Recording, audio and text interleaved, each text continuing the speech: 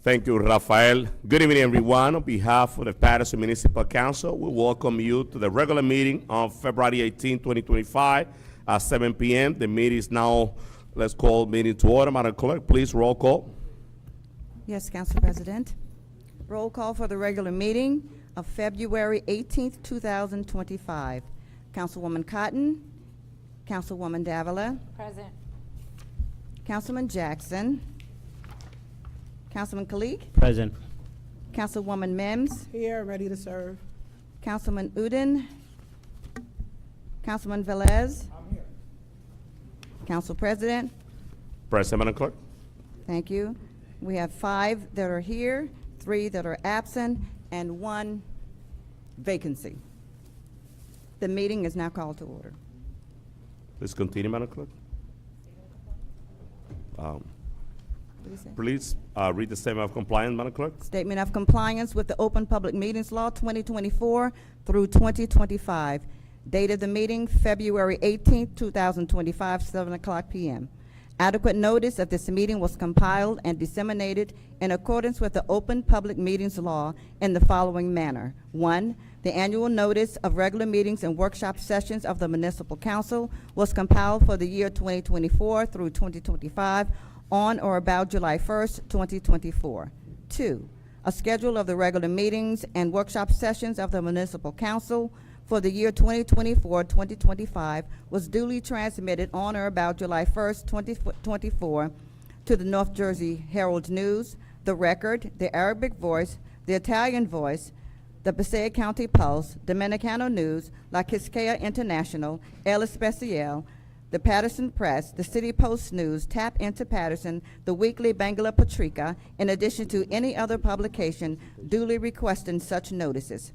3, the schedule of the regular meetings and workshop sessions of the Municipal Council for the year 2024-2025 was prominently posted in the lobby of City Hall first floor in the place reserved for the announcements of this type.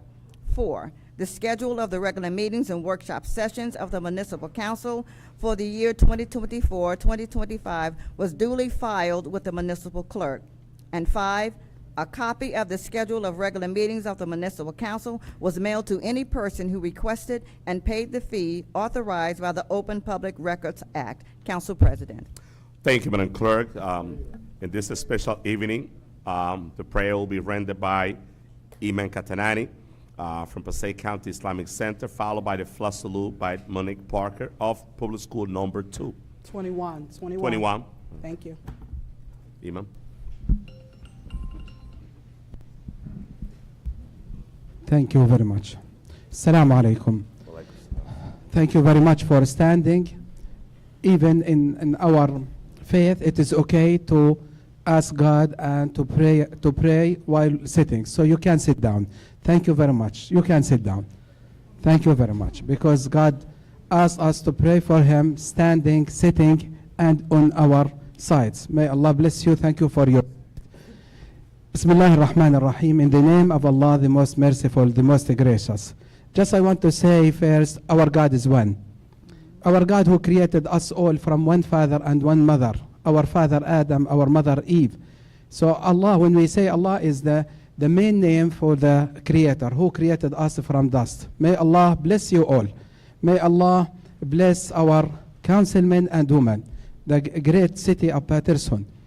I would like to say, oh Allah, we thank you. We thank you, we praise you because you get us together to be the residents of this beautiful city. One of very diverse cities, to be brothers and sisters in one nation, in one humanity, in one people, because you want us to be united, as you ask us to be united according to your plan. Your plan is to make us brothers and sisters, loving one another, praying for each other, working, serving each other. So we thank you to give us this opportunity to be together, especially in this night, with our leadership of the city, to remind each other to be fair, to be just, and to work and to make as much as we can to be instruments of goodness, of righteousness, of peace. Oh Allah, we praise you, we thank you, and we ask you to help us to work together as one family, to work together as one Paterson, regardless of the word, the first word or the second or the third or the sixth, to be one city, to work with each other, brothers, Latinos, Arabs, Muslims, African American, Turkish, everyone, to be united, to love one another and to work for each other, and to love for each other what we love for ourselves even more. Thank you, God, for this opportunity to pray before you, and please bless our councilmen and women and all those who are serving our city, all those who are serving and protecting and cleaning and doing anything in the hospitals, in the streets, everywhere. Give them the ability, give them the strength, give them the power to serve one another and to make our city as a role model in the great country and great nation. Ameen. Thank you very much. Assalamu alaikum wa rahmatullah. Peace be upon you. Thank you. Thank you to Imam Katanani. Now, let's do a moment of silence. Yeah. Oh, yep.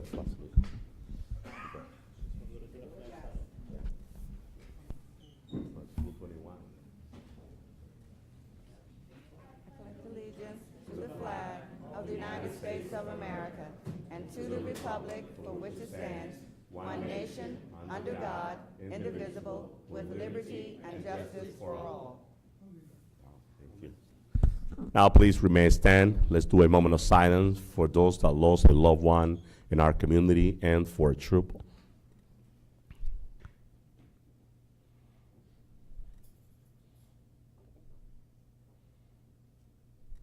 Thank you. May be seated.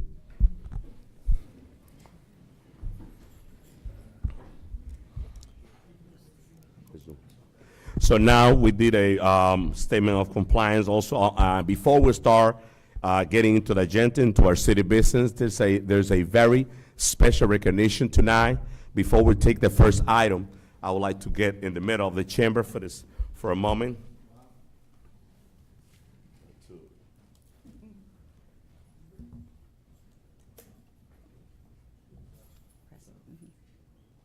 Thank you, see.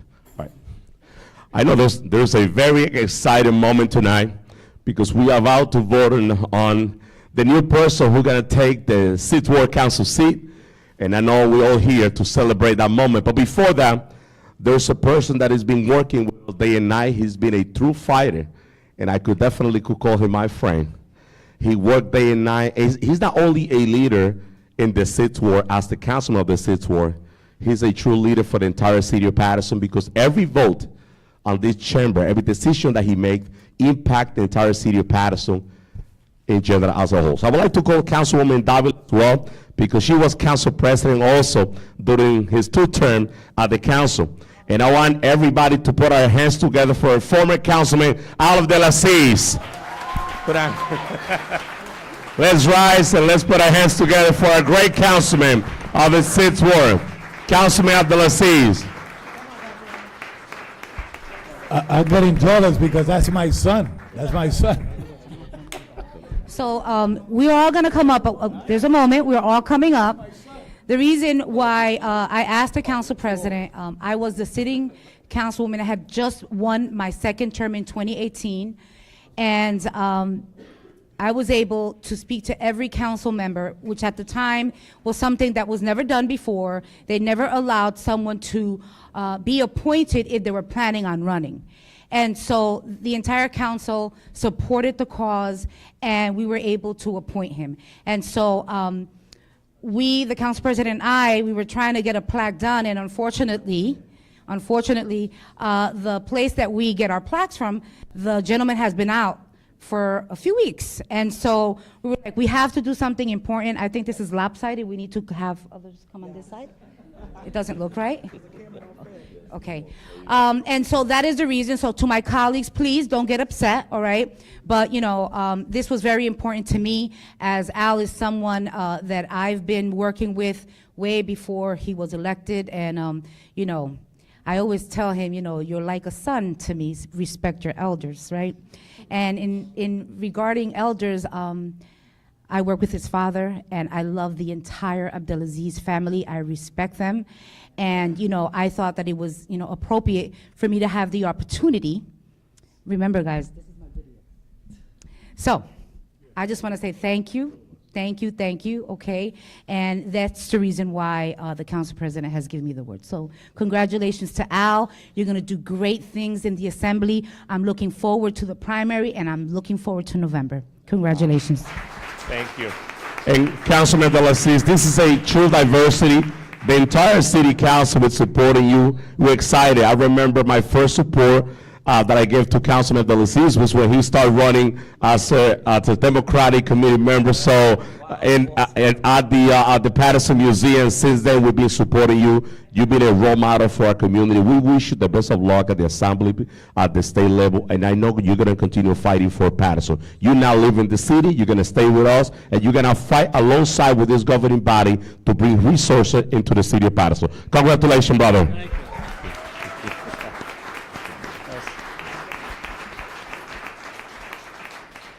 So first and foremost, usually we get a nice big plaque on the way out. So, but no, I guess the budget cuts, I heard they even in Trenton we're having some financial issues. No, but first and foremost, I want to thank Allah for allowing me to represent this great city. And secondly, my family, everyone here, you guys keep saying I'm like a son to you. My mom's ready to fight all you guys and let you know that I'm her. She's here today, so let's give it up for my mom. My dad is here. My brothers, sister, uncles, my wife is with my daughter at home. We try to keep her, you know, on a nice sleeping pattern. But I couldn't do this without my family. And I want to thank my colleagues.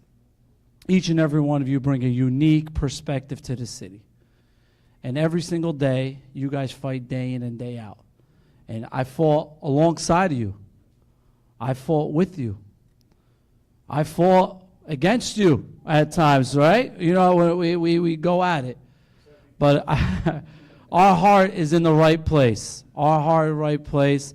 And now in Trenton, we're going to fight for bigger things for Paterson. I'm going to continue calling on each and every one of you, right, to make sure that we're doing what's best for our residents in the entire city.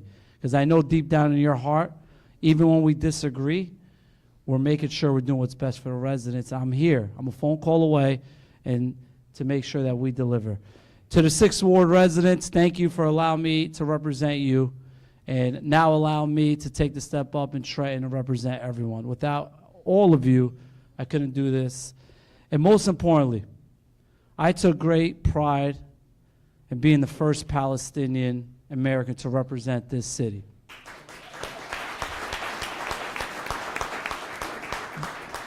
But once you break down doors and open up doors, someone said to me, the most important thing about being the first, and Councilwoman, you'll know this, Councilwoman Ames. Let's give Councilwoman Ames a shout out. She's here.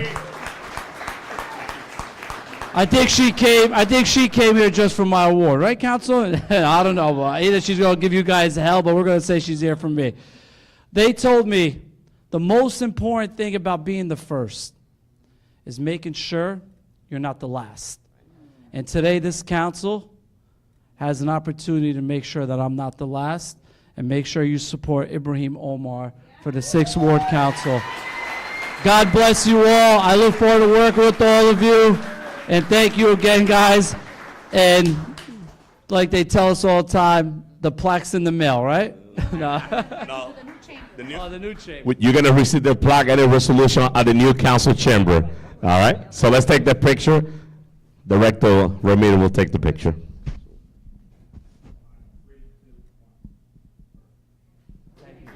Thank you, council members.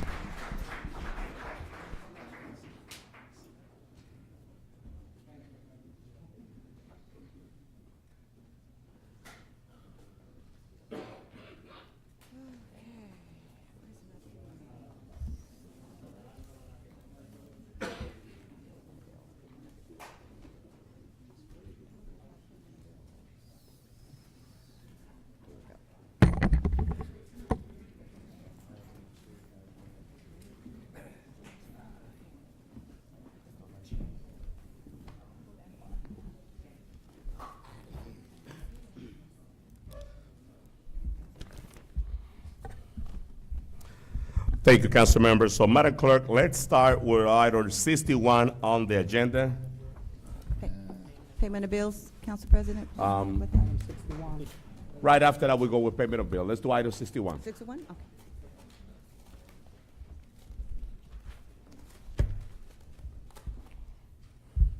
Item number 61 is a resolution to fill the 6th Ward Council vacancy by appointing a replacement to serve until certification of the November 2025 election as authorized by NJSA 40A:16-4B-21, sponsored by Council President Alex Mendez, Councilwoman Dr. Lalisa Mims, Councilman M.D. Ford Uden, Councilwoman Maritza Davila, Councilman Shaheen Khalik, and Councilwoman Cotton. City Council Resolution Number 25:108. So moved. Up. So move. Okay, it was moved by Councilwoman Davila, Councilman Mims, Councilman Udine. Second by Councilman Shaheen Khalik and Council President Mendez. Roll call, Madam Clerk, on item 61. Roll call for item number 61. Councilwoman Cotton. Thank you, Madam Clerk. I just want to say that this is a resolution appointing to the 6th Ward to replace Councilman Abdelaziz. I personally have worked with him since he has been an aide to Councilman Abdelaziz. I can't remember, maybe about a year. I see you come into the office. I see you ask questions. I see you talk to the clerks. I see you talk to the secretary. This is a big role. It's a big role.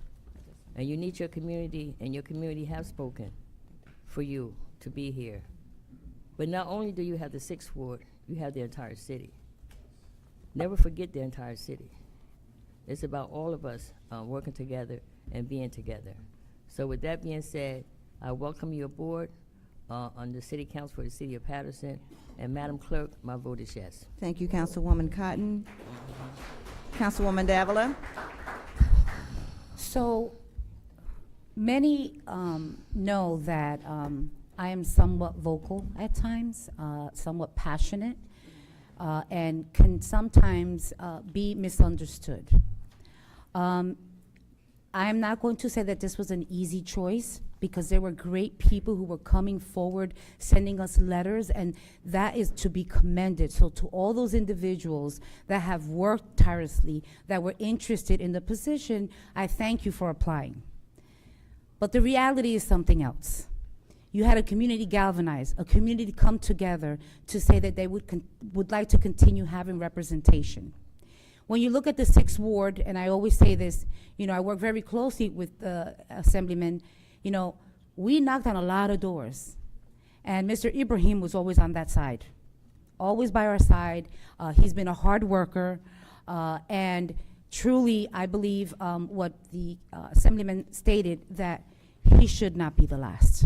And I think it is important to have a community, and again, we need all communities to come together to elect him in November. So today, we are appointing him. He now will show these next 8 months what he's all about, to be able to get elected just like the assemblyman was. He worked tirelessly. I am happy for him. I'm actually kind of sad, and I think he also is a little sad, because I think he misses us. But, with that said, I'm in full support to do what is correct and what is right. So with that said, Madam Clerk, happily, I vote yes. Thank you, Councilwoman.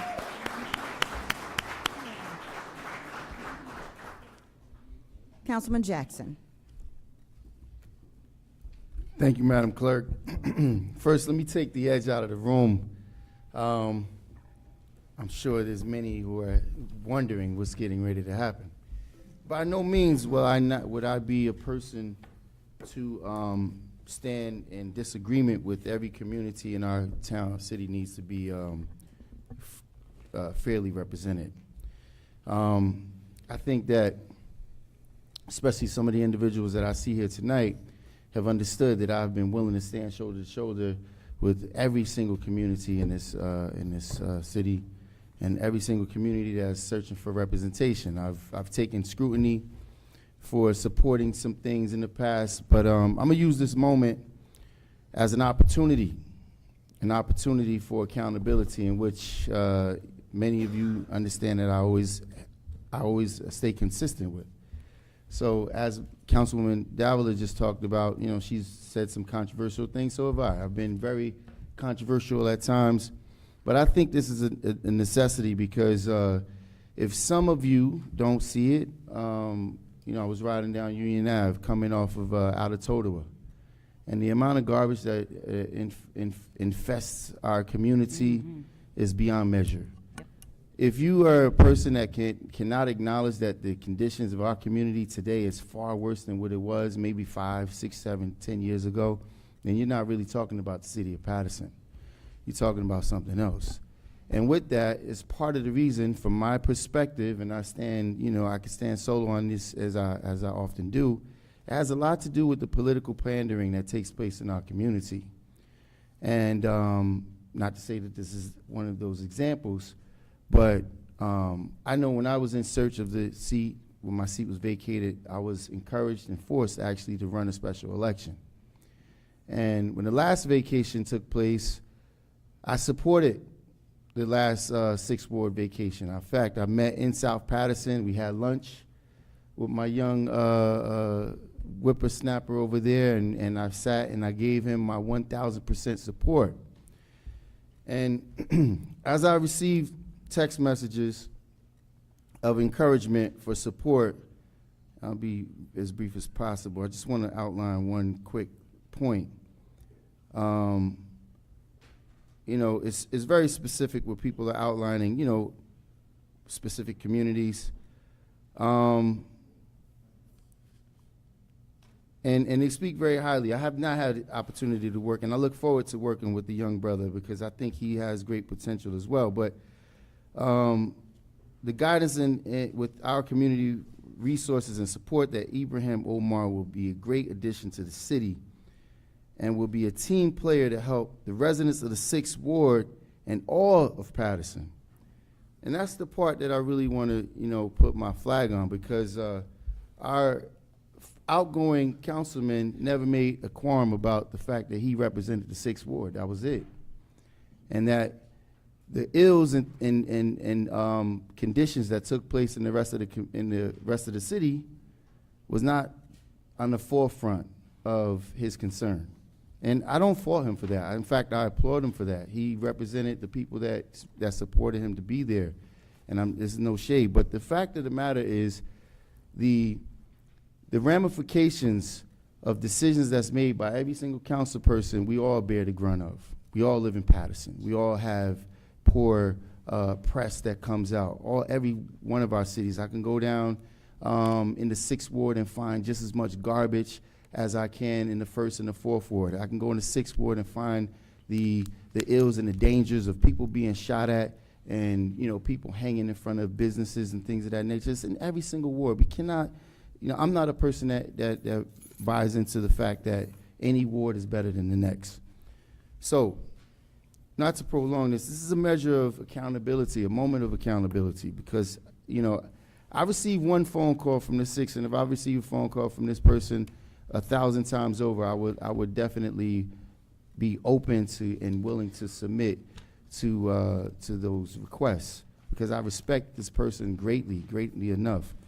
But I hope that I'm not in a position down the line where I have to say, I thought so, I told you so.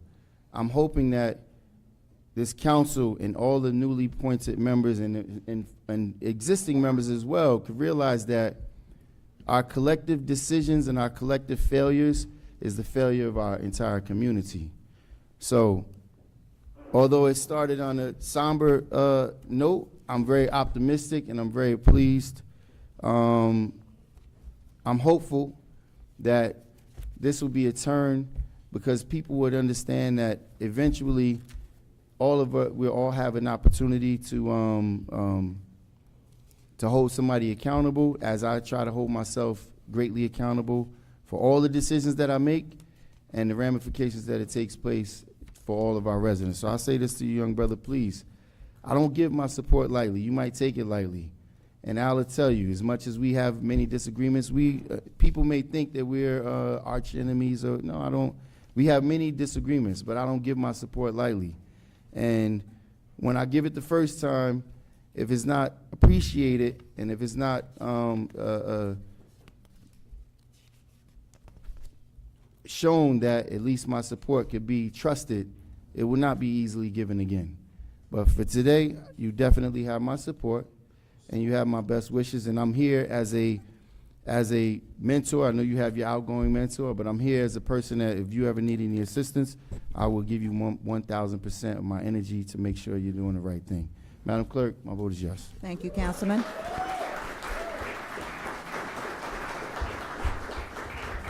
Councilman Kalik. Thank you, Madam Clerk. First, I want to thank Ibrahim Omar for having the courage to come up to the plate. It takes a lot. From outside, you might think it's an easy job sitting on the council, just vote yes or no on Tuesday night. It is not simple as that. And we need our next generation to come up. I think he's 20-something, I don't know how old is he, 30. So he's probably the youngest one in this, he's gonna be the young, in this dais. I have known Ibrahim for many years. I think he will do a great job. And another note, my youngest son, his name is Ibrahim as well. I want to congratulate you. I'm looking forward to working with you like we have worked together in previous elections. And it is very important, like Councilwoman Davila said. He's up for election again in November. So all of us, like this, they just came together tonight. I believe it's going to be unanimous vote for him. So all of us support him in November. So make sure he get elected to continue the legacy of the great council members, previous council member who came out of the 6th Ward. Once again, congratulations. My vote is yes. Thank you, Councilman Kalik. Councilwoman Mims. So I call him Ibi. I know everyone knows him as Ibrahim, but most people do call him Ibi. So I remember a couple months ago, and I don't know if you remember this, you walked up to me and you said, thank you for fighting for the 6th Ward. I'll never forget your stand you took for the 6th Ward. And that stuck with me when your leaders, and I commend your leaders that are here, that met and wanted and encouraged that you be the person to represent. And representation is very important. I remember the great stand you took for ceasefire and so many wonderful things for your community. And to not have representation truly would have been a travesty not to have someone represent your community during this time of appointment from our now Assemblyman Abdelaziz. So I'm excited because my vote makes you the appointment, because I'm the 5th vote. I'm the 5th vote. So there's many lessons. You have to learn how to count to 5. And so without my vote, you will not be in. So that means make sure you bring my herbal tea to the meetings. Have some snacks, because you'll be sitting right next to me. And I'll be giving you the taps every once in a while. Calm down, calm down. I think you'll do a wonderful job. Your leaders have already committed that they will continue to work with you and be with you to make sure that you are groomed and ready for this role. We are all here. There are 9 of us. I am councilwoman at large. I've always represented every ward of the city. And as many know, I eat in the 6th Ward like 2 or 3 times a week. I'm the frequenter of the 6th Ward. Yeah. So, Ibi, you're coming to this council. We want you to stay to the end.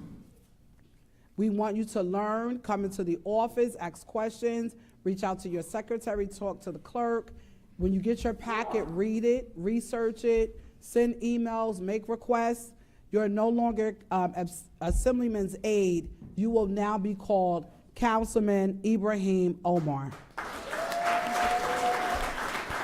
So, with that being stated, I want to be the first, because my vote makes you in, to congratulate you, Councilman Ibrahim Omar, and my vote for the community, your leadership, and for yourself, my vote is yes. Thank you, Councilwoman. Councilman Udine? Yeah, that's what I'm thinking. All right, assalamu alaikum everyone, those who are here, and good evening, Paterson. Paterson is a tapestry of diversity, and this is our strength. And this council body that represent this diversity. We do have direct representation from African American community. We do have from Hispanic community. We do have from Bangladeshi community. And we had from Palestinian community until all decided to move up. So before I sit down, I didn't sit down with any council candidate, just for your knowledge. I said, we do need direct representation from the community, and you know that 6th Ward is the home to the largest Middle Eastern community, particularly the Palestinian community. And we do need a direct representation for that community to make sure that we represent the diverse city that we have here. And this is the reason I do know EV personal level, but I never had any phone conversation, not sit down, nothing, with any other candidates. I reached out to the community. I said, well, who do you think would be a right representation for you? I'll be waiting for your call, and that would be my call. And this is where we came from. So when community decided, community knows better who would be the correct representation, and that EV Ibrahim Omar. And Ibrahim, you already became councilman, so councilman of the 6th Ward, Ibrahim Omar, my vote proudly, yes. Congratulations. Thank you, Councilman. Councilman Velez. Should I carry him and sit him down? Because you know.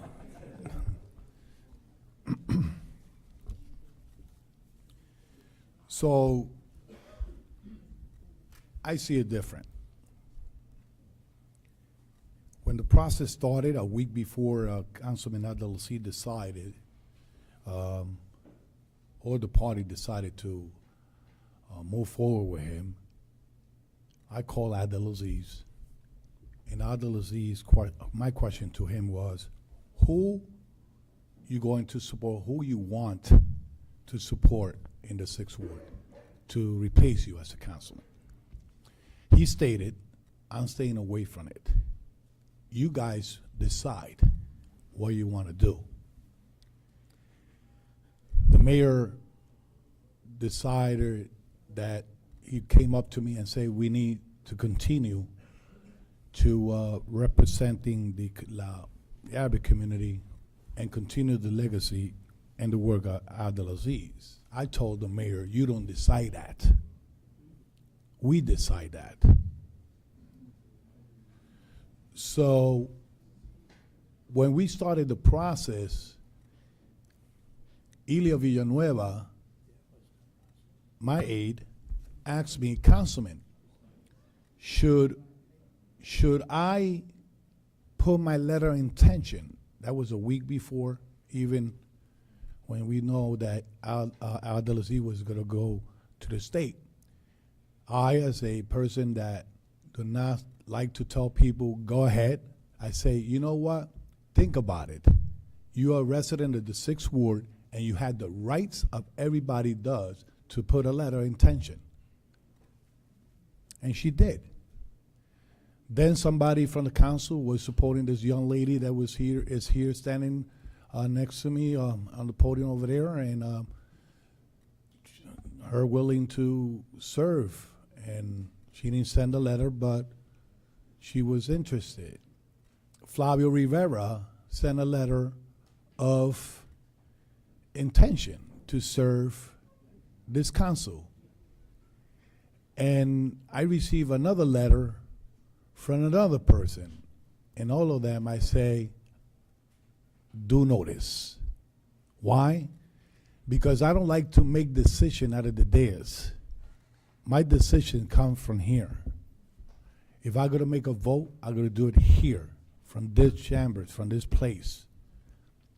I had community, I had meetings, not only with the Arabic community. I have meetings always also with the Dominican community. And also I asked residents of the 6th Ward from the Afro-American community what they want to see in the 6th Ward moving forward. And they just expressed the same thing that everyone wants. Somebody that comes and work towards the residents of the 6th Ward, and when they sitting in this side, they do the better thing for the whole entire city of Paterson. My colleague next to me made a nice, beautiful statement at Tapinto, and I read it today. My colleague here, this is my best good friend here. Yes. I believe it's crucial to have direct representation for every community.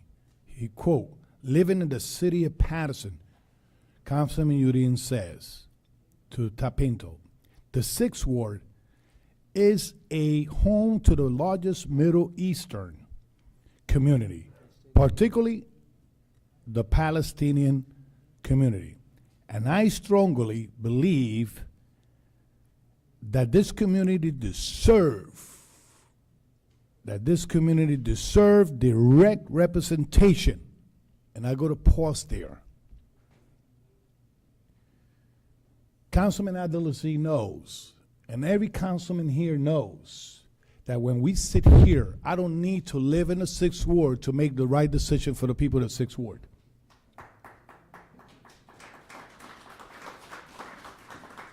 I don't need to live in the 6th Ward to take care of a dumping situation in the 6th Ward.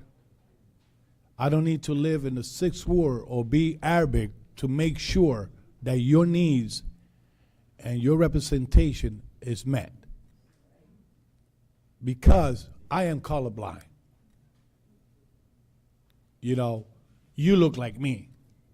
We could probably speak different language, but the same need that 6th Ward has, 5th Ward have, and all the wards the city have.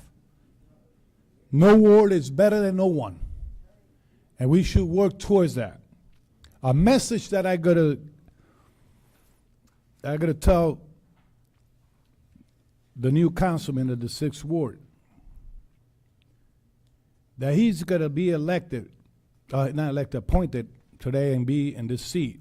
Keep this in mind, and I'm gonna text it to you in a minute when you sit in that seat. That as soon as you sit in that seat, there are 15.5% of white alone in the city of Paterson. Black alone, they are 24.1%. American Indian and Alaska Native alone in the city of Paterson, 0.3%. Asian alone, 4.9%. Native Hawaiian or other Pacific Islander alone percent, 0. So you don't have to worry about that. two or more races in the city of Paterson, 20.1%. Hispanic or Latino in the city of Paterson, 62.8%. So, in other words, I used to live in the 6th Ward. Everybody thought I was Arabic. Honestly, I got family in the 6th Ward. But when I traveled to the 6th Ward, I tried to take care. The problem, it was in the 5th Ward, the 4th Ward, the 3rd Ward, because I got elected by the people of the 5th Ward to represent the whole entire city.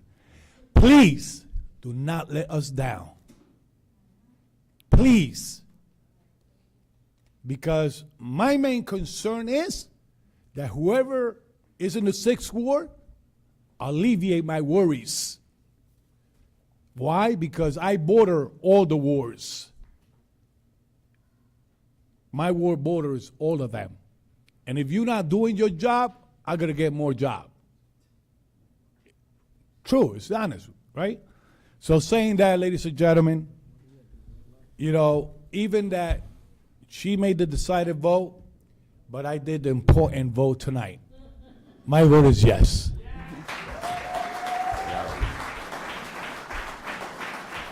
Thank you, Councilman. Council President? Thank you, Madam Clerk. I definitely, I will not call him for his middle name anymore, Mr. Ibrahim. He looked like a councilman. He definitely, we got to put our hands together for his outfit. I don't know. Councilman Abdelaziz, I don't know, but listen, you have some competition here now. He definitely looked great, but let me just say this. Just a minute.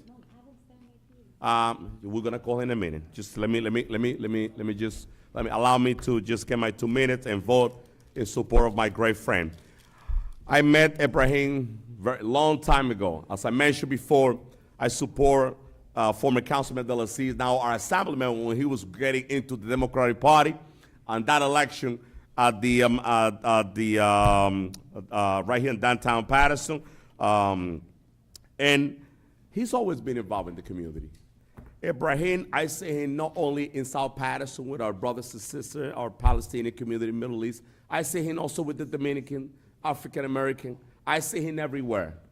When that decision came into my desk, it wasn't hard for me to take that decision, because my goal, as long as I sit on this chair, is going to be to unite the community. It's going to be to unite the great city of Paterson, all the nationality. Everybody deserves representation. But the most important piece of Ibrahim is that he already been doing the work alongside with Councilman Abdelaziz. Every time there's a problem, I see him not only in the Sixth Ward, in other area outside the Sixth Ward. So I definitely have a lot of confidence on Ibrahim. I know and I believe that he's gonna do a great job. I don't think he's gonna change. He's a people person, and that's what I love. I love just human being. I love people, and when I see other person that just love people the way they are, regardless of the color, the ethnicity, the race, that's the right person to be on a position of leadership. And that's the reason why tonight I say yes. My vote is yes for Councilman of the Sixth Ward, Ibrahim.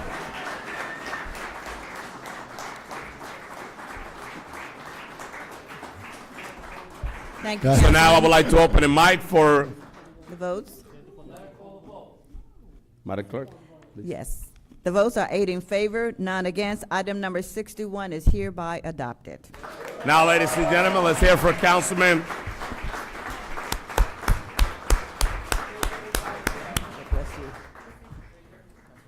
Give you a water before they put the thing on. Brother. Always.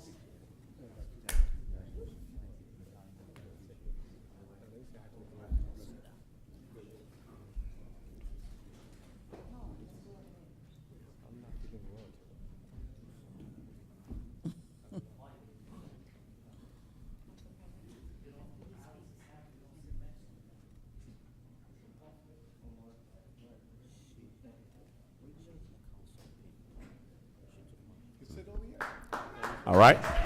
Councilman, let's hear from Councilman Ibrahim. It's not better off you give it to them from here to the public? Yeah, mic is on, right? Rafael is on? Yes. It's on.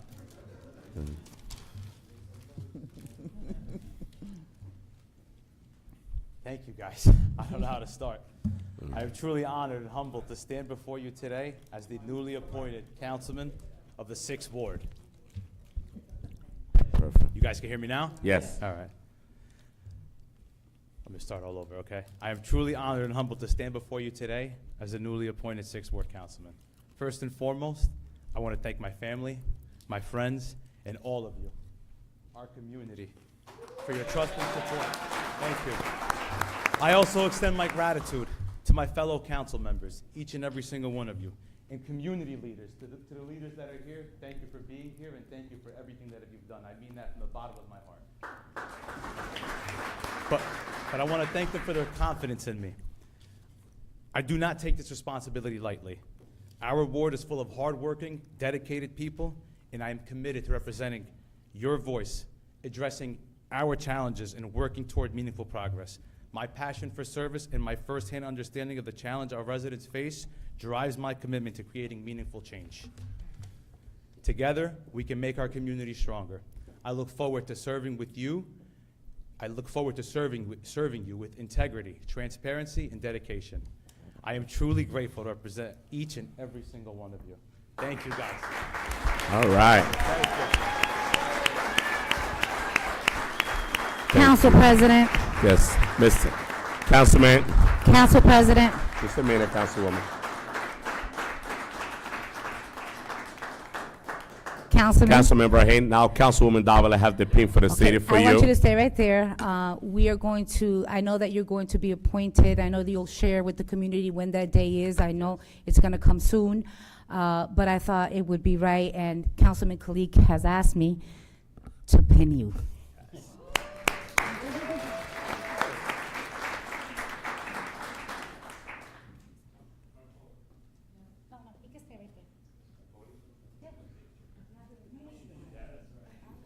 I'll shoot you.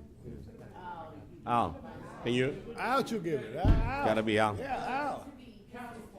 Out. Out. No, it's a state one. Mhm.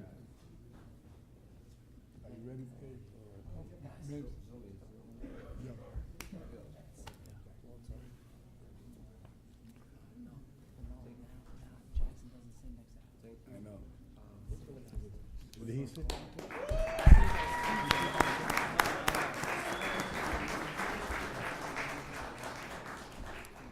Thank you, council members. Now, we're moving on payment of bills. Councilwoman Davila? Okay.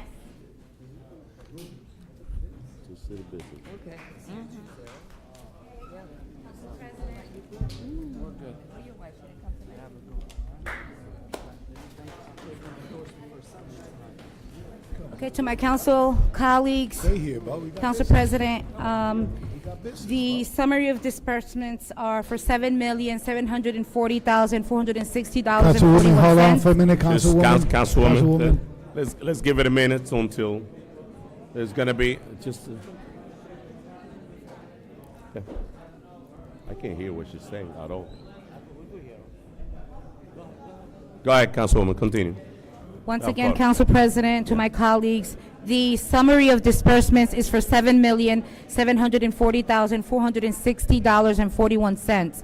This was a payroll week, which was $5,458,683.01. If you look, the computer checks were a total of $2,281,777.40. The major payments, the gonna be- 90% of it was for the Medicaid B reimbursement. My motion is for payment of bills. Yeah. Second. We have it's been moved, payment of bills been moved by Councilwoman Davila and Councilman Council Mims. President, Roll call, Madam Clerk, on payment of Council bills. President, just a minute. It was hard to me. I know I have the document here that I could read it, but the audience out there need to listen to these numbers, and I think they cannot hear because of It's, no, you can, What is he saying? no. What is he saying?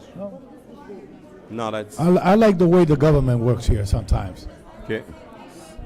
You walk. Thank you. God bless you. That's the mom and dad. Oh, you so are? Nice to meet you. Hold on. God bless you. God bless you. Oh, okay. Oh, I know him.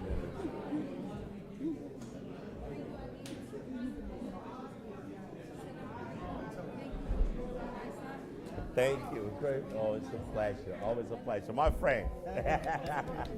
Say it.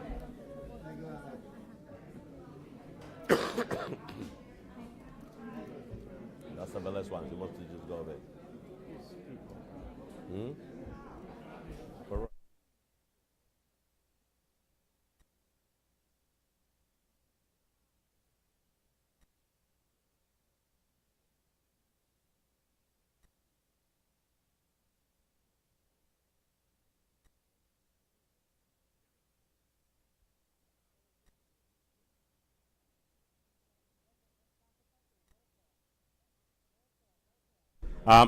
It was a motion moved by Councilwoman Davila and second by Councilwoman Mims. Roll call, Madam Clerk, on payment of bill. Roll call on the payment of bills for February 18, 2025, in the amount of $7,740,460.41. Councilwoman Cotton? Thank you, Madam Clerk. I just want to say in this payment of bills, I got quite a few phone calls about the Medicare Part B. It's a lot of residents who retired from the city that are getting their Medicaid Part B payment today. With that being said, Madam Clerk, my vote is yes. Thank you, Councilwoman. Councilwoman Davila? Thank you very much. Councilwoman Cotton, you are correct. That's why I made that statement, because I as well got a lot of phone calls about the Medicare B reimbursement. So with that said, my vote is yes for payment of bills. Thank you, Councilwoman. Councilman Jackson? Yes. Councilman Kalik? Yes. Councilwoman Mims? Yes.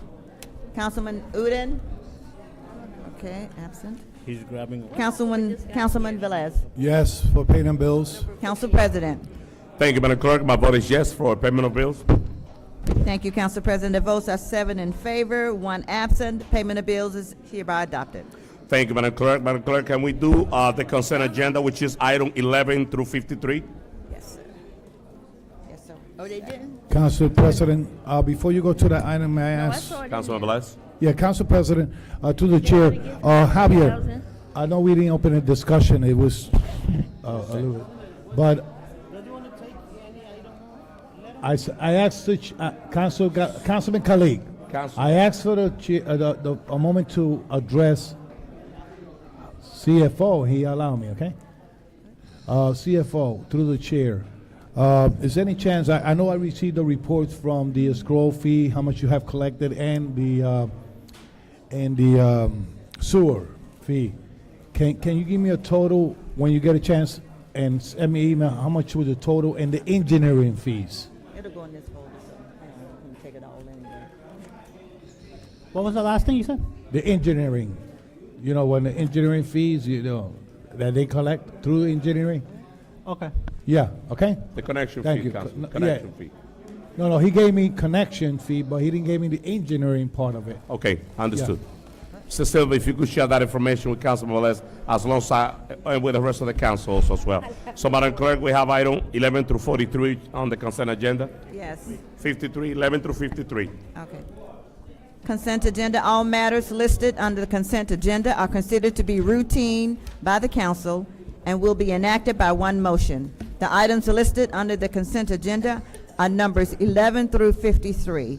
Any item may be removed from the consent agenda by the request of any council member, and if so removed, will be treated as a separate matter. So move. Second.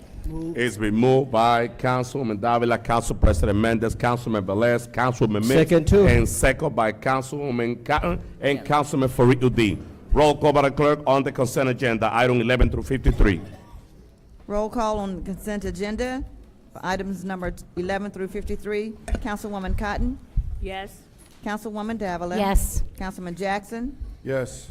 Councilman Kalik? Yes. Councilwoman Mims? Yes. Councilman Udine? Yes. Councilman Velez? Yes. Council President? Thank you, Madam Clerk. On the consent agenda, to my third ward resident, on an item, we have a very important topic on this item, which is the resurfacing of East 34 from Park Avenue all the way into the dead end, and also East 35th from Park Avenue all the way onto the dead end. We have the step of the East Side Park also as well that is going to be renovated, and finally, the tennis court that is going to be repaired at East Side Park. So with that being said, my vote is yes, Madam Clerk. Thank you, Councilman. The votes are 8 in favor. The consent agenda is hereby adopted. Thank you, Madam Clerk. Madam Clerk, can we do item 57? Which one is that?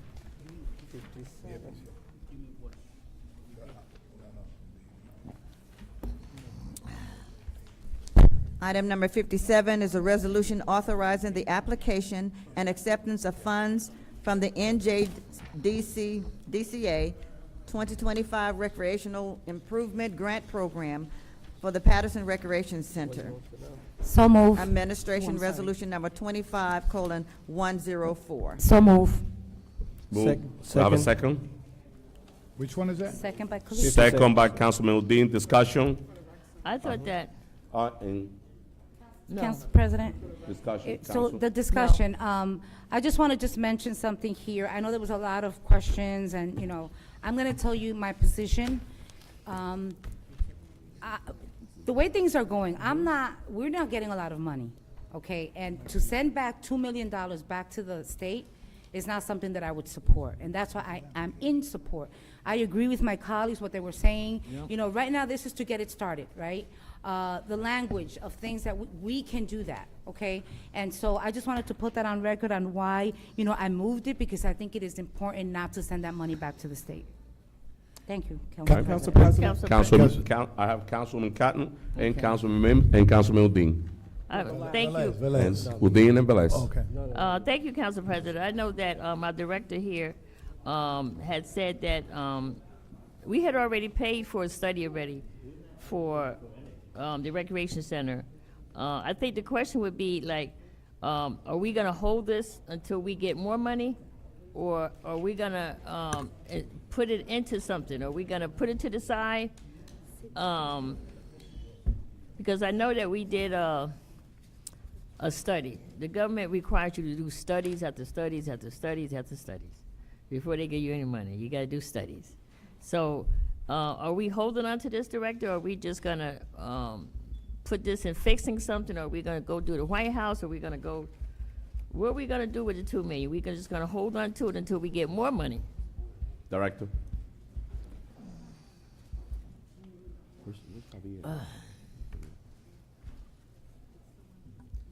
As was stated in the workshop, this is just the beginning of the funding of a new rec Okay. center. This This is isn't for not- the study, this is for actual cost of building and move forward with a rec center. We're really not sure what the building is anyhow, right? Exactly. Right. I don't, I had mentioned it before, Director, and I can't understand why we can't look into, trying to inquire the YW on Carroll Street. I know that they have did a lot of renovation over there. There was a group of nonprofits that were supposed to be going in there. They have not gotten in there yet. And I think that you need to really look at the YW, because it sits between the 4th and the 5th Ward. They have done a tremendous job inside that Y. Is fixing it up, the basement, the first floor, the second floor, the gym. You should see they had a kitchen in there, but now it's more like a really nice kitchen that you can have banquets and you can have all that there, so. The city needs to. Proposed spots. Say that again? That was one of the proposed spots for the rec center. Just know, is it off the table, Director? Nothing's off the table right now. It's not off. Yeah. Thank you. You're welcome. Councilman Mims. So I just want to bring clarity. So it was previously stated that this is accepting money. This, according to what I'm reading, this is an application to apply, Yes. correct? Yes. Okay, so this is an application to apply for up to $2 million through DCA, and upon, if we're approved, they can provide it, and then we will accept it at the same time. Yes. So there was a time on this council where we separated it. Now I see that it's combined once again. When did we combine it? Because we had it where it was, we would apply, and then you would come back to this council to accept. So why has it changed? This resolution was done by the administration. I didn't I'm address not, it. right, I was, No, you addressing me. I just so let I'm you know. just asking, because that's our process. We changed this process a couple years ago. So I'm questioning, because we want to make sure that there's accountability and transparency in every step of this process. I believe that this should be amended, where we can apply for the application, I don't have an issue with that, Right. but it needs to come back for us upon acceptance. I don't want anything before us that says, apply and then you accept it and we don't know what's going on. We gotta hold every step of this process to a place of accountability. So I would like it to be, if we can amend that on the floor, so that we could change the language, because it's actually just a resolution that we're just applying at this time, and then we'll come back for acceptance. I won't have an issue with supporting it. I don't think it's a hard ask, but I just think it needs to be separated. And I wasn't part of this. No, I'm talking to No, the I just wanted to administration, be yeah. clear. The only reason I can say that maybe it is apply and accept is time sensitive. I'm not sure if it's time No, sensitive. they can't, Well, that's, you we can't- do put some forth that you guys did approve that are time you sensitive. can't make apply and accept time sensitive, because you're applying for a grant. We don't know if we're getting it or not. There's no such thing, so they don't have to There is. answer, I know the answer to that. There's no such thing as, it may be time sensitive to apply, but it's definitely not time sensitive as far as acceptance, because we don't know if we're getting it. So I'm gonna put it back on the floor, to amend. I'm making a motion on the floor that we amend this language, that is just an application to apply for up to $2 million through DCA. I second that, Second. Councilwoman. Okay, so, council members, Council Roll President. call. now, but before, there's a motion, yeah. there's, council member, there's a We're still on discussion. No, not simple. There's a motion on the floor And a second. by Councilman Mims and second by Councilwoman. Discussion. Discussion? Discussion. And we continue, Yeah, I'm gonna discuss the motion. Yes. okay, so we have, I have Councilman Udine asked for the floor. Yes, but, I asked for discussion I'm sorry. too, yes. After, you want, so, I had a- Councilman Velez and then Councilman, Khalid, and then we go, we go Point back of to order, you. Council So- President. Point of order, point of order. We already have a current motion and a second on the floor. We cannot have a superseding motion. Either someone has to retract their existing, What the do you current wanna talk motion about? in What do order you to wanna make ask? another. They could do it at the end. But Council members, I tried to give participation to the three council members that have the floor before we before we go for the voting section. I'm gonna extend the courtesy, I'm gonna go ahead, so the three council members, just use your time, and then right after that, we're voting on the motion. Correct. Council President, thank you. The other thing is should be added to amendment if it's possible, because we don't have the book of rules or the application, the rules of application. We haven't seen the application, right? So they put in an amount, they put in a project, but if that is needed for real, now, this application should go for recreational improvement, because we're not gonna see no time soon a recreation center in the city of Paterson.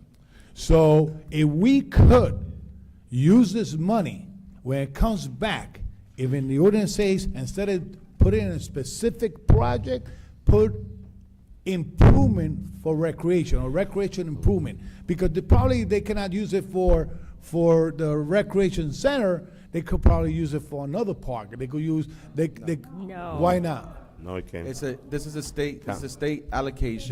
That's what I'm saying. If the application don't see, you guys, you know, Council It's members. not, the application. we're not. Just a minute, council members. I know Councilman Velez, just finish your question. That way we could really, Yeah. that way could really Let me just, give clear it the up a little response. bit. It's not an application for a Improve. grant. It's a state allocation that we're getting from the legislation, which this is the process that we have to do. So- We so- have so- to accept, this money is earmarked for a recreational center. Okay, so Don't here use it for anything says, else. so Okay. here says, so it says assessing funds, from the DCA 2025 Recreation Improvement Grant. Yeah, Now, the body says that you want to use that grant for that particular project, the recreation center. yes.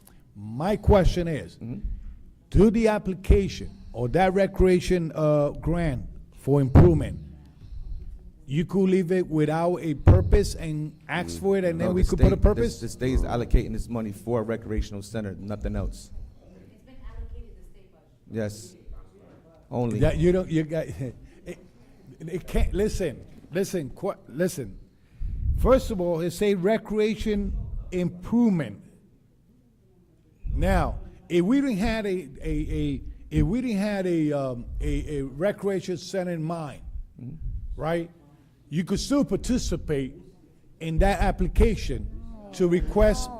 This is, we're not, Sir, do you work over there, or, you know, because you answering, and right now, so no, sir, we respect. Director. Council President. Director. Council members, please. Council members, please. Director. Councilman Velez asked the question. Director, can you ask It's the question? I simple, have three council members that asked for the floor. So, Director, you say this is not your application, that this is administration, and I understand that. My simple question is a recreation improvement grant,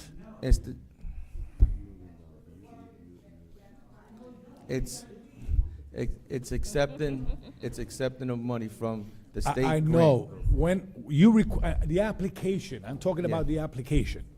The application, how many pages, well, you're not involved in the I didn't application. I didn't do the paperwork. The BA knows? Harry? I'm not sure.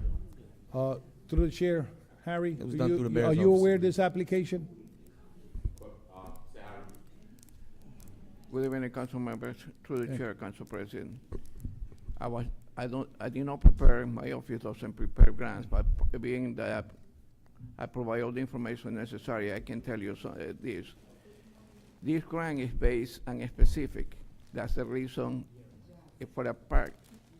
It's recreation. It cannot be used for anything else because the guidelines of the grant, they tell you specifics of what to use it for. So that's what I'm Maybe saying. the wording is tell you something different, but that's what we're doing, is start the funding for the recreation center. So in the application, you put a purpose that it was a recreation center. That's what I'm saying, right?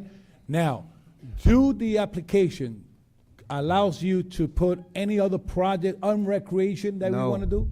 No, Why not? Why not? because it's, the state allocation is for the recreational center. That's it, point blank, nothing else. If we don't use it for that, we lose it. So it's specific for recreation Yes. center? Okay. Yes. Thank you, Council. Thank you, Council President. So my question to the Corporation Council, this is not discussion, just straight question. Since it says the application and acceptance, if we are awarded, whether 2 million or less than that, do you have to vote again for acceptance, or is just one vote for everything? Council President, may I? Oh, thank you. Thank you, Councilman Newton. So if you separate out the resolution, you would be separating out both actions. One, to apply, and the city would then be entitled to apply. And if accepted and there's an award, then the administration would have to come back to council to get that acceptance from DCA. Right. So I think this should be clarified here, because we need to know that how much money we are awarded when it comes for the acceptance. So that should be separated, so that I think that the motion on the floor should get supported. That's my intention. Councilman Udine, Councilman Khalid. Thank you, Council President. I'm a little confused with this discussion. If you're going to apply for a grant money, and it specifically is on the application, the money is allocated for recreation center. If you get accepted, you're going to accept it, correct? Then what's the point of doing these two steps? That's one thing. Another thing, this money, even though we get it now, when the projects come alive, we have to still vote on it to put this money for specific those recreational project. We cannot use it for another project. A lot of time you read it on the social media or whatnot. That why are you improving the parks? Why don't you do that? Do the road resurfacing, such and such or other. We cannot use the money that we improving the parks for road resurfacing or any other project, for example, DPW or any other thing. It's specifically earmarked for those projects. Same thing here. So I don't see any different. Harry explained it well, and I think we should apply, accept, and if you don't like the project, vote no when the project come in front of us. Specifically is for recreation center. When the project comes in front of us, if personally I'm one vote, if I don't like it, I'll vote no then. Not now. We cannot leave the money on the table. That's all I'm saying. Thank you, Councilman Khalid. Councilman Jackson, right after Councilwoman Davila.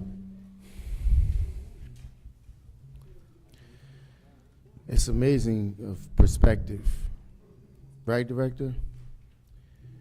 Maybe about 3 years ago, some of the people speaking would have had a completely different perspective, but now, for whatever reason, whatever pom-poms they're carrying, they carry them faithfully.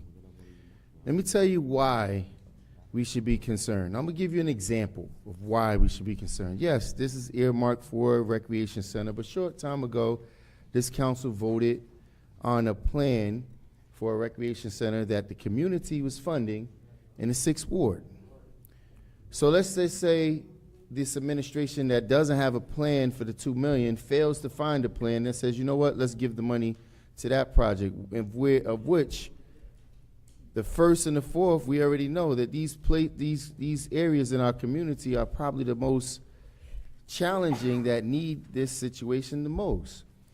How do you bring forward a proposal that does not have a requirement for the council to be able to hold the administration accountable to come back for a second opportunity at the vote without the measure of having that opportunity come back before the council?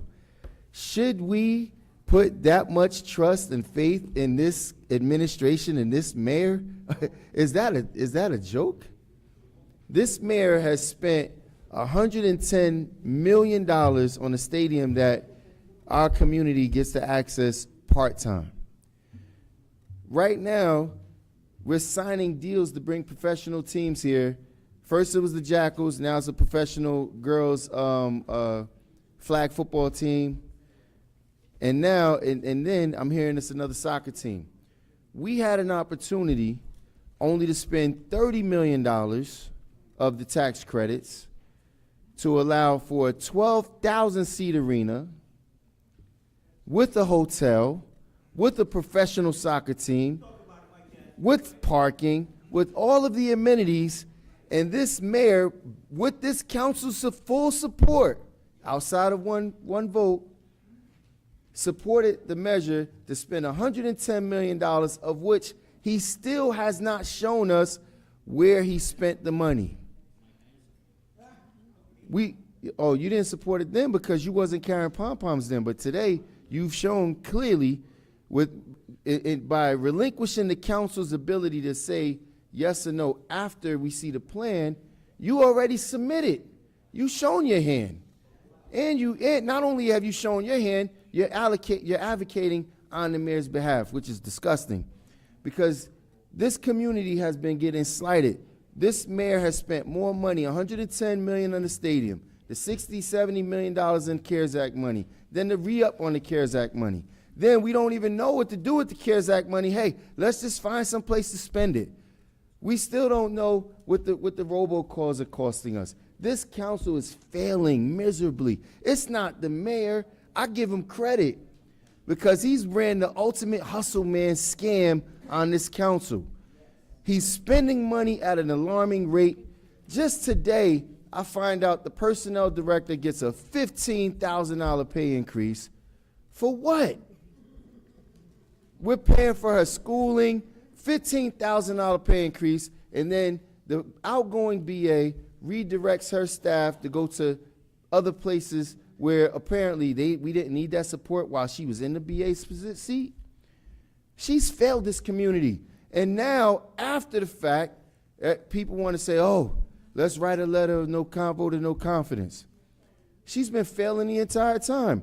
This council is a failure. This council is failing this community. Our sole job, our only purpose for being here is to be the financial stewards.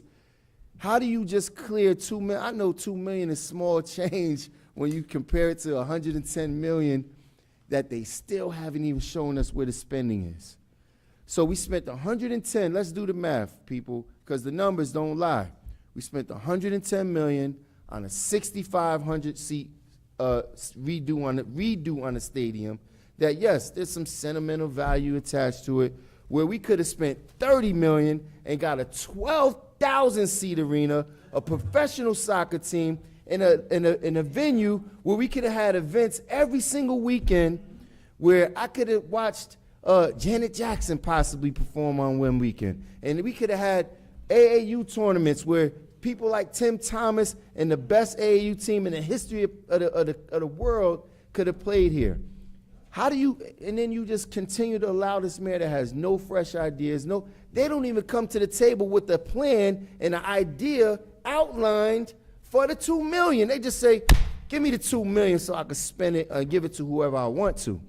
Look at his track record. He's giving more money, he's raising more money, he's spending more money on things, and what do we have? He went on Facebook to note that a notable landmark in our community had burned down. He's getting his frame tore out by the public because him and a developer had to jump on there, and he's getting destroyed. I ride past there this morning, I see the demolition truck out there, I gotta start making phone calls. Wait a minute, we gotta get rid of this demolition truck, demolition machine.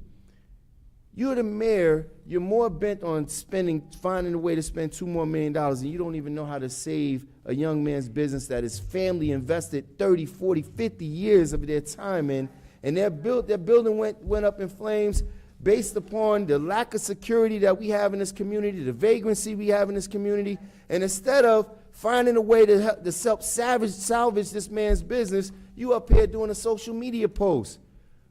And we're gonna just give them $2 million without a plan?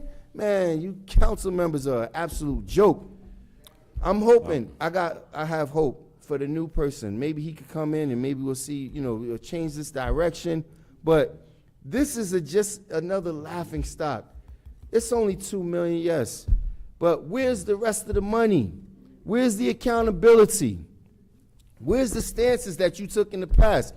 You didn't support that, but here, you $2 million, what's the point of coming back? Yeah, you know what's the point. This money's going into the furnace, it's going to get burned, and our community is not going to see any impact from it. I rest my case. Councilwoman Davila. So, Let me tell you something. I have definitely Councilman. a different take, okay? Some of what Councilman Jackson has referred to, some of the things he said is accurate. But I'm going to tell you one thing and where I stand in terms of this $2 million. This money's, was fought by our state legislators. It was voted on in the state budget, okay?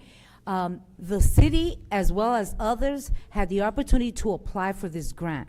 When you apply for this grant, there's specs, there's things that you can do and things that you can't do. All right, and this is why I'm in support. I'm not one of those individuals that's gonna say, oh, forget about it. This is not a blank check for the administration, or for that matter, for the mayor. The monies that was allocated by the state and the state legislators is specific for a recreation center. And yes, we have in the past done that. We've said, let's separate. In this case, this is money that's gonna have to go back to the state. And I'm gonna tell you right now, I believe that it was done correctly. They can't use it for anything else. And I'm in support of making sure, okay, that we do not give any money back. I know that if you ask the state legislators right now, the individuals who fought, from then Senator Nellie Poe, Assemblyman Benji Wimbley, and Assembly Shavonda Sumter, they would say, do not return that money. Okay, and that's all I have to say. Okay. Council members. I think we've spoken enough. Just a minute, council member. Just a minute. I opened the floor for each of the council members to spend enough time going over the topic. I really don't want to open the mic to the same council member that already spoke. Now, let me just be clear.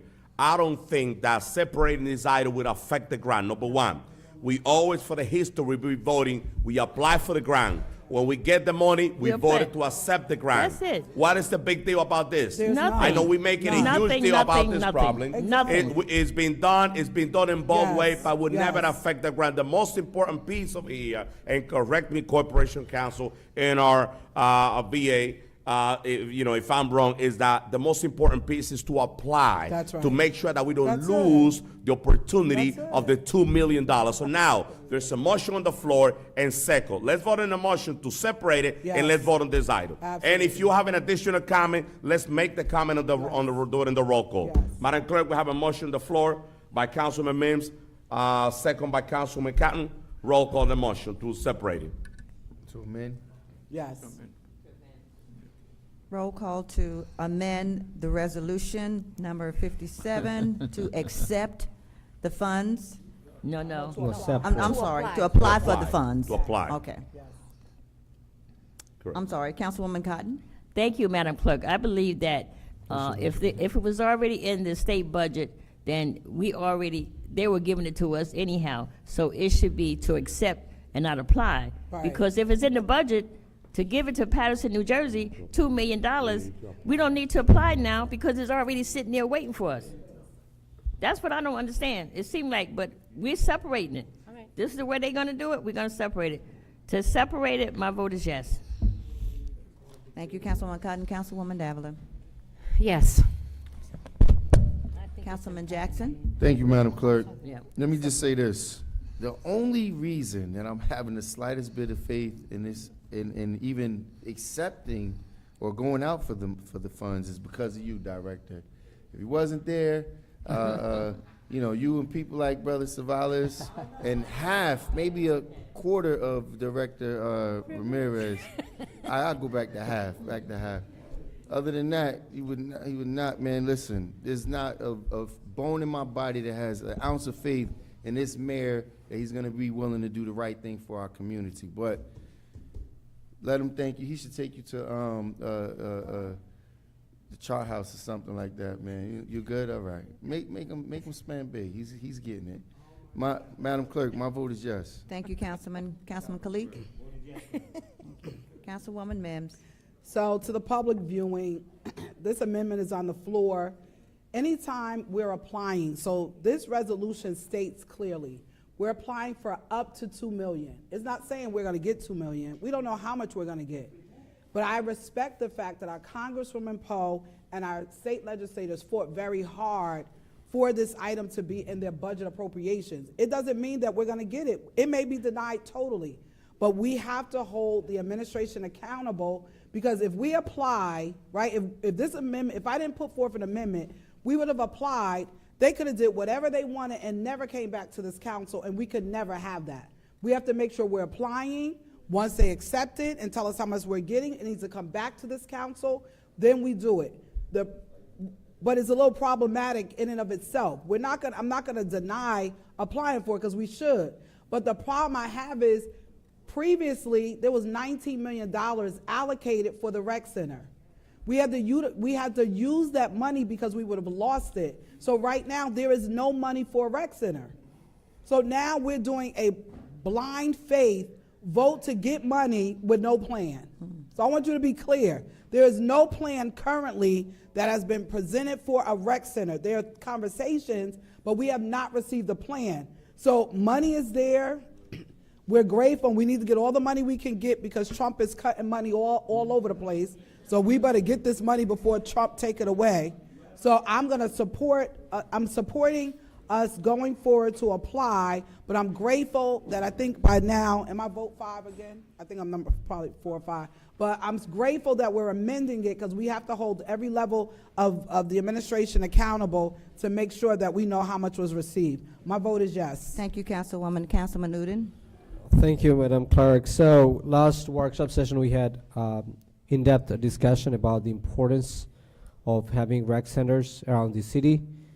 But majority, I say all the times, we had different result, one for acceptance, one for application, one for acceptance. I don't know what's the purpose of putting these two together. I think we definitely in support of application, and we want to know that how much we are awarded. We applied for $2 million, does not mean that we are getting 100% of this application. We could get less too. So the council body should have knowledge about how much we were awarded. So I believe that we should separate it, and thank you, Councilman, for paying attention and put the motion on the floor. I'm in full support. My vote is yes. Thank you, Councilman. Councilman Velez. So now that I have clear that this money is specific for recreation center, the state says you can apply for the $2 million, but you had to cover the rest of that recreation center. So in other words, we had $19 million that we never have now, because that's from ARP money. We're gonna have an application for $2 million. The state says, we're gonna give you $2 million, but you have to cover now $17 million. Get $17 million on top of the $2 million to do the recreation center. You know what's gonna happen? The state says, you got the right to do the application. You're gonna get the $2 million, but you have to get $17 million to do the recreation center. That money is specific for recreation center. You know what's gonna happen? We had to return the money back, because where this administration right now is gonna get $17 million without going to the taxpayers of the city of Paterson. Without going to the taxpayers of the city of Paterson. So for me, when it comes to acceptance, then I'm gonna make the smart decision to do it. You know why? Because the administration has to prove that they got $17 million in the bank to do the recreation center, and it has a deadline to use those $2 million. But I don't want to play with money in the bank, because sometimes this administration take the money in the bank and spend it in other places. That is not the recreation center. So my vote is no, and trust me, that vote is solid, no. So, to amend it, we coming back? No, hold on. Are we going to vote again? Oh, okay, so yes to separate it, but I did my statement. Okay. Thank you, Councilman. Roll call now. Council President. Thank you, Madam Clerk. Just to the members of the public, and this is before I take my 2 minutes, Harry, this information is for you, Harry, and the administration. Before, a few years ago, we used to apply for this grant and then get the acceptance later. Very often time now, it's very popular that we do the application and the acceptance. This is not a good practice, and let me explain to you why. When we do the application, applying and acceptance, and the council doesn't have much into the project. Once we apply and if they give us the money, the administration has it. Now, if we separate it, give us the ability to go back and check how much money we got from the state, and it helps us to be involved into the dialogue, into the conversation with the administration. This is a good way of doing business. Now, with the $2 million, we all know that to build a rec center, we're gonna have to spend close to $20+ million. But every municipality do the same. Now we got $2 million. Maybe 6 months from now, we're gonna have another application that the city will be able to apply to get 5 more, to get 3 more, to get 2 more. It's not that once we get those 2 million, we're gonna have to get the 70 million. It doesn't work that way. So now we get those 2 million, and we're gonna look into 5, 6, whatever amount of money we could get out of the state to keep building to get the money for the rec center. That's the way it works, and my vote is yes to separate it, Madam Clerk. Thank you, Council President. The votes are 8 in favor, none against. Resolution to amend is hereby adopted. Now, roll call, Madam Clerk. Roll call roll call. To order the item, yeah. To, Councilwoman Cotton.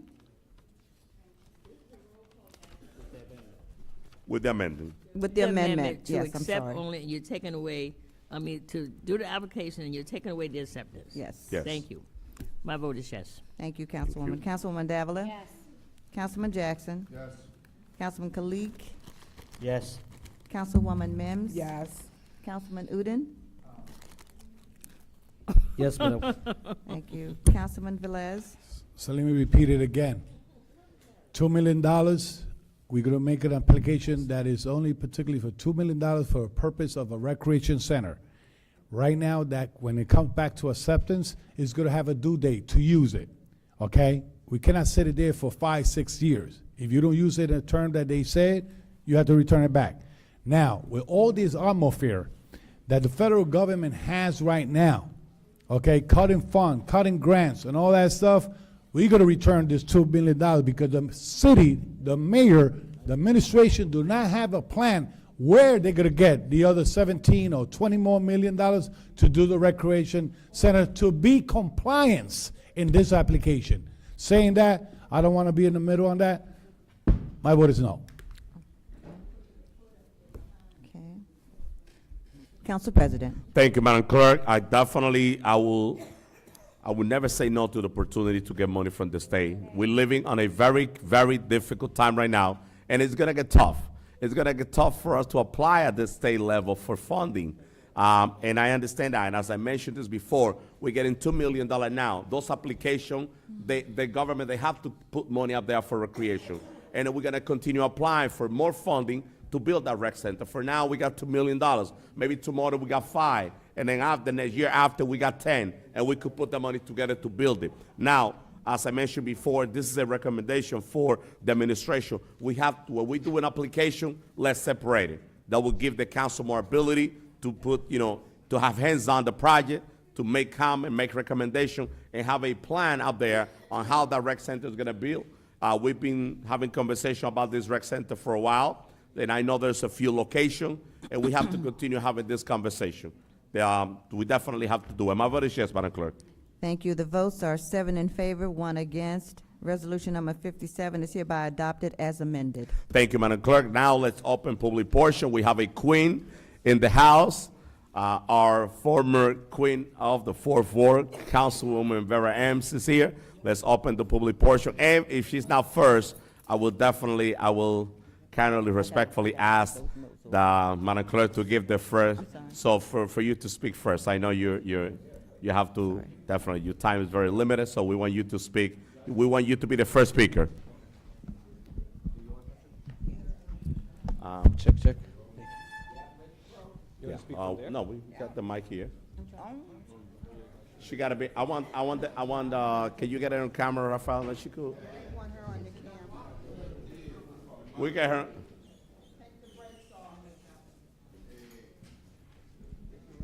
You can stay there. You can stay there. We're gonna get you there, Councilwoman. We got you. You can stay there. The camera is gonna roll over. Yeah, Okay. she got the mic. Thank She you. got the. They said they're gonna leave it here. Okay. She can stay right there. I'm gonna stand in front of you. Absolutely.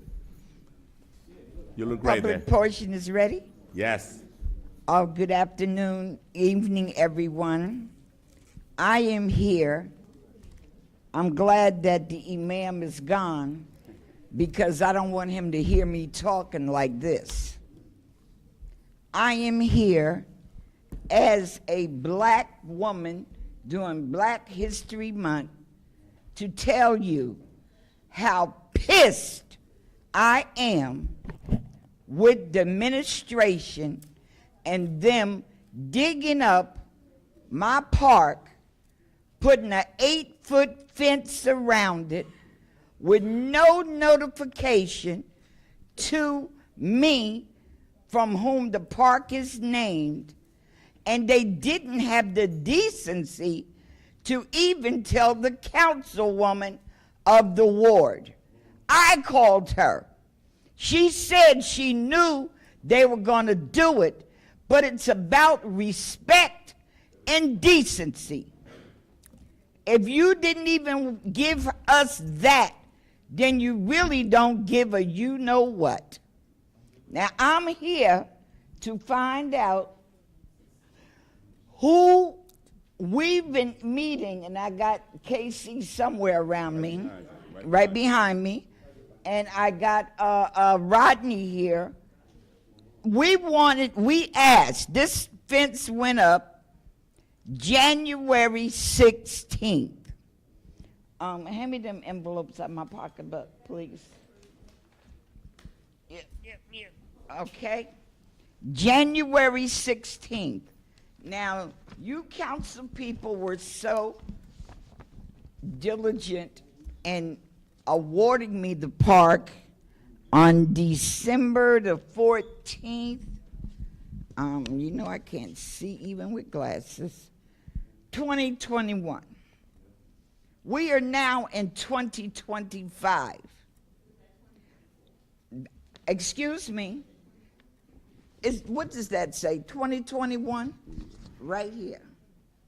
Yes, 2020. 2021. Now, December 2021. In 2022, our dear late congressman donated to the Vera Ames Community Park $360,000. Okay? March of 2022. We met in the mayor's office October of 2022, for which he disrespected the councilwoman again and didn't invite her to the meeting. We were there. Excuse me, Madam Councilwoman. I'm trying to defend you. If you don't see where the disrespect comes in, by the time I get finished, we'll know. Now, regardless of any relationship her and I might have, but any meeting that he calls together with us about her ward, she should have been there. That's my belief. Okay? Now, we were there, weren't we, Kay? We were there, Wahida was there, Jeanette was there, about 6 or 7 others of us were there. Now, when we were there to this meeting, I keep everything. Here are the plans for my park. How many of y'all have seen these plans from 2022? Let me see a raise of hands. Council didn't see it, okay? The committee. DPW committee, but not the full council. Why not? Now, secondly, here we go. I asked the director to have a meeting. We had a meeting January 24th or 23rd at Grace Gospel Church once the fence went up. I still call it disrespect. Because if something is named after you, I'm not dead. I'm alive.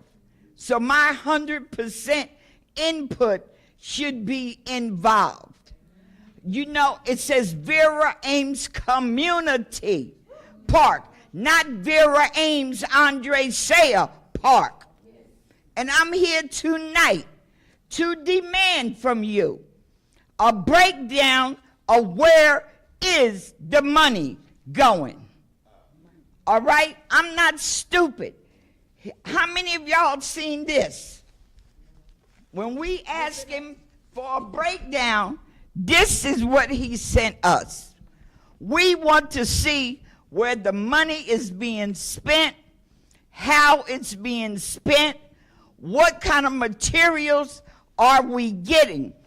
And we may be in the hood, as y'all refer to it sometime, certain individuals do, but we're not stupid. Who the hell pours cement in January? When knowing that the weather is changing from day to day. Cement is supposed to be poured from March until May or June. Come on now. They didn't cut down all the trees in my park. Y'all need to ride by there. Cut down the trees. We have a very hot neighborhood. This is where people went to cool off. And you cut my trees down and you're probably selling them to somebody and keeping the money. I'm not stupid. Okay? We want a breakdown. They're building the, what do we call it? The stage. But we ain't seen no specs. We ain't agreed to all of that stuff. And they putting piano keys in the park. What the devil does anybody in the 4th Ward want with piano keys? That's supposed to represent our community. That doesn't represent our community. We had a community memorial park that we were putting up in the front to recognize some of those of the shoulders that we stand upon. How you gonna speak for me when you don't know my community? You can't do it. Now the mayor said, well, we got you $4.3 million. You didn't get me anything because you don't know my community and what it wants. We wanted a cover over the basketball court, but y'all tell us it's too expensive. So how expensive is these drawings, those drawings, and everything else is going to be? We want a financial breakdown of what is being spent. And I got another problem that bothers me dearly. For $4.3 million, why is it not one person from the 4th Ward got a damn job? Tell me. 4.3 million, and outsiders coming in and taking the money and run. Somebody got to give me some answers, because I've already called a few people, and I'm going to call a few more. So if folks start calling around, yep, it came from Vera. I want to know, because I feel disrespected. And Mr. President, I got great respect for you, but they disrespected me. You had a groundbreaking in the 2nd Ward the other day for West Side Park with dignitaries and all of that. I saw it. We didn't get nothing, not even a notification that we were going to be shut down. So that's why I say it's different strokes for different folks. Okay? Yes, I am upset to the highest, because things that y'all let other people do, when somebody that look like me do it, we get jammed up. I want to know where the money is. Every dime from what you gave us on the council, from what the congressman gave us, and whatever other monies they made up this 4.3 million. We are not stupid. We are looking, we are listening, and we're paying attention. And I want to know why folks from that area, because I bleed the 4th Ward. I was sitting in that chair for 25 years. Nobody will ever break that record. 25 years straight. Nobody. I don't care who comes. You won't break it.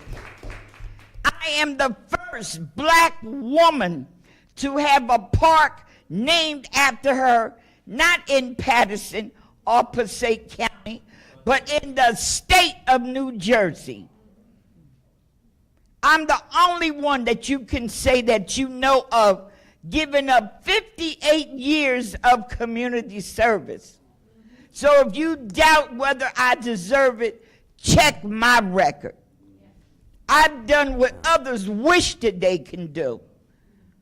And for Black History Month, as a black woman, I feel highly disrespected.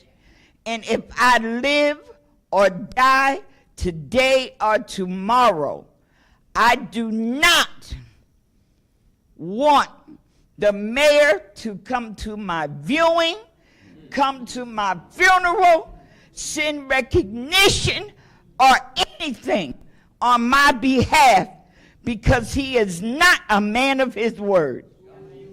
And that is what I have to say. Thank you, Councilwoman.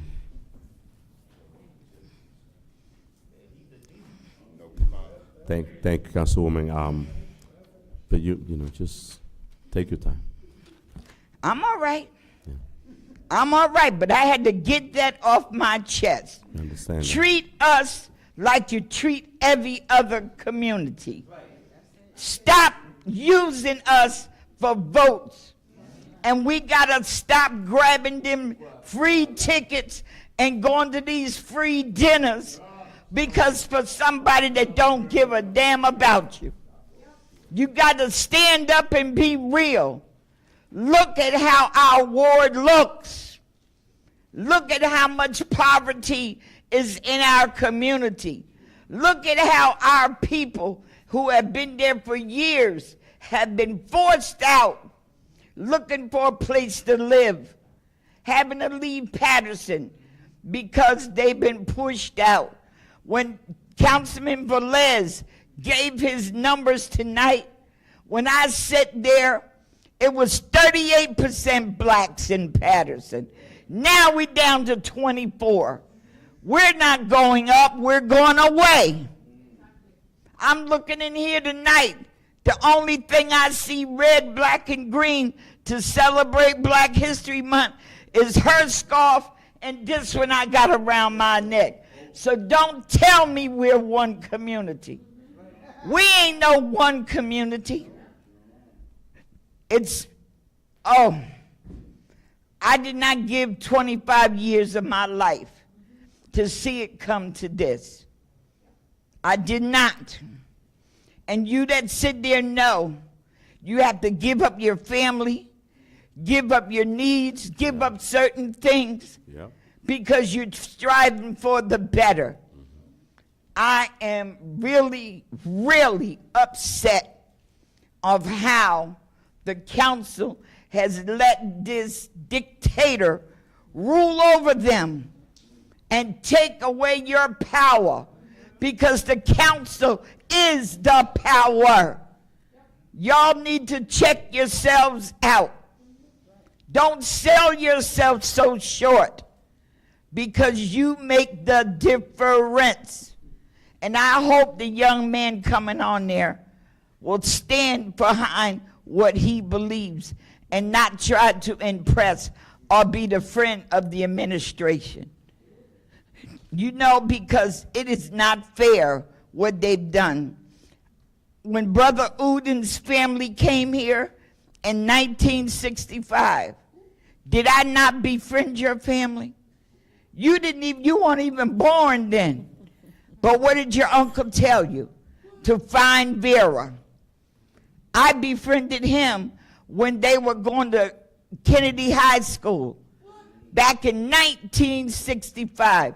We didn't look at color. We looked at people. But they had forgotten that. Everybody sitting up there stands on the shoulders of somebody else. I miss my friend Maria Magda. I miss her because her and Anita was there with me 100%. We didn't think color. We didn't think about who's who. We knew the job had to be done. And I don't like the way this community is being separated because of who's this and who's that and who the other. Because when the ball drops, they're not going to ask you what nationality you are or where you come from. We all are going to go down. And I regret that all the time I put in, that it has come to this. But if you're going to name a park after me, I want it to represent me. I want to know where the money went, where it's going, and how we can improve it to better our community. So therefore, Mr. President, when is our groundbreaking going to be? Because we didn't have one. We had an 8-foot fence put up with no notification. When do we get the same respect that they gave the second ward? And Mr. Director is here. Yes, he is. will tell you. I asked him the same question that I'm asking you. When I asked him for the breakdown, this is what he sent us. Now, what does that tell me? We want to see numbers.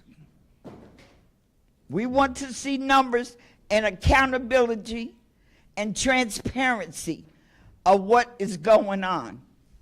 So when I do die, they can say Vera did this. And I even have the deed here. The deed to the property that they call Vera Ames Community Park / Wrigley Park. I want to preserve that wall around my park for the historic value that it has. And I can do it. Been talking with the historic preservation, and it can be done. But they don't talk to me. So stop talking at me if you want something done. And I want to know why they don't have to have permits. They ain't got no permits to dig up my park. Why does the city don't have to go by the same laws that you want everybody else to go by? That's a conflict to me. And why is the director of DPW got to say so over everything? Because we wanted to know what the site manager, who is the site manager for my park? We want reports from the site manager. But nobody can give me a name. And you know me, I'm not going to stop until I find out. And I don't want to make Mr. Director too upset, because I found out, Mr. President, and I don't know if any of y'all know it in here, but a couple of your folks are breaking the law. Couple of them. Packing guns. Did y'all know that? You got at least 4 to 5 people that's not working in the Treasury Department and not working where guns are required, but for the city carrying weapons. Y'all love lawsuits. Y'all don't know how to protect your own liability.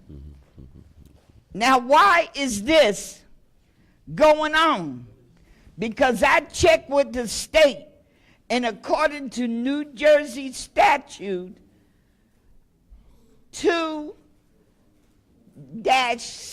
wait a minute, let me get it right in my pocketbook. I don't want y'all to think I give you no misinformation, because the FBI is my next phone call.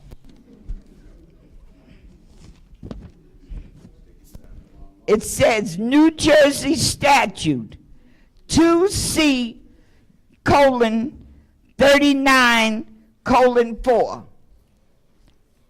Mr. Lawyer, am I correct?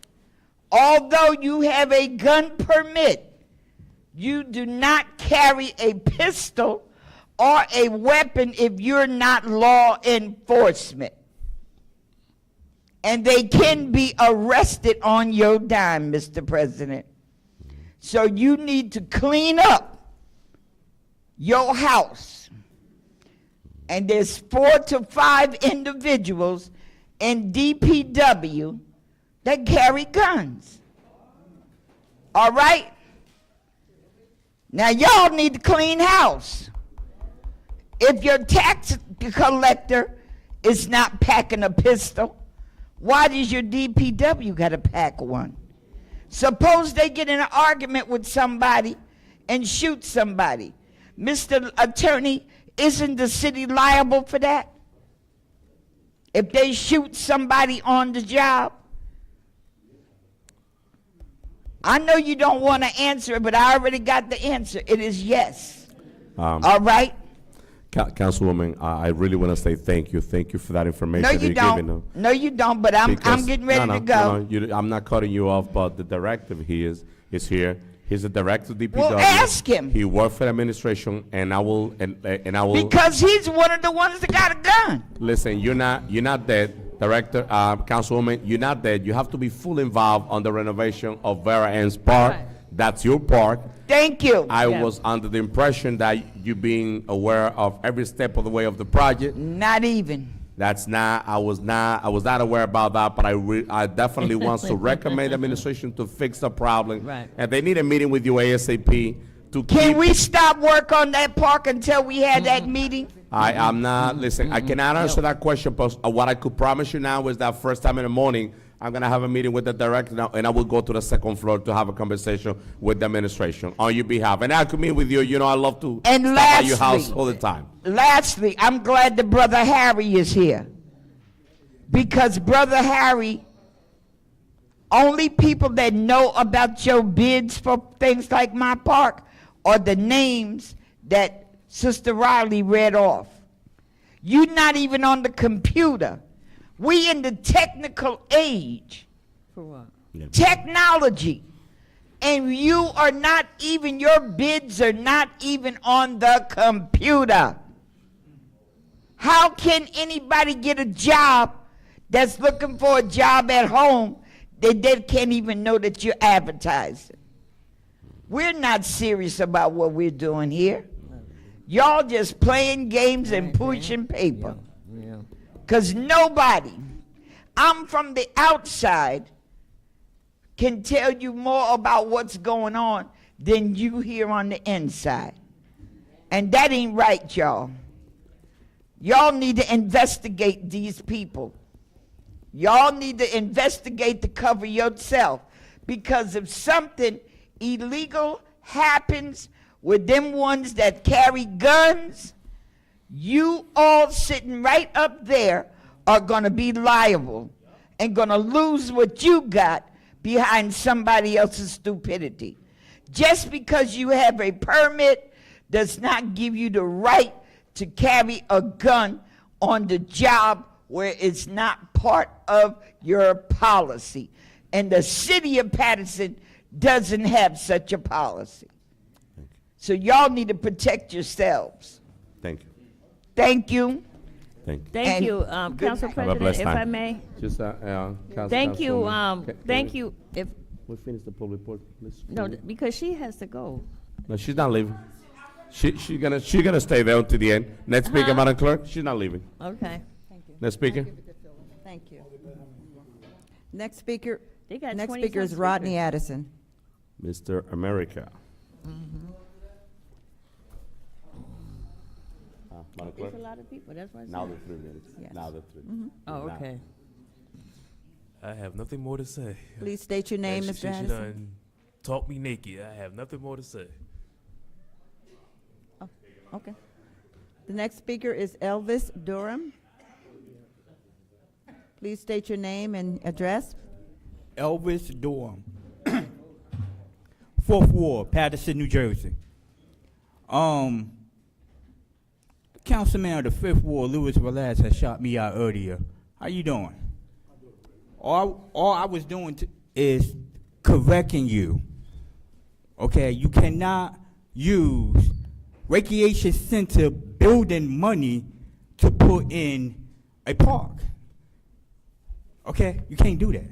And another thing, with the $2 million that y'all about to apply in the application, right? That's a good thing. We need recreation. But use common sense, people. We already have a building. That's a partnership with the, what they call it, YWCA on Calvary Street. I guess they changed the name. Just like Councilwoman, my Councilwoman of the 4th Ward, Ruby Cotton has said, partnership with the YWCA. Put that $2 million, combine it together, bam, we got a recreation center building. And then when the state offers more money, we could build like 2 or 3 recreation center buildings. Okay? It's an old saying. In order to get what you want, you have to use what you got. Okay? So that's all I was trying to say to you, Councilman. But since it was me, you try to shut me down. Okay? I respect you, but give me that same respect. Okay? I am a promoter of this city, and I'm not even on the payroll. Respect me. Acknowledge me. And another thing, to the administration, spring is about to come. The downtown Paterson, New Jersey, look a mess. Clean my downtown up. DPW, get with the mayor. It seems like the mayor, Andre Sayer, don't never show love to the downtown area. But when it comes down to the 6th Ward, it's so beautiful and clean. Cut that bull crap out. Come downtown Paterson, we got a lot of garbage, a lot of unnecessary people that's not spending money, that's down there just sitting down there, sleeping down there. And I can understand. You homeless. But guess what? It's time for the mayor to use some of that money that the state gave us to build homeless shelters. We got money, 3 years ago? Where the money at? Where the money at? downtown Paterson, New Jersey, right? Spring is about to come. Easter is around the corner. Yes, I want to encourage people to come downtown Paterson. Yes, we got good parking. 65 Elderson Street, we got a nice parking garage on 65 Elderson Street. Okay? But at the same time, if people do come, they want to feel good. They don't want to smell garbage. They don't want to stump in mess. Okay, Council President, I need for you to walk with me in the downtown area. DPW, Director, you on the phone? Come on, man. You hear me? You hear me though, right? Okay. I need for you to walk downtown with me along with the Council President. Okay? And Council Fifth Ward, half of the downtown area is the Fifth Ward. I need to meet with you and Councilman Mike Jackson. Okay, it's time for us to work together. You don't have to like me. I don't have to like you. Because I'm not going home with you. But let's work together and let's build. Thank you. God bless. Next speaker, Madam Clerk. Next speaker is Ilya Villanueva.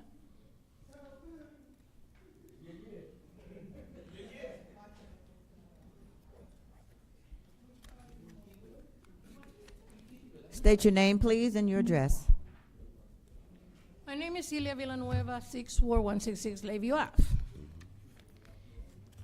The second person that named that was in front of you today to be appointed to the 6th Ward. Council members, if you make a selection today of somebody to represent my ward, why his chair is empty? Why his chair is empty if you all voted for him today? And he's supposed to be here representing the residents of the 6th Ward. Okay? No, please don't. And now, I want to ask Mr. Uring, do you know who was the first elected circumcision person in the Passaic County area representing many of the Circassian middle-aged people, middle-aged class? Do you know who that was? Do you know who that was? I can hear you. My question is, do you know who was the first elected Circassian Democrat in the county? The council is, do you know who it was? You didn't know who it was. The first Circassian elected in the Passaic County area was Khalil Cash in Prospect Park. Okay? Now, when I was running in the South Paterson area in 2004, I had the opportunity to work with the Arabic community. And at that time, we have a 22-year-old veteran, right, Beta? Remember when I ran and I took Stone Rooney out of his seat? Okay. That's when I opened the door so this community could have people elected now. Okay, so let me put my record straight with the Arabic community. Norris family, Mayor Barnes, and the first Arabic deputy mayor back in 2002. And I was giving food and having a food pantry in the city of Prospect Park with Councilman Khalil Cash to serve the Arabic community. I was honored that during 2004, I was presented with this Quran from the first Khalil Cash elected in Prospect Park. So I want to put in clear that I did have a lot of work and open doors with these people, and I was honored with this Quran. It is unfair that you did not count my record of service when the new council person that you appoint today, and he's not here, he's 30 years old. I've been in the South Paterson for 32. I was working with this wonderful councilwoman, and she is my witness of all the years that I spent in this city council before many of you were even elected. Okay? So I think that the way that you did not even give, you know me. You know all of me. It was not fair, that you did not even give me an opportunity to sit with you, that you told me in my face that you were not gonna vote for me, and also that my Hispanic people that I elected did not even call me. Thank you for your time, and thank you for not even reaching out to me to even ask me. And I want to put on record that the way that this process was handled is wrong. And it should not be done that way. It should not be done that way. And I think that if today you make a selection of a council person, he should be sitting there. That chair should not be empty. So thank you so much. Thank you. And I want to leave my record straight. So I was given a Quran by the first person elected to office. Thank you. Next speaker, Madam Clerk. Yes. The next speaker is Imam Quatanani. He left. Okay. He left. Next speaker, Madam Clerk. The next speaker is Camille Black. Camille, she's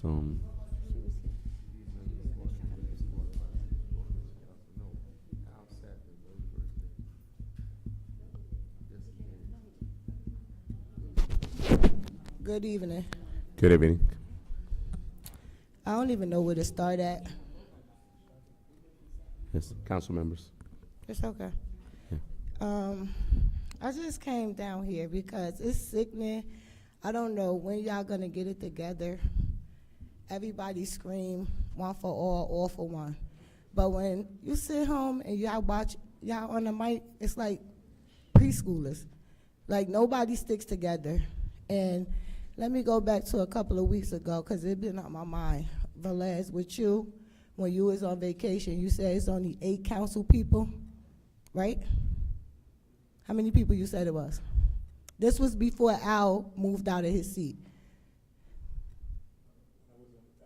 Yeah, when you and Alex was on vacation together in DR, you remember when you was on the camera? People sitting here. It was Okay, not but the shade was towards who?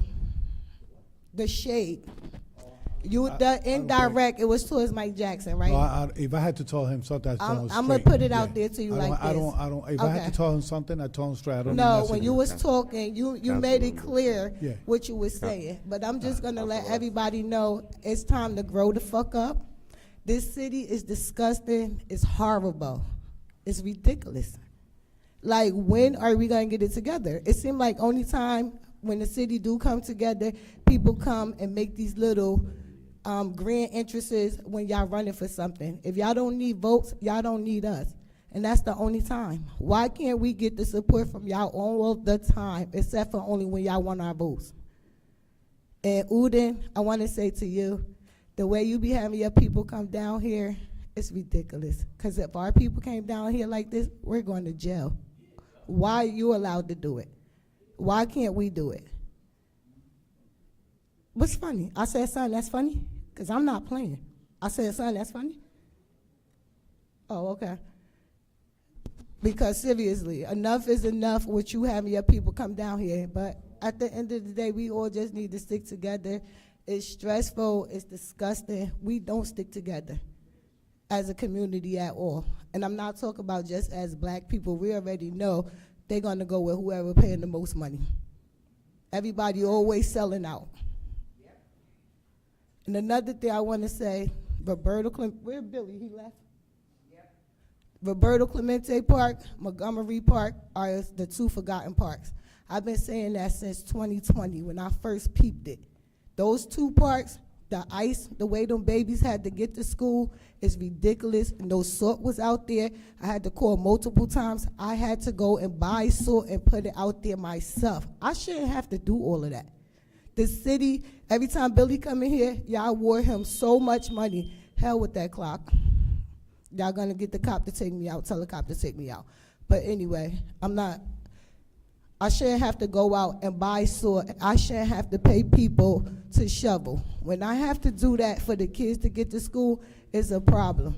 Then when you reach out to the council people, it's, oh, what such and such gonna do? Oh, what such and such gonna do? When the council people could say that to me, oh, what you want such and such number for, what this person gonna do, they're already telling me, It's bullshit. Don't even waste your time. So I don't waste my time.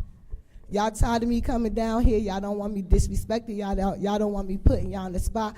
Do y'all job. I'm going to ask you again, because right now I'm talking. What's the problem? What's the problem? Because I'm sure when your Bengali community was down here, they had a whole bunch of respect. Why can't I get the same respect? And then when I say something, then when I always got to come out of character. Why? And you're a school teacher. This what you teach your children? To be fucking ignorant and rude? Because when I talk, when I got like common sense, you and him want to sit here and have side conversations. Now I'm going to say it again. Councilman at large, you want the votes? Do your job, okay? Because me personally, I would never vote for you. Honestly, what? No, you don't. No, you sneaky, you conniving, you a kind artist, and guess what? You really don't do your job. Because I got some shit. When I come back, I'm going to drop on your ass because you sneaky too, okay? And everything that happened in the dark, it come to the light, all right? Because I know your people going to back you up too. What happened? Yeah, People know what? And they know mine too. And they know mine too. Come in. What, Mendez? Come in. Just Councilman. Council members, during the public portion, so we have 3 minutes for the speakers, and let's try to make sure that they use the 3-minute factor. At the end of the public No, portion. you come are out. disrespecting me because I'm sitting here talking and you and Abdelaziz having a side conversation. That's the problem. Every time somebody come up here and they talking on this mic, y'all texting, y'all not paying attention, y'all get up, y'all walk away, y'all rude. But then when somebody call y'all out on it, there is a problem. I'm not gonna keep playing with y'all, and I told y'all that. I'm not here to play with y'all. When I gotta, like I said, come out of my pocket and pay people to shovel for the kids, well, as you know, the park was a mess. Billy, they get paid too much money. It's unacceptable. And Mendez, since you want to keep saying shit, Billy. I've been calling you since November about the bed that still haven't been picked up. When you gonna do that? Because I already told you the old lady on East 32nd don't fell over the Pick bed. it up. I already asked Billy too. I've been telling y'all this since November. Y'all sitting here playing these games. I got text messages from both of y'all. How long I've been asking you? Since November, Billy. So why it's still not picked up yet? It's February, about to be March. How many more times this old lady gonna have to trip coming out of her house? And then when she sit up there to report it, I need y'all this to make sense. The lady, it was dumped in front of her house, but the people told her if it's not moved, she's gonna get fined. Why? When I've been calling, y'all fuck the mic, y'all can turn the mic off because my mouth big enough. But I've been calling since November, coming here since November, speaking to Billy, speaking to Alex, and it still haven't been done. How much longer? But every time he comes to this mic and asks for a damn contract to be granted, it's granted. Don't look at him and y'all looking at each other. Y'all always look stupid when I come down here. Everybody be confused. So by tomorrow, he just told me by tomorrow morning it's gonna be picked up. So I hope I could call this old lady tonight and tell her, because y'all been telling her the same thing. Wow. I'm getting sick. Let's speak, Madam Clerk. The next speaker is Eddie Olivares. And the old lady, another old lady, tripped over the mat. What's the address? 284 East 32nd. Yeah, she black. The director have that information since November. I know you send it to me. I send it to the director in November. Come in. No, I'm not smiling. There's nothing to be smiling about it. There's nothing. That's enough funny things. Let's continue the public portion, council members. Let's stick within the 3 minutes. Right after that, we're going to address our public, and I know some of the council members will address where I am. So everybody within the 3 minute, Madam Clerk, next speaker. Yes, good evening. Name and address for the record. Eddie Olivares, resident of the 4th Ward. I want to start by thanking Ms. Ames. Thank you for your words. Truly, really do thank you for your words. And I'm going to let the people of Paterson into a little secret. For many years, me and Ms. Ames worked shoulder to shoulder at the Masonic Temple, helping the community. I've never said this, but we've known each other for decades through a mutual friend, Emma, God bless her. Anyway, You know, much has been said lately about an article that was written about Florio hiring a private investigator to follow Dave, the Inspector Gilmore. And, you know, I ask myself, when you have a private citizen, when you have someone like Florio, and I hope he's watching, he says he watches these meetings all the time, I hope he is watching. When you have someone like Florio, you know, having an investigator follow a city employee, I have to ask myself, who the hell is running the city? Really, who is running this city? We have here I don't know how many times I've seen corporation councils at different functions with the mayor between 8 and 5 during normal working hours. Hours that the city attorney should be in his office, the office that we pay for, doing city business, but he is with the mayor at all of these different functions. And so on the one hand, you have Florio paying to have Gilmore follow, and the mayor himself is many, many times with the corporation council during the day. Who the hell is running this city? Who's calling the shots? Like Ms. Ames said, you know, in exchange of dinners and pictures taking with these power players here in Paterson, you guys have sold your dignity. You are a mess. This city is a mess, and you keep on blaming each other. You keep on blaming the administration. I said it before, and Ms. Black is right when she says that you guys are very disrespectful. On the phone, doing all kinds of, you guys are like children. But I'm going to say it again. The blame is not on the mayor.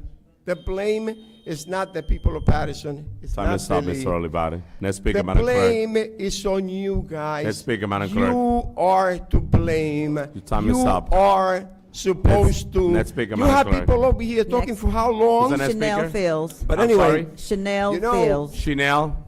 The last Chanel's thing the I next am speaker. going to say is Please this. to the mic. So everybody, your You time is know, up. go home We got and Ms. think Chanel as the about next what I speaker. say. Your time is up. Mr. Mendez, you are responsible for the mess of this city. Sure. Hold Your time is up. the administration accountable. Ms. That's Chanel, your job. good evening. Ms. Chanel. Thank you. Good evening. Welcome, Ms. Chanel. Yeah, psychiatrist. No, I mean, Good evening. Mendez, how dare you? yes, I'm great. How dare you? Oh, how dare ya? How dare you? No, I'm not. Vera Ames talked for how long? She's the queen. She The spent next 25 person years the there. next person I have to after her respect that talk- lady. I was No, not no, even no. in the U.S. when that lady was No, no, sitting no. there serving. You have your If 3 first minutes. of all, Welcome. if You have your 3 respect- minutes to speak. If you- Council if you President, why respected are her you that speaking much- over top of her, Council Nah, President? she got the 3 You minutes. can't That's maintain your own decorum. Councilman Jackson, we're doing the public portion. And start I'm sorry, my time restart over. the clock for yeah. 3 minutes. Because for one, Madam Clerk, just restart the clock. For one, the this 3 is the minutes. problem now. You're selective, Oh, you got right? 3 minutes. You're selective to the Muslim community. You're selective to the Arabic community. I get here and I watch these meetings time and time again where the clock goes on and on and on. There is no clock for other communities. But to the public tonight, to the black public watching, to the Hispanic community watching, please pay attention. Pay attention to how we're treated. It's disgusting. And you're not going to say anything because you're a coward just like the mayor, but I'm going into. This city has been way too comfortable with the number of consecutive fires that have taken place in our community. My understanding is that there was talks this morning of demolishing George the Butcher location for a fire that has just taken place. It's crazy to me that they would try to demolish and to skip an investigation. The people of Paterson have to pay attention because Paterson is being gentrified right before your eyes. Excuse me.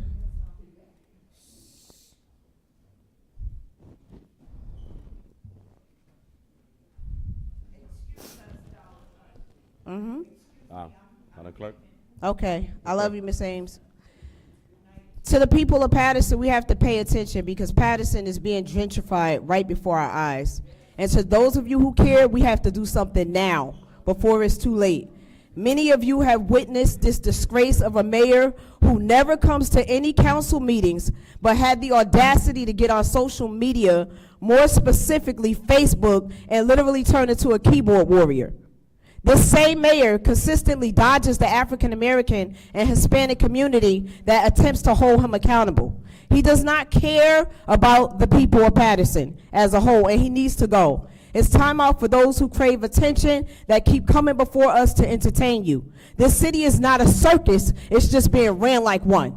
Because we currently have a mayor who's a clown in office. What a shame, and what a day we are living in when we as a people are still refusing to mobilize and come together and overthrow this coward. I'm gonna need this council to get on board with us and get some gumption. I'm gonna need this city to stop acting like everyone else is the problem and come together and take some accountability as well. We see the daily melee and chaos this mayor has continuously put the city in, lying and saying crime is down. Lies. Shootings are down. Lies. And I fully blame those of you who went in not blind, but fully aware of this nonsense and voted Andre in, some a second time. He has done nothing but be the self-serving, maniacal little bastard he planned to be all along.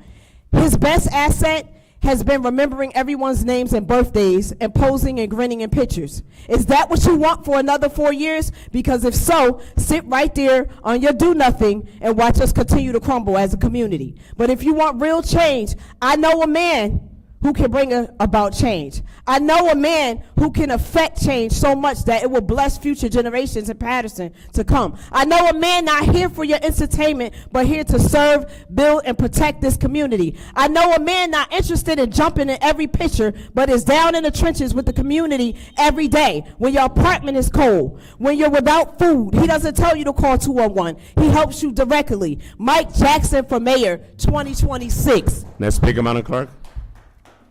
Yes, Council President. Next speaker is Michael Price.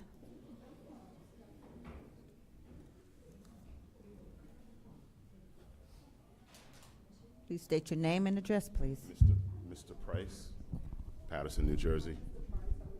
Good evening. Good evening, Mr. Councilman Mendez, I got to address you first before the clock starts. What you did to those last couple people that were here was disrespectful. I'm not here for it tonight, so I'm telling you, I'm not going to deal with that. So I may go over the 3 minutes. I'm going to try to get everything within 3 minutes. But you want us to respect you, you're going to have to give us respect. I'm a very respectful person, as you know. But the way that you treat I'm a it, very Mr. respectful person, as the you way know. You have your 3 minutes, and I give you extra time for you to wrap it up. You cannot tell me that I don't respect people. There's a law, there's a decorum, and there's a rules in this council. So we're going to start your 3 minutes. Madam Clerk, start the 3 minutes. So let's get Mr. Price's 3 minutes. Can we start the clock when I start speaking, Absolutely. please? Because I know you like to hear yourself speak. No. But I don't think you can speak as well as me. That's fine. So I don't think you want to do that. Okay, you won't win that war against me. First, I want to start and say, listen, these meetings are for the public. This is our house. So to Councilman, I wish Councilman Kalik was still here. Councilman Kalik, Councilwoman Davila, and Velez, he's not here either. Remember, we talked about this was a while ago, about those salary ranges. And the public begged you guys not to vote for this. And I remember Councilman Davila saying specifically, we're not voting for raises, we're voting for a salary range. So what you did was you gave power to a fool. He foolishly spent our money.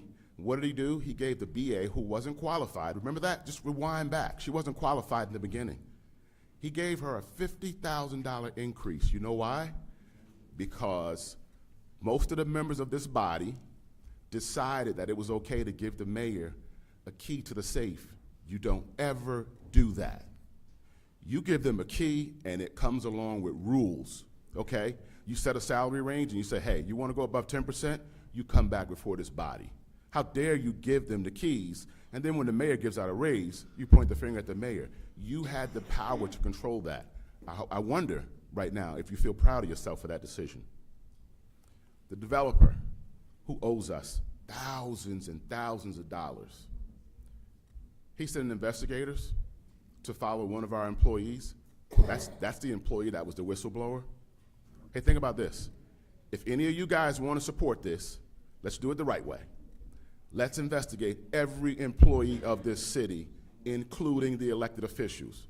All your whereabouts, where you go, what time you come, and what time you go. There's going to be a lot of people that's going to get fired. I believe in getting people fired too. But if you want to do it, don't you ever target one person. Definitely not the black man and think it's going to get past me. It won't. So the BA was given the key to the city. For what?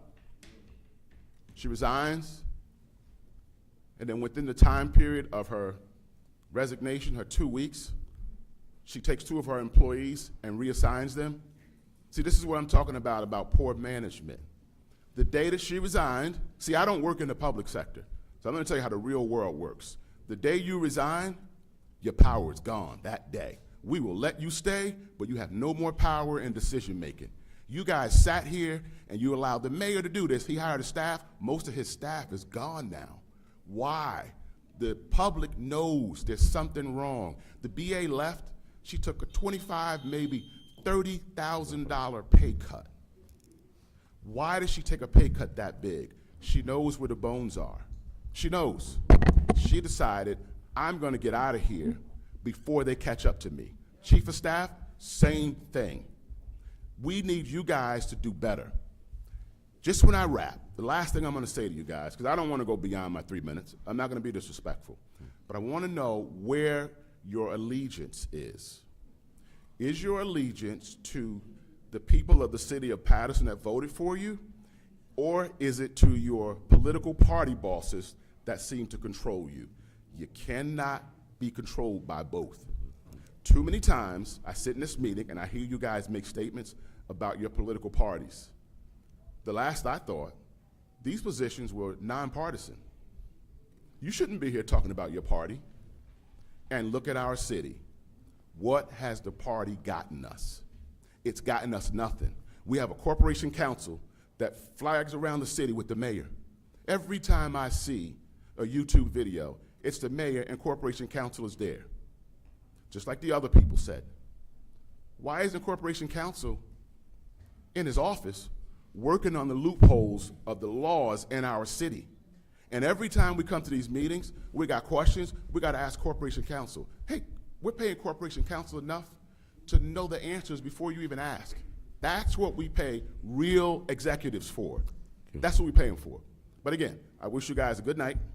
You've got to do better. You have to do better. Thank you. I appreciate you in advance for doing better, but you're failing right now. Next speaker, Madam Clerk. The next speaker is Marshall Wilder. Excuse me, Madam Clerk, my name is Michael Taylor. Can I be added on to the public portion, please? I'm sorry? What did you say? Sale. Please add it on to the public portion. Yeah, I don't let him speak. Yeah, you don't want that.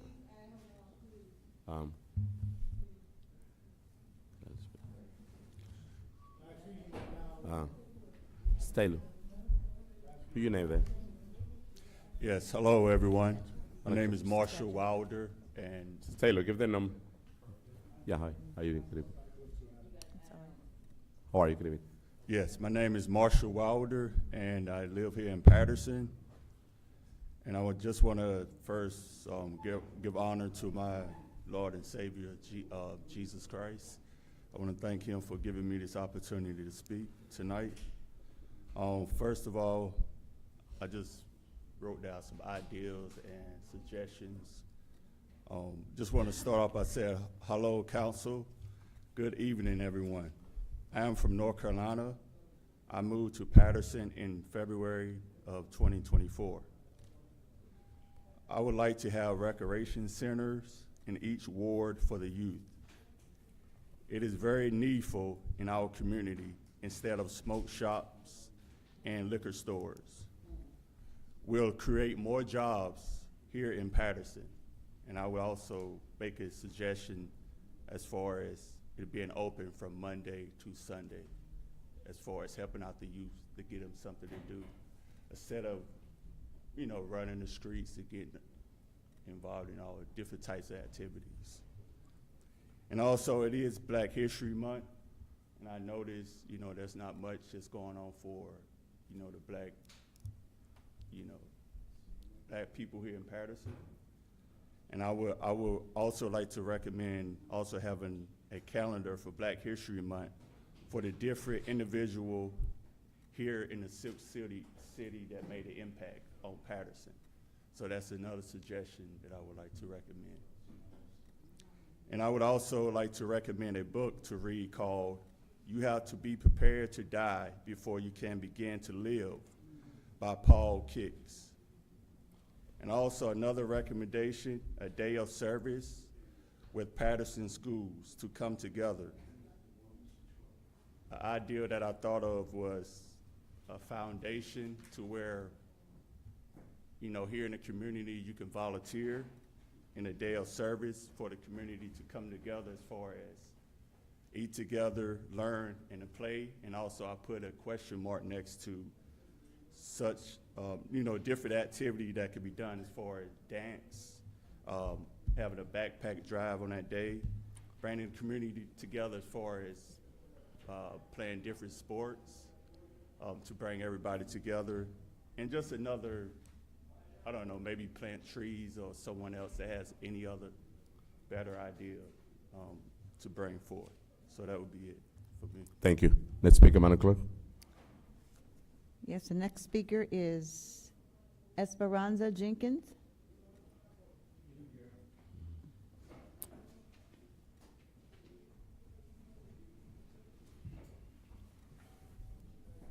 Please state your name and address. My name is Esperanza Jenkins, co-founder, coordinator for HS&H Outreach Services, 900 Main Street, Suite A, Paterson, New Jersey. Good evening. I'm here because I am absolutely outraged. Just the way that you disrespect organizations that you do not know nor understand. I absolutely am appalled by the way that you have presented yourselves over the last few weeks, especially last week, in regards to questioning our registration, our business with the state of New Jersey. You guys went in hard, and you guys went in really, really deep, questioning even the purchasing process within the state.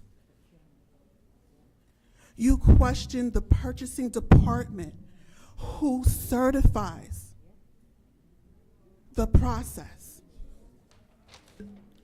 It was outrageous, and went back and doubled down on the news, literally stating that you knew the owners of 900 Main Street, and stating that they don't work with the Browns or the Vasquezes. And I quote that, Mr. Velez. It was appalling to know that this administration don't even understand how this community is pulling together to help those that are in need. Now, as an organization that does street outreach on a regular basis and have a space in 900 Main Street, Suite A, as stated per our 501c3 that you guys were desperately dragging us over, with letters from the owners that states that they have given us space to work out of there. Just because we didn't have a sign posted, and which we did,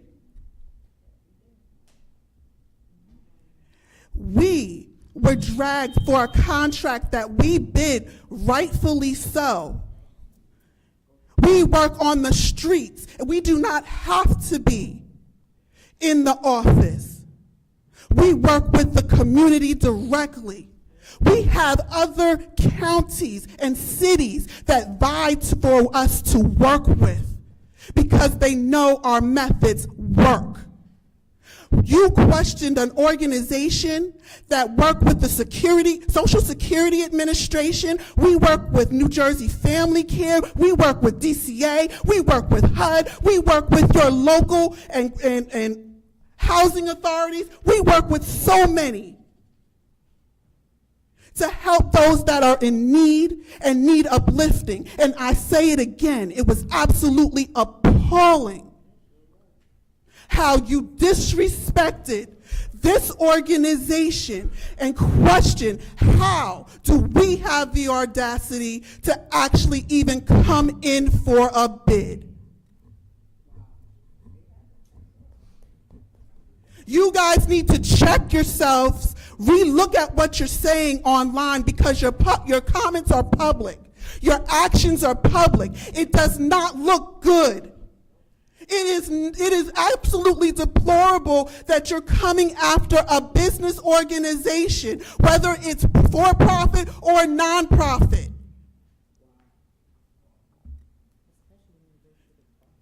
You have no idea what it takes to register and be authorized to do the work that we do. You wouldn't want to do the work that we do, because many of you have shunned the very people in your community. I'm actually begging you, as a transient hub community, because of the fact that you get federal dollars for transportation, you will never, ever get rid of the homeless population because you have a hub community here. Be more welcoming. Try to figure out ways to figure out the solution to the problem. I know it doesn't look right now. It doesn't feel good right now, but I'm telling you, you guys have resources here. There are solutions here. We work on the solutions. That is the reason why we want to be able to help those that are here, because we have solutions. No, we're not a shelter. And we will never claim to be a shelter. Yeah. Thank you. We are more than a shelter. We're helping people on their journey, in this journey called life. Thank you. Thank you. Next speaker, Madam Clerk. Next speaker is Akeem. I can't make out the last name. Akeem Durham. That's what. I think he left. Okay. Next speaker, Madam. Wahida Muhammad. Ms. Wahida.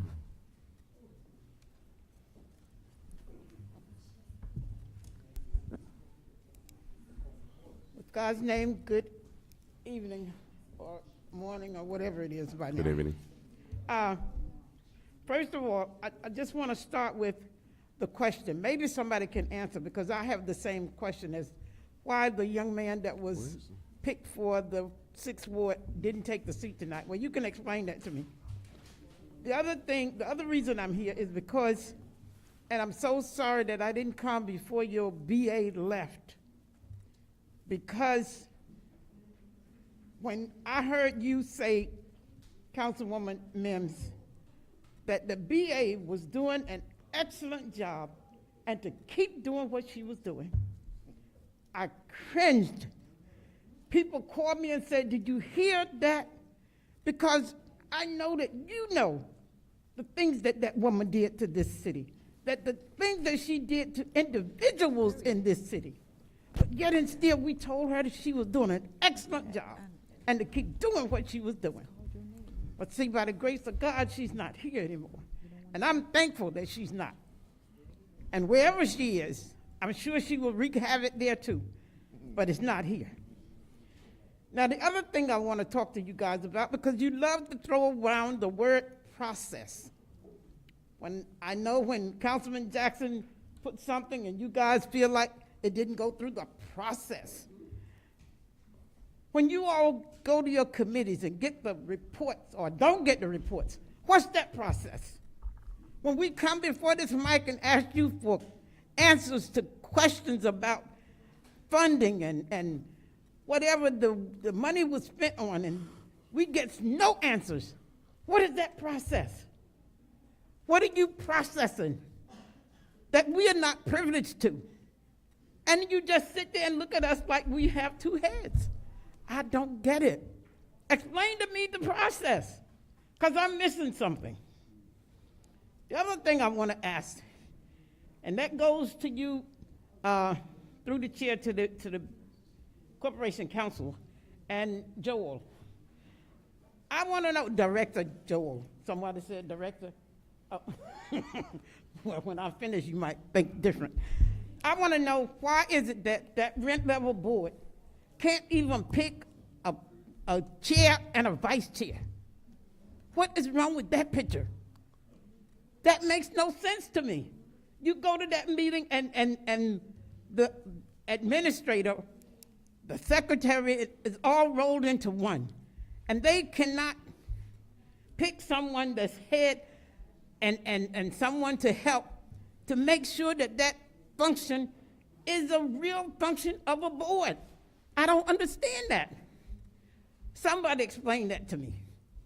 What was the reason to put together a rent leveling board that have no authority even to govern themselves?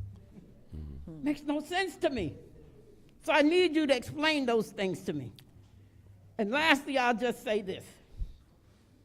Whenever you all are doing things that we do not understand, I don't know why you get upset with the questions. That's the only way we're going to learn, is to ask the question. Because anytime we sit home and listen to the things that Councilman Jackson, and God bless you, because I don't know how you do it, and I know that you're trying to be respectful.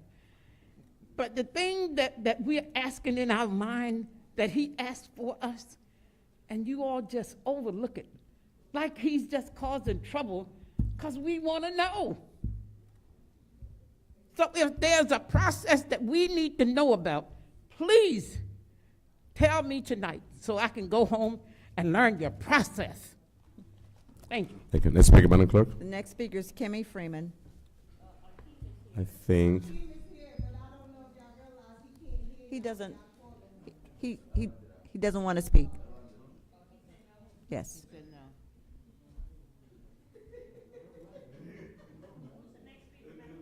Kimmy Freeman.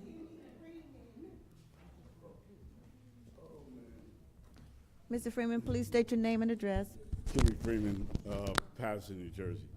I was glad to see Vera Ames tonight.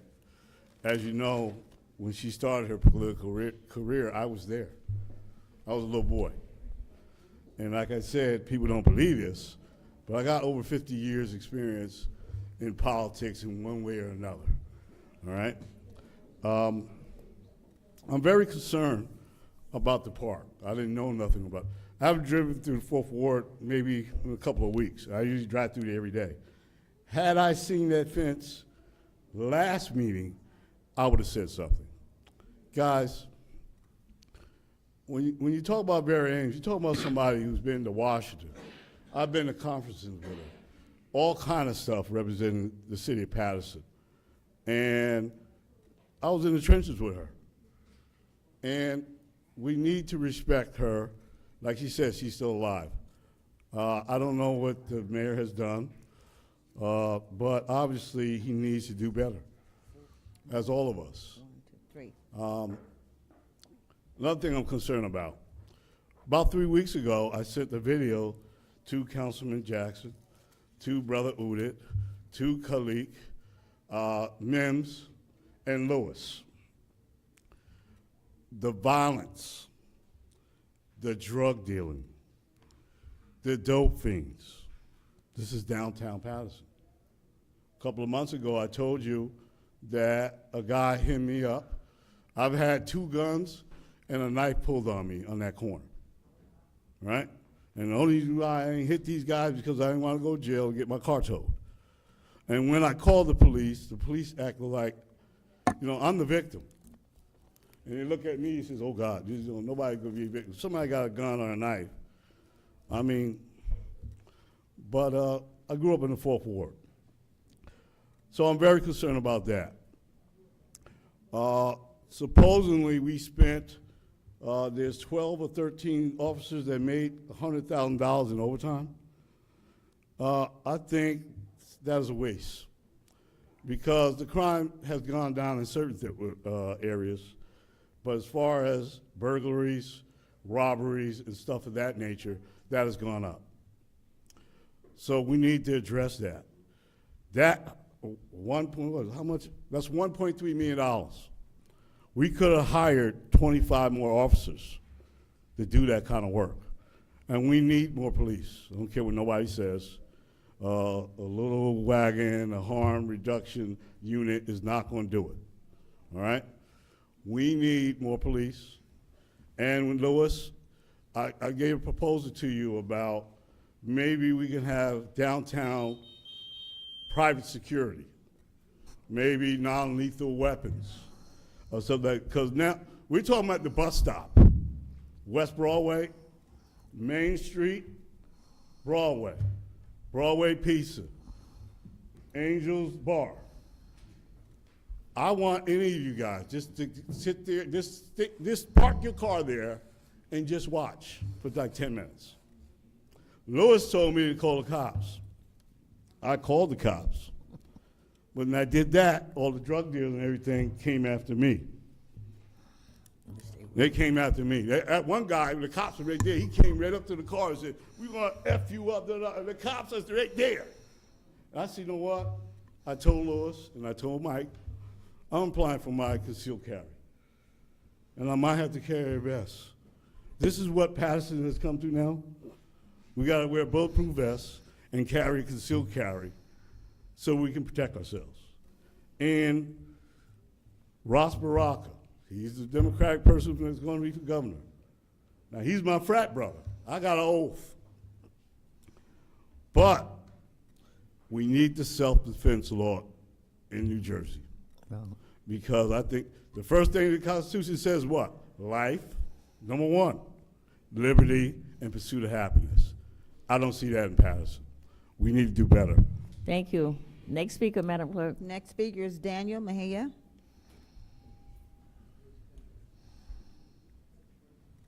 Hello, everyone.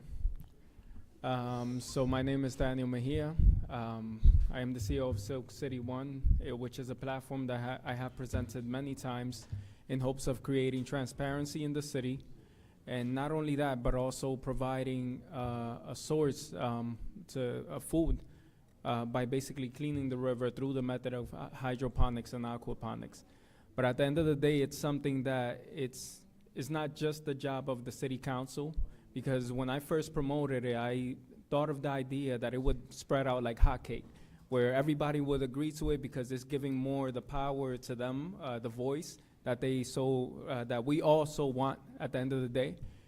But like I said, it's something that each person that's watching, whether it's on YouTube, the 200 people on YouTube, or who on the TV channels, if they're watching, it's something that they could search and share or see if they would be interested in supporting. But I am not coming for that at the moment. I just came because I recently got my real estate license, and I am currently working for Realty One Group Legend. So now I'm promoting myself as a real estate agent in hopes of getting the fundings for the Silk City One. I'm not trying to take your job, you know. But yeah, it's a very open market, and I look forward to helping as much people as possible through the real estate, and from there expanding to the other business ventures that I've had. That's about it. Thank you. Thank you, brother. Congratulations on your license. Next speaker, Madam Clerk. The next speaker is Henry Adamson.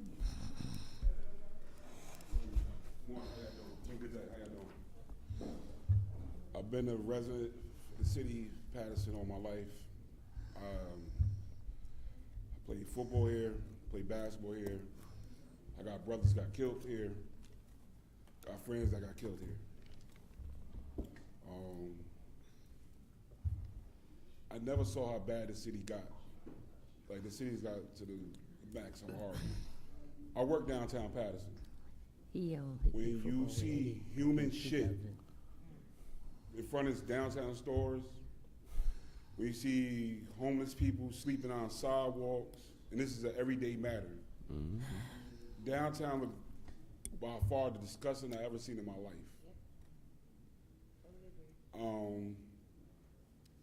Paterson is starting to look like the Bronx, like Westchester Ave. We sold the city so bad. And I'm admit it first. I was the ones that voted for Andre, thought he was gonna do the right thing. I swear, I'll tell you this today. A couple of brothers I call empty suits up here. Now, knowing who is the empty suit. But things gotta change, man. Like, you know what I mean? It's like y'all, all the councilmen, you know what I mean? We gotta see a big difference that's going on here. And then it's nothing for our kids, man. It's out here at all. It's nothing. There's nothing for them to do. There's nothing going on for them. Like, I see every time, you know, and I follow, because I follow everything that goes on. $3 million was spent here. $4 million was spent here. This part was done. That part was done. I ain't see one rec center went up yet. I ain't see one homeless shelter went up yet. So look, something got to change. You know what I mean? Something got to change. And a lot of my people in my age, they are moving. I'm 39 years old, I turned 40. A lot of my friends and stuff, they're moved out. They just work here and go and bounce. Because they gave up. They gave up on the city tremendously. Life is sickening. It's like, you got smoke shops at every corner. Like, who's giving these grants out for these smoke shops? It's smoke shops on every corner. Downtown alone, it's about 6 in one area. Spanish restaurants, it's about 7 of them in one area. Downtown, it's like every store is every same store. We got an eyeglass store across the street from each other. We got a jewelry store across the street from each other. We got an S&A store that's the same store as the next door up the street. Yo, I don't know if y'all be downtown during the 1 o'clock during the day, it's empty. It look bad. So something just got to give, man. That's the only thing I'm saying. And like I said, I'm voting for Mike Jackson this year, next time we run. All right. Next speaker, Madam Clerk. Okay. Yes. The last speaker is Michael Taylor.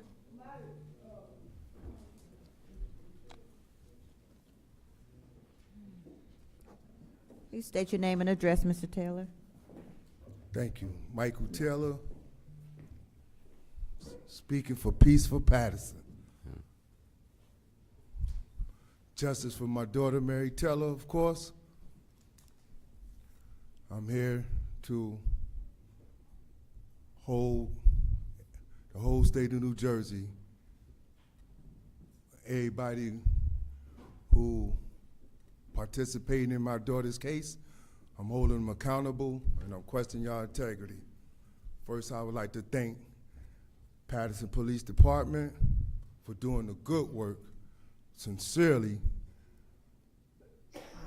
for catching the suspect for killing my daughter, one of them. First, I want to start out specifically with addressing Governor Phil Murphy. Governor Phil Murphy and State Attorney General Matt Plotkin.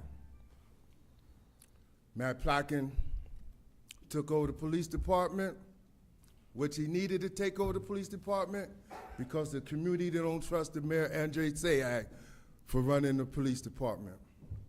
For all the past incidents, as far as Jamik, Najee, Felix, my daughter Mary, I will always come to the mic and request justice for all of them. The integrity part. The Attorney General take over the Paterson Police Department on an illegal manner. When my daughter first got killed and I had the meeting with the mayor, he told me that he's suing Attorney General. What I'm getting at is the integrity. If the Attorney General prosecuting got authority over the state and he's doing something illegal, there would never be integrity in Paterson. How could there be integrity when the state attorney general himself is doing something illegal that the mayor is suing him? So what I'm getting at, there will always be a lack of integrity because of Andre Sayat not being able to run the Paterson Police Department. So with that saying, with the governor, Phil Murphy, making such policies or no-chase policies that affected my daughter's case, that affected the integrity of the whole Paterson. Because I know Patersonians want justice for my daughter. They seen the shooting of 6 suspects in the vehicle. So what I'm getting at is, I want justice for my daughter. I'm holding all the state representatives accountable. Governor Phil Murphy, Matt Placken, Andre Sayat, anybody running for governor, and I'm holding y'all accountable too. Because in this whole year and a half that I've been observing what's going on at the city council, I ain't seen none of y'all speak about gun violence. Not public safety, but gun violence, and really putting an end to this block to block epidemic that has been going on in Paterson way before Michael Taylor and Mary Taylor. So just as much as I'm addressing the state attorney general and the governor, I'm addressing the community. I'm addressing specifically my black brothers. Y'all ain't killed my daughter. Y'all don't do the shooting. I understand that and I respect that. But me as a father, I gotta continue to keep my daughter's name alive, and I'm gonna do that. So I'm addressing the whole Paterson. No, can't put a cease to this gun violence just the police by itself. Nah, the community got to be involved, literally. This shooting only affecting the black community. It's only black on black. I'm specifically addressing my black brothers. If y'all see this video, that block to block gotta stop. If y'all don't see what's going on in Paterson right now, with the migrants coming into town, taking over, and the city government is really willing to protect the migrants, which is a new issue, which the gun violence been going on for the last 40, 50 years. It'd be a travesty, it'd be a tragedy if 10 years from now, our black youth continue on doing the shooting that they doing, claiming blocks that they don't even own, if we all as a community sit back and don't say nothing and then allow this to go on 10 years from now. So I'm saying to my black brothers, y'all gotta put the guns down. Y'all gotta come with better solutions. We can't complain about no migrants coming in, doing this and that and paying high rents and everything if we gotta kill each other. The Ku Klux Klan say, we ain't got to sit back. We gotta let them kill each other. My brothers, we gotta stop. We gotta stop. I ain't gonna just put it on the government. We got to stop this. I got to be held accountable. The older brothers got to be held accountable. Everybody be held accountable. I want to thank everybody who had a drop of concern for my daughter, for me. Thank you for the prayers. Thank you for everything. Appreciate the moment. Mr. Velez, Councilman Mr. Velez, my daughter got shot in the ward. And I first, when it first happened, had a meeting. My specific questions was public safety. I think that get misconstrued with public safety and gun violence. Daughter 13 and a half Van Houten Street. Across the street from 13 and a half Van Houten Street is the senior citizen. My daughter was going to, when my daughter was going to school, high school, it was Christopher Irvin and Manny Martinez campaigning in the senior citizen across the street from my daughter, where my daughter lived. I sat in. They know I was going to the Board of Education meetings. They was the ones who told me to hold y'all accountable. And I've been doing it ever since. I took a pause off and I'm gonna continue on. I got to now, I'm all in it. I just need to take a breather, you know. So with that saying, my daughter's in your, got killed in your ward. Pertaining to public safety, if you mind answering this question, what have you done for your ward for public safety? You don't have to answer. But I'm asking you, and I'm asking the rest of the city council, I ain't give me nothing. I'm just asking for one request, simple as that. The Van Houten corridor, I sit out there mourning my daughter. Ain't no traffic device out there. That my daughter shooting was the most prolific shooting in Paterson history, probably. Y'all seen it. So I go around town, I see cameras all over on the different hot blocks. Mike, you came to I appreciate it, you came. Van Houten, you and Mr. Gilmore did the video. Ms. Cotton, you came to my daughter's building before. Mills, you came to my daughter with housing issues. So all y'all that came to 13 Van Houten, you said, Mr. President Mendez, all y'all, you say your son was my daughter's friend. I'll just ask y'all one specific thing. Me and my baby mom came up with it. They speeding too fast through that corridor. That is sacred ground where my daughter's blood spilled on the street of Paterson. I'm actually request for a simple request. Could y'all put a speed bump down at 20 Van Houten Street? Speed bump, not just for on the behalf of my daughter, on the behalf of that, it's a senior citizen building right there. It's a senior citizen a block away. You got Paterson Beach right there, and you're going into the Paterson National Historic District. So it ain't just about my daughter. They need to slow down going through that corridor, and I respectfully ask if y'all will all grant that request. Thank you for. Thank you. Motion to close, Madam Clerk. So Public moved.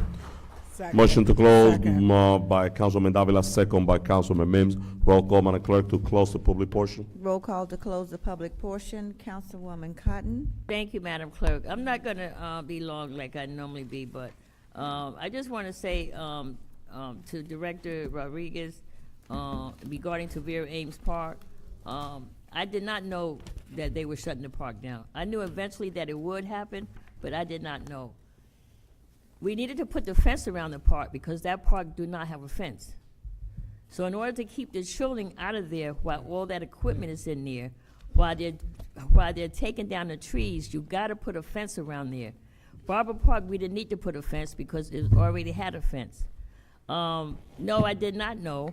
And I started getting calls, and I had said to the residents of Lawrence Street and Montgomery Street that I will be sending them a letter because I think the completion date, I believe, Harry, is October for Vera Ames Community Park. I'm not quite sure, but, and then we done had a bunch of bad days already. And went on bad days, and then the ground is saturated with rain now. So there's so many things that they cannot do, but I did not know the park, and that was disrespectful. I was not invited to any of those meetings at City Hall about the park. And so, but I want to get this park done. And so by us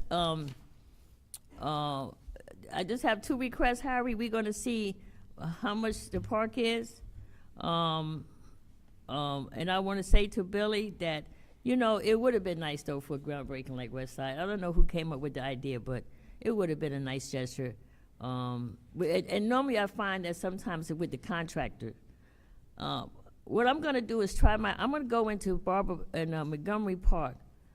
I want to thank Roger Greer, because Roger Greer had an excellent relationship with the contractor who did Barber Park. An excellent relationship. I could walk up in there at any time too in Barber Park. So I think that once I can introduce and we can introduce ourselves to the contractor who got the contract to do the park. Well, show me what you're working on that, because I can look at all them plans all day long. And I don't know what a dot means here and a circle means there, and then I got to look on the side. But I think that we need to, we wasn't told, and I want to get the information that the councilwoman needs, Vera Ames need, Harry, if you don't mind, I will see you tomorrow by Thursday, for the information that she need, you know. And the one thing I wanted to do for that park was preserve those stones around it. Those stones around it is 100 years old. You can't take away those stones around it. Those are things and you know, we can disagree on certain things. I personally like scoreboards that I can see what the score is. Some people don't think we need scoreboards. I personally like, because now you ain't got to sit in the game and say, what's the score, what's the score? You know, and I've done that many times because my kids were sports players. So Harry, if I can get you the information, and that was being disrespectful of not knowing when the park was, they got to put the fence up regardless. That is not a permanent fence. Because if you look at it, I call it a contractor's fence, so it's not a permanent fence. So we're going to get the information for the councilwoman. It would be nice to do a groundbreaking ceremony, Director Rodriguez. I know you don't, but you be there. You don't do the groundbreaking, but you're there. But I'll talk to Corporation Council. And I just want to say also to, I think I was looking at Marshall Wilder, he spoke. You know what? I think that we was trying to do a law somewhere about smoke shops. And he was trying to do, you know, we used to have a community center where they did the Black History calendars, and we really don't have that. And the lady spoke on Jenkins from the H&H rehab. I mean, in order for anything to work, you got to have a boots on the ground crew, because that boots on the ground crew is going to be the only crew. You can't sit in no desk and think that somebody's going to come to you, because they definitely are not coming. So you got to have the boots on the ground to go out, to go underneath the bridge, to go behind the hole, to go somewhere to try to get those people to say, you know, let me help you, let me bring you, let me help you, let me show you what. And, you know, and I'm still going to blame the court system. I'm still going to blame the prison system. I'm still going to blame the prison system. They're letting people come out of here with no birth certificate, no ID, no security card, and they put them back in the street, and what are we supposed to do?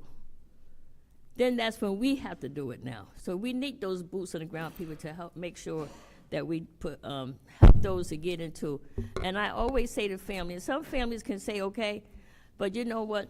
Somewhere along the line in your life, and you don't have somebody who's incarcerated, or you don't have somebody who was a drug addict, somewhere along in your life, you're gonna have to forgive them. Somewhere along in your life, you're gonna have to help your family. We can't always sometimes want somebody else to help them. Help your family.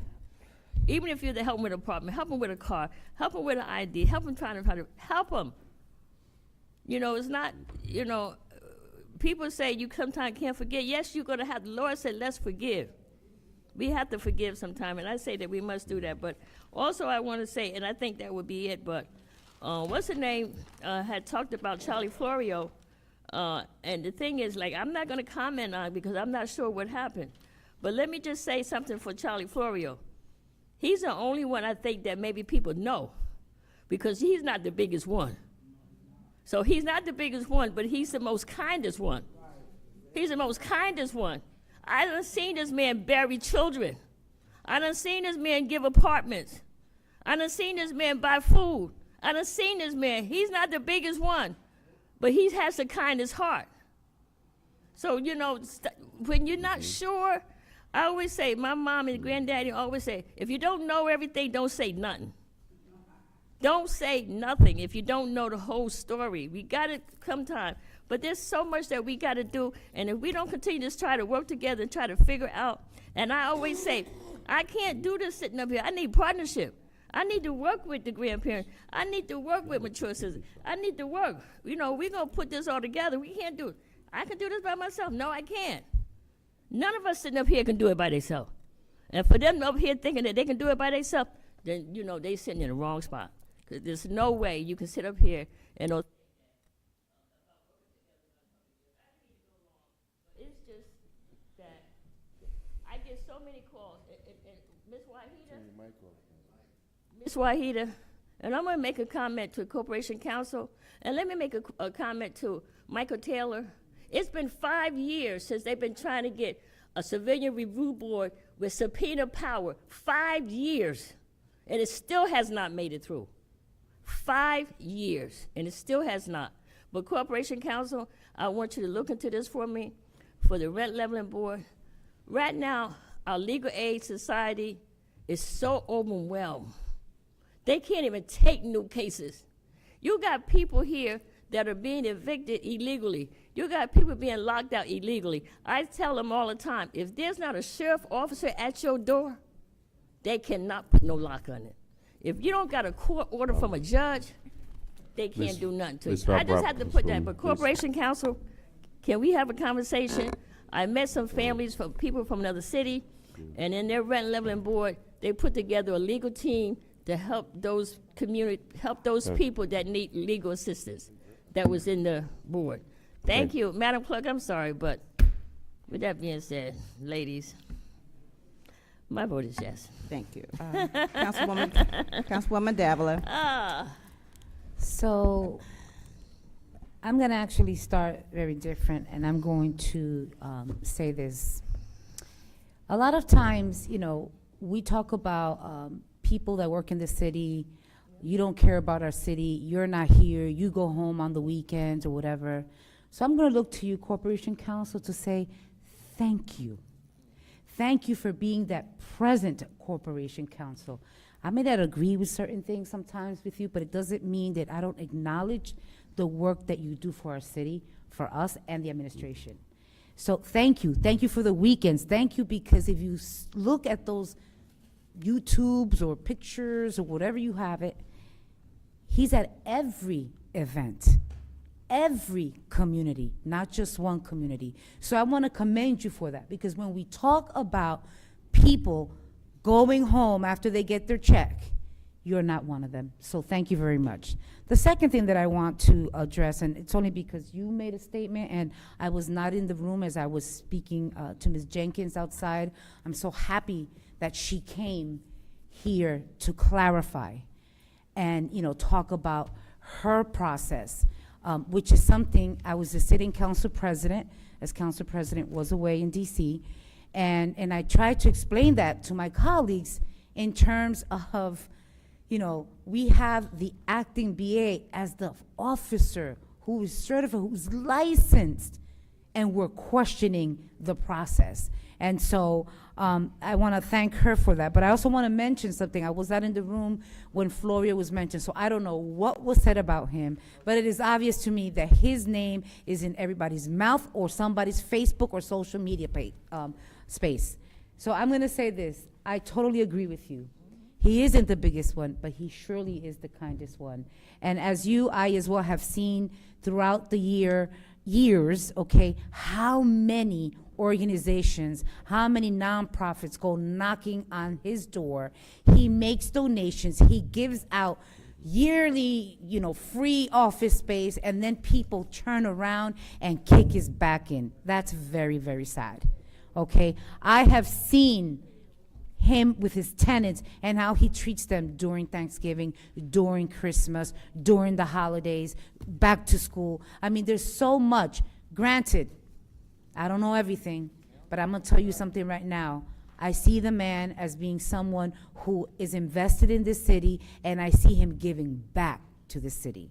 So I'll say that. To all of the rest of the speakers, it's sad that some may think that, you know, that we, the council, are failing the city. It's unfortunate that you feel that way, but at the end of the day, what you think, you know, about me as a person, that's your business, not mine. I know the work that is being done. I know the work that we do here. And again, Councilman Jackson said something really good earlier, out of the many that he does say. One was that at times you could see the argument, like you could see the back and forth. That's okay to agree to disagree. It's the disrespect that is unacceptable, all right? And at the end of the day, when you turn around, you make a phone call at night, or you need something the next day, you know what? We're working together. So thank you to everyone else, and Council President. I'm trying to stay here the whole night. I mean, I'm trying to stay for the whole agenda. Yes. I think I'm coming down with something. I am almost gone a full box of tissues, but I'm going to try to stay. Please. And I also request, Council President, this is what I wanted to say. If after we're done, if you can please have the item, the real fix item that was addressed by Ms. Jenkins, if that could be next. And right? Healthy Human Services. My vote is yes, Madam Clerk. Thank you. Councilman Jackson? Thank you, Madam Clerk. And be as brief as possible. You know, many of us who take this seat, we get elected for this seat. We are sworn in and committed to a certain purpose, and that purpose, essentially, the first priority.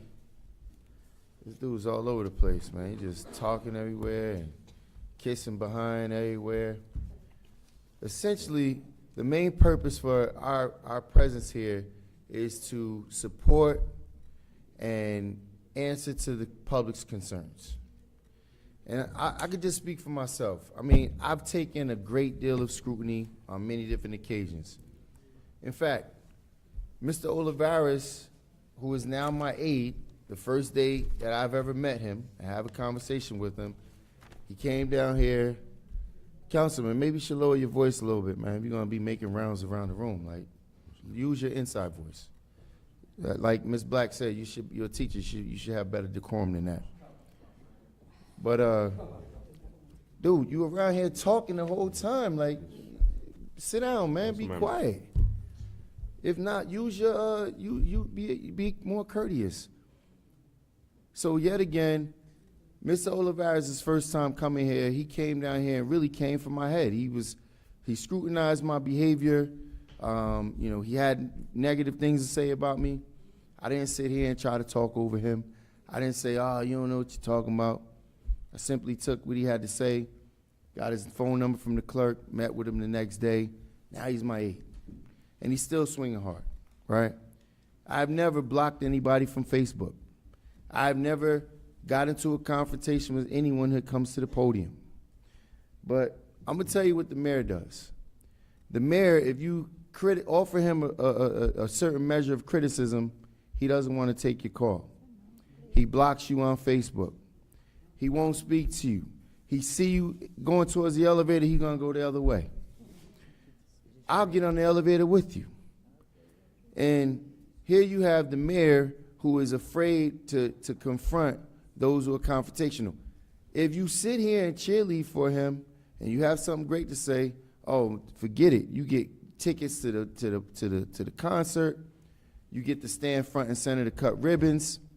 I remember at one point in time, council president and the mayor was literally had to be broken up from having a fist fight at the policeman's ball because they were consistently in difference of opinion.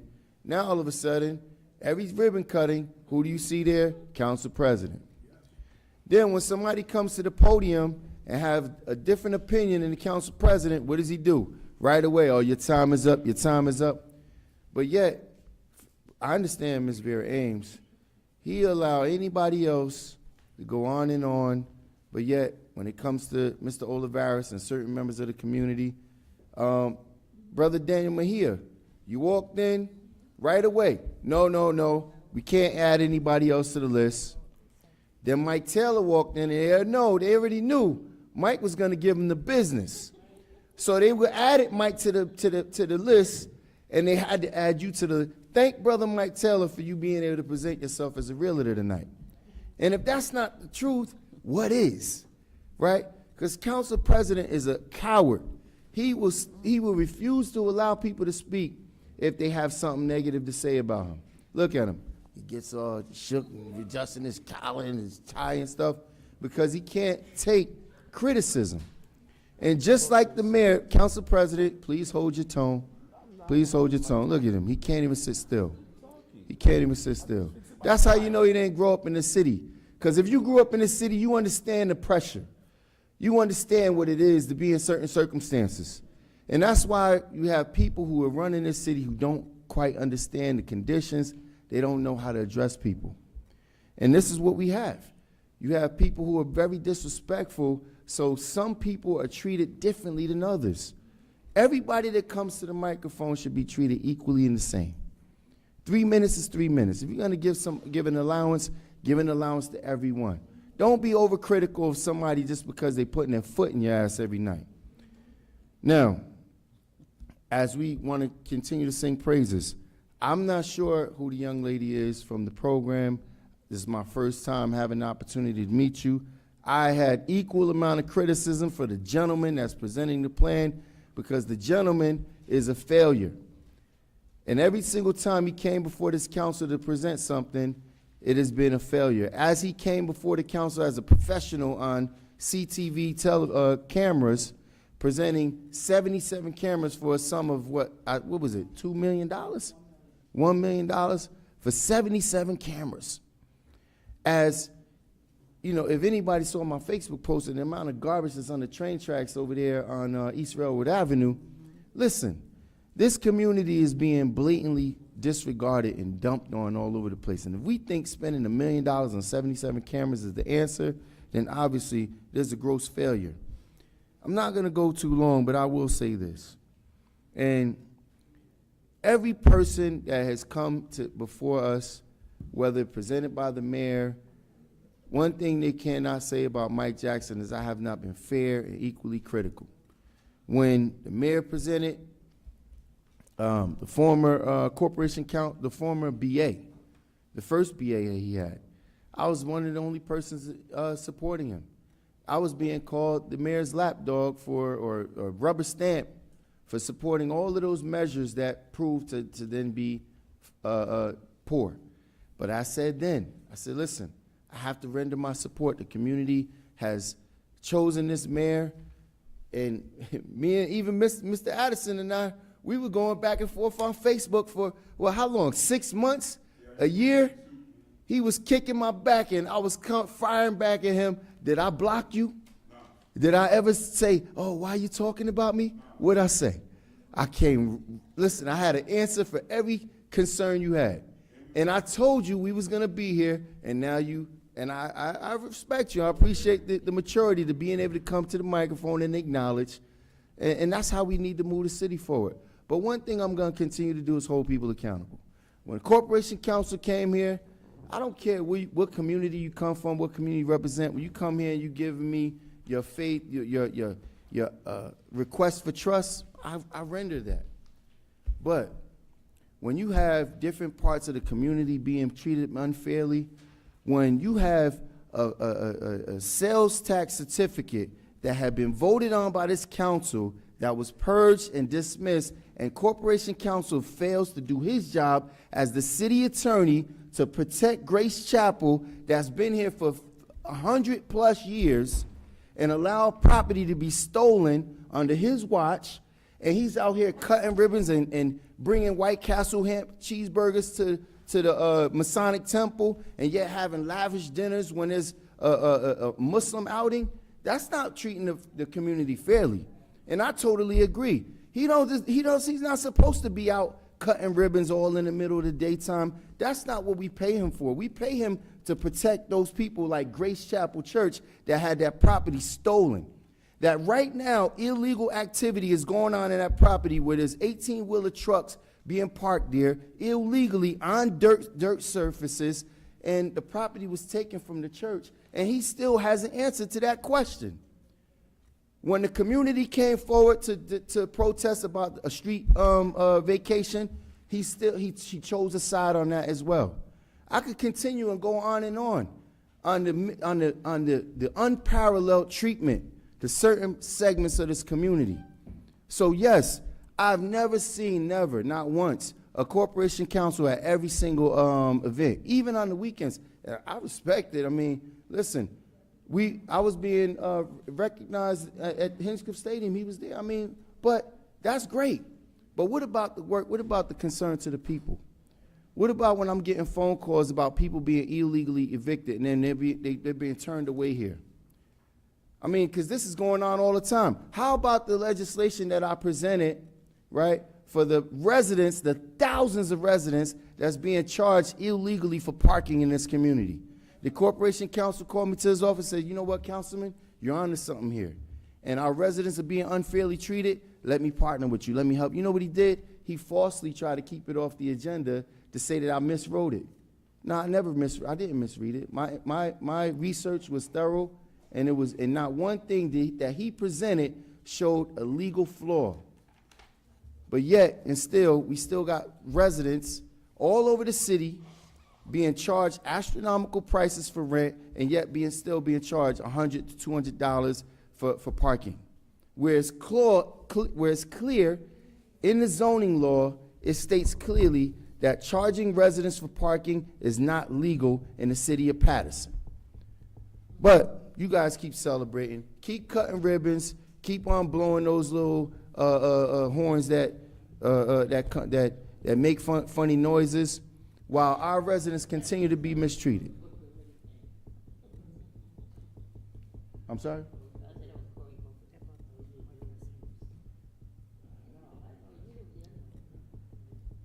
Yeah, you know why? Because see, at the Masonic and for the black community, it's great because let's just give them food. Let's feed them because we know this is what's needed. Let's do that. Let's not try to protect their properties from being stolen by these developers that's coming in here. And in fact, that property was being investigated. It was pulled to be investigated by the Attorney General's office because of the astronomical price flip. They bought the property on Monday for $12,000, sold it on Tuesday for $250,000, supposedly. It was a $12,000 lien that this council, Councilwoman Cotton, Davila, Mendez, Mims, I believe Udine was here, we all voted to purge, Councilman Velez as well, we voted to get rid of that tax certificate because the property was demoed by the church to rid the community of a poor hangout that 200, 300 kids were hanging out every night. So the church decided we're not going to collect any more rent from this chicken shack. Once their lease is over, we're not going to renew it. So they were being charged for a property that they were not collecting revenue on. There was a billboard on the property that was demoed. This council voted to discard of the tax lien. That tax lien was used in a foreclosure to take that property from the church. This gentleman is our legal representative, and he still has not done anything about it. Now, I'm working with the church to hire a lawyer to do what? Bring another lawsuit against the city of Paterson. I mean, what else is your job? You could go to ribbon cuttings, you can go to baby showers, you can kiss people's babies, you can act like you care about them, but when the rubber hits the road, you don't give a goddamn about them. Because you're turning the blind eye on their true concerns. And the church's been calling here, they've been trying to make contact, and what have they gotten? Nowhere. So, deny those facts. Madam Clerk, my vote is yes. Thank you, Councilman Jackson. Councilman Kaliskian, Councilwoman Mims. Thank you, Madam Clerk. To the public that is present and those that are viewing, as I always start off, I just want to say thank you for taking time out of your schedule and away from your families to physically come here or to watch us live. A lot of people watch the meetings and we get called after the meeting or during the week after asking questions. So to Corporation Counsel, Excuse me. Council members. Corporation Counsel and to Mr. B.A. There were some, Councilwoman Ames asked for a lot of information, detailed listings of the amount of money that's spent and what's left on her park. Whatever those concerns are, definitely a meeting needs to be had. But what really concerned me was the allegations of armed weaponry in a department. That was said publicly on live, so that has to be looked into. I'm not sure who it is or like what's going on, but there was an allegation made about, you know, I don't know, they may have permits or to carry, I'm not sure, but that was made on camera. And I'm hoping that you guys have taken that into question. There's many things that we're stating in regards to situations and or concerns in the community.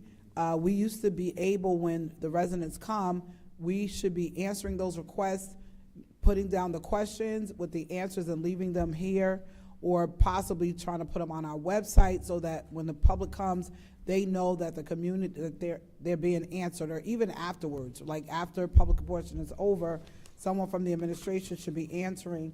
Or there was a time when constituent service was in our meetings. They will go directly to the person after their complaint, and they will respond and get back to the residents. So we definitely have to make sure there is a plan in place, so when residents are coming, that whatever the issues and the concerns are, that they, their concerns are being held and made.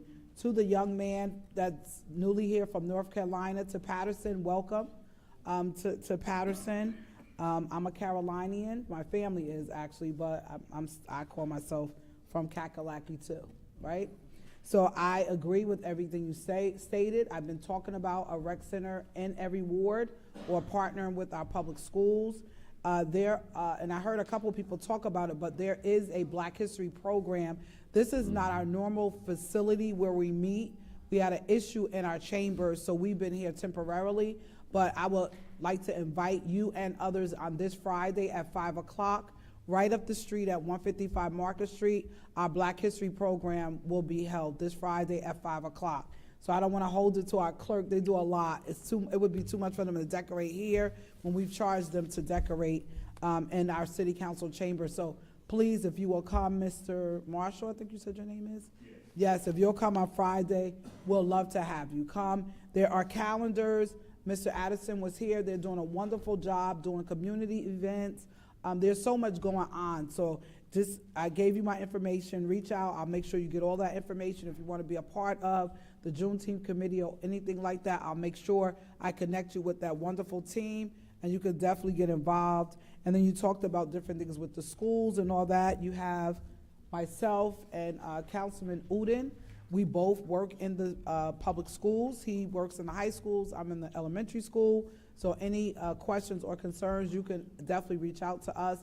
Plus, there are school board members, which is an extension, but we could talk about that as well. To Mr. Taylor, my prayers, you know, always go out to you with your daughter, but I want to be honest about the speed bumps. We approve speed bumps here on the council, knowing that it's just not going to happen. So I don't want to, I'm not going to sit here and be a part of saying we're going to get a speed bump. It's not, we've been trying, not just you made a request today. We have piles of requests that are waiting in the hopper. We'll add it to it, but I just want to be honest. I don't think it's going to get done. I made a request for 27th and Broadway, and also on 7th Ave and 7th and Madison by Torminos. Each of those locations, I've asked for traffic lights.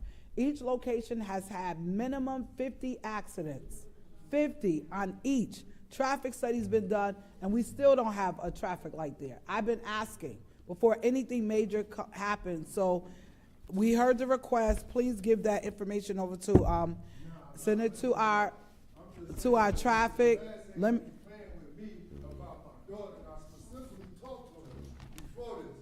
Well, Mr. Teller, I know, but Mr. He just told me that he was just to approve it now, and you just come and say something else. Now, I don't appreciate that. Yeah. Y'all playing with me. Well, that's why I'm being honest. Okay, We I have. appreciate your honesty. we've been waiting. Talking about lack of integrity, Right. That you shouldn't even misled me to come here and embarrass myself to ask that question, Velez. So, No, you just told me that you was gonna come up with an adjustment and everything. We talked months ago when they robbed the other store and everything, and that's what you gave me the idea and everything. And I appreciate that. And you're supposed to be running for mayor, you might as well eliminate that idea. Thank you for Mills for keeping the ground. yes. Thank you for that. Yeah, About my daughter and yes, yes. Yes. Thank you for your So, honesty, Cal, man. Council member. That's what I'm talking about. Integrity.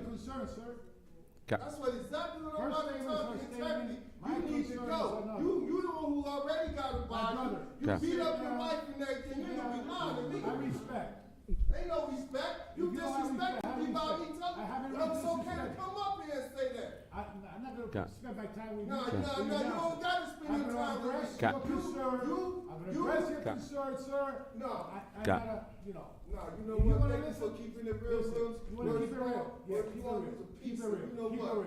Keep it real, No, bro. I'm keeping it real with you. I'm telling you to your face. Council, Open your mouth. Keep it open your No, mouth. I'm telling you just, straight into your face. council members. You's a liar. You's a piece of shit. Thank you, same. Yeah, that's what I said to you. Yeah, thank you. Council. Coming up here and everything, embarrass myself and everything. My friend, About I got that. your You need answers, to brother. go. You need to go. That's right. Yeah, you need to go. No, I ain't going Ca- nowhere. I ain't going nowhere. But you, Councilmember Les. Council President, who you have to put orders to them? Not to Mr. Taylor. me. Mr. Taylor. My friend, I'm not saying that your daughter is not important, brother. fucking devil. Get out of here, bro. Mr. If you're gonna represent your daughter, Mr. brother, Taylor. represent it with dignity, bro. Yeah, with dignity. With dignity. Say to you. Mr. Say Taylor. to you. Mr. Say to you. Say to you. Mr. Taylor. Say to you, brother. Say Mr. to Taylor. you. Think you gonna run for mayor? I'm not here for you. Huh? I'm not here for you. No, you's a piece of shit, man. Mr. Taylor. No, you told him. Straight up. No, I'm telling you to You your told him. fucking face. Yeah, Mr. go ahead. Taylor. Your fucking face. Go ahead. Mr. Taylor. Faggot. Yeah. Thank you. That's why we had to stand here. Y'all in here and everything. You got to order. No, Mr. you Taylor. are the fucking order. Mr. Taylor. You should never let me on the talk about you gotta talk to me. You talking about you gotta be fucking mad? You need to just eliminate yourself. I'm always hold you accountable coming up in here. I promise you that. Now ain't no fucking good night, you piece of shit. And you officially gonna try to embarrass me up in here. Thank you, man. I really appreciate that. Thanks for keeping it real. Councilwoman, please. Please. Beat up your wife, kill somebody, you ain't gonna be lying to me. Good night, brother. No, ain't no fucking good night, man. I'm gonna hold your ass accountable forever. Try to Come. campaign for mayor, you ain't gonna be no damn mayor this time. Please continue, Councilwoman Mims. Council members, we have a lot of items that we have to take care of. We have multiple directors that are here. Please, let's try to close this public portion to finish this agenda. Councilwoman. Yeah, so, and I also want to address, because it was stated twice, why is the new appointed councilman not sitting? The process by state law is that you have to be sworn in and read publicly the oath. You have to take an oath you have to be sworn in under oath. That will happen on Wednesday after he is sworn in duly by law. Corporation Council is there, they're shaking their head. I'm a 3-time elected official, I know that's the process. You cannot sit in these seats until you are sworn in first, even if you're appointed and or elected. He was appointed tonight, he will be sworn in this week, and then after he's sworn in our next council meeting, he will be in the seat. After Wednesday, he will be, after this, when he gets sworn in, then, they'll start printing his cards and all that. You'll see his name out here. But tonight, he was not able to sit here unless on the spot, he was sworn in tonight and they prepared it. But that was not the case. So after he's sworn in, the next meeting, he will be here. We have to give people an opportunity. He is new. We're here to learn. All of us had an opportunity of being new to this position, and we got to begin to work together and help each other. At this point, he's been appointed. There is an election in November. I tell people that's when the people can decide. You run, people will support you or whatever that looks like, but you'll do that at that point. Also, there's so many things that are going on in our community, and I want to put this on record. I was going to a meeting in Totowa on last night. I was going to a meeting, and on my way to a meeting on Union and Edmond, there was an accident in the middle of the road. Union and Edmond. I called it in because they were in the middle of the road. They could not move. I checked to see if there was injuries because I would have walked into the fire department, which is right there, but they said that they were fine. I called it in. They said they would be there. I went to my meeting. I was in my meeting for over an hour. When I came back, the cars were still in the middle of the road. So I had to call back because for me, I'm looking at it like there could be another accident because you're coming up, you're coming down, it's dark, somebody else could come. Now where it's maybe they're not hurt or maybe there's just like bumps and bruises, now you go into another situation. So let's please look into that. I know we have a lot of issues going on across the city, but we have to look into response times, especially with car accidents, or especially when they're in the middle of the road, they're impacting traffic, you know, so can we just look into that? I didn't see you, Councilman Udin, but can we just look into that? We gotta make sure that we do that. To every person, Roberta Clemente Park, Vera Ames Park, can we check on that? I'm not sure if it's around the perimeter where there's ice and salt and all those things, but just let's make sure that we don't have any sidewalks or anything that is impeding.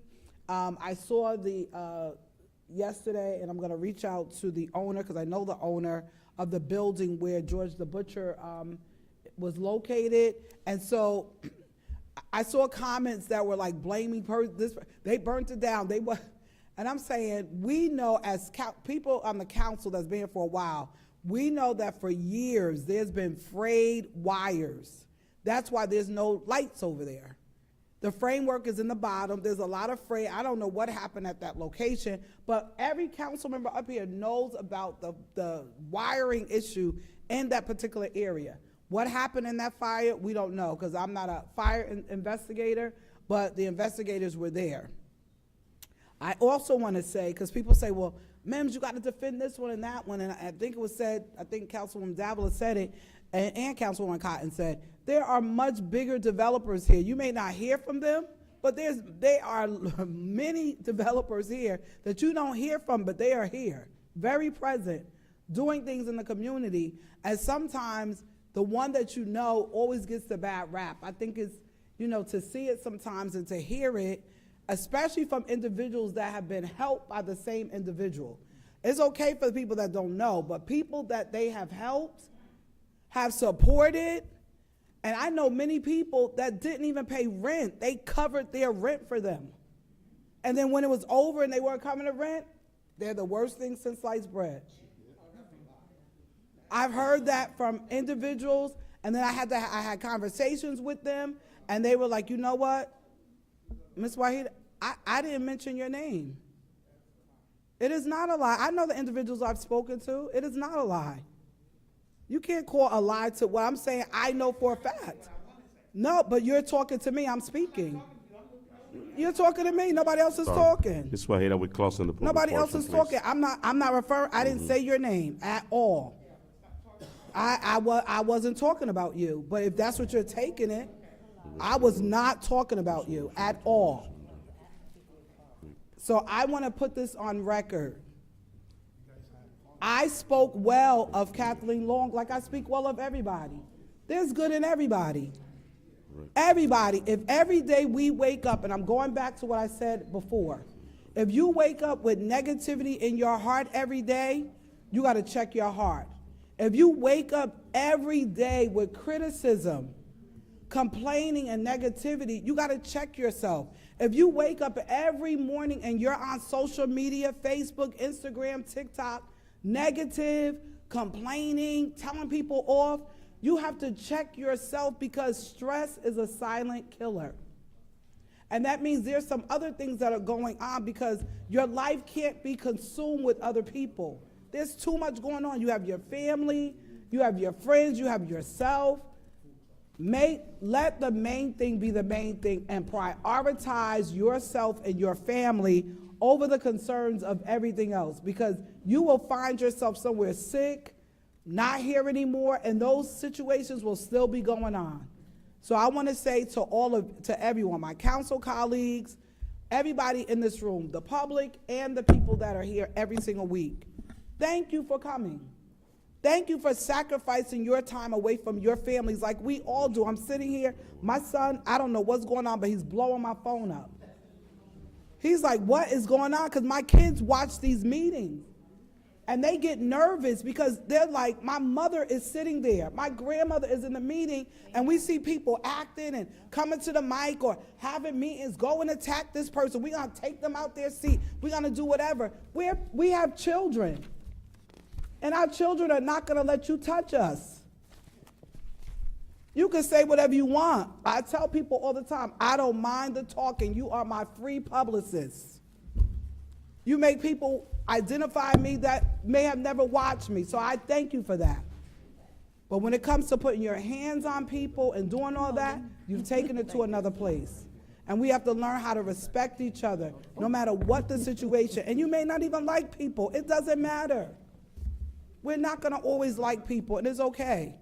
Because I'm good with having my filet mignon by myself and my hot dogs and my pork and beans by myself. I'm good with that. But we have to learn in life that it's easier to love than to hate. It's easier to be at peace than in war and chaos. Let's work together. Let's get together, and let's do something for the city. Do we have issues in Paterson? Yes. But how do we, every day you can't talk about the issues, talk about something good. There's something good happening in the city of Paterson. And I agree, Florio has a kind heart. I know many people that have called him, that he has helped, he has supported, he has donated and taken them out of ruts. Some of these other people, you can't call them and do the same. So we have to be careful. Sometimes, I'm gonna leave what I'm gonna say alone, but sometimes we gotta be careful. As my grandmother used to say, gots to be more careful. Gotta be careful. Because sometimes we keep going, picking, prodding, and then we get upset when they come back and prod, and kick. We gotta be careful. So let's keep building and not battling. Let's keep operating in the spirit of love. Let's keep doing what we need to do to move things forward, even if it's a situation which we don't like. Paterson needs representation and professional people that are sitting here that can work across all of the different lines, county, the state, federal, everywhere, to get the stuff and the money we need to get the work done in Paterson. We are the laughing stock of the state. Unnecessarily. And I commend you, HSNH, I might have it wrong. I commend you for coming down, because now we've seen you come a couple times, but now we could put a face to the name. But for me, I question the process. I question, Ed knows, he'll be prepared next time. He knows, Mims, I got you. Everybody knows Mims is the one that asks for paperwork. Show me your process, show me, and they bring it. And I appreciate, because sometimes people say they asked and they didn't get it. I disagree. We get everything we ask for, because we get it in email. If we read our emails, we will see it. And I appreciate that you sent that information. Madam Clerk? Yes, ma'am. My vote is yes. Thank you, Councilwoman. Councilman Uden. Thank you, Madam Clerk. Good evening, Paterson. Those who are watching us live and those who are still here. When you come here, whether you speak in favor of us and against us, doesn't matter, but still we thank you because you care about Paterson. So again, I commend you for being here.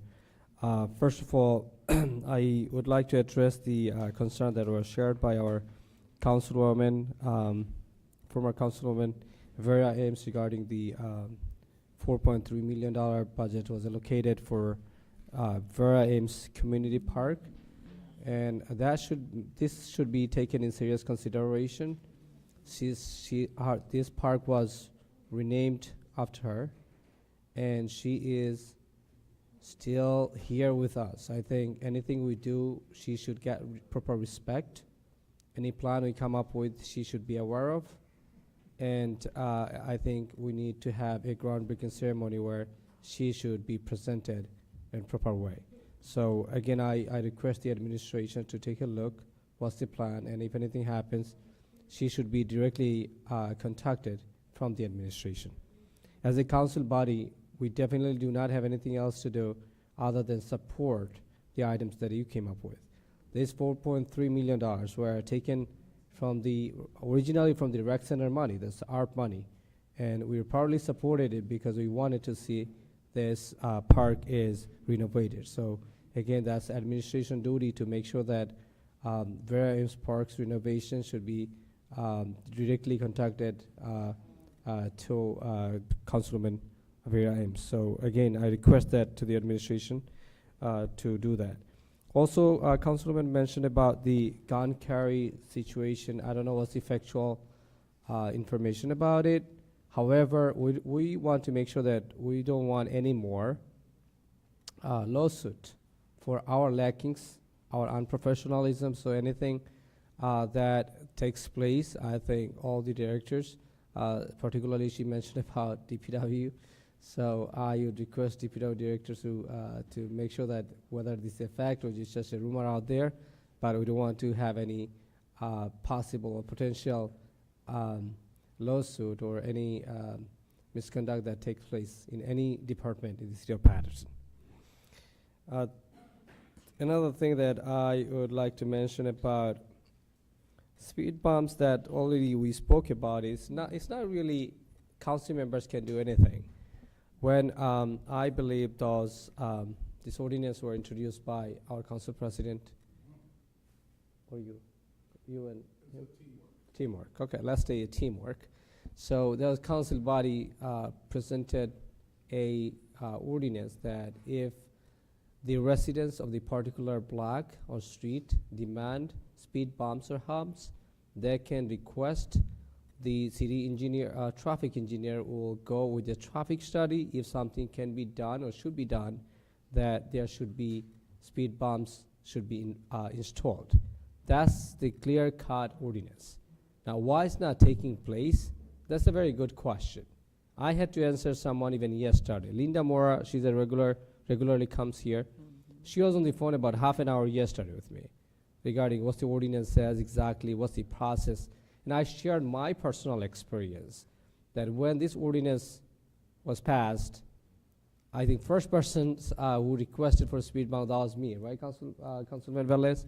You were the DPW chair at that point, so I collected signatures from Cumberland Avenue residents. Everyone requested for the speed bumps, so it did not happen. Then in the second phase, one of the blocks from Cumberland Ave were repaved. Right before that, we requested to add or install speed bumps or humps by traffic check. That did not take place. Why not? There is no lacking on the paper, on the ordinance, but that should be the priority of the department, that if something that can elevate the community, whatever the situation, speeding or what other things could be done to make sure that the community is safe. So that should be one of the priorities, and that ordinance should be implemented. So implementation comes from the executive body of the government. So again, I request our director that if something can be done, any repavement coming. Soon we are repaving Colonial Avenue and the nearby streets. If you think that there should be speed bumps installed or humps, that should be done at the same time.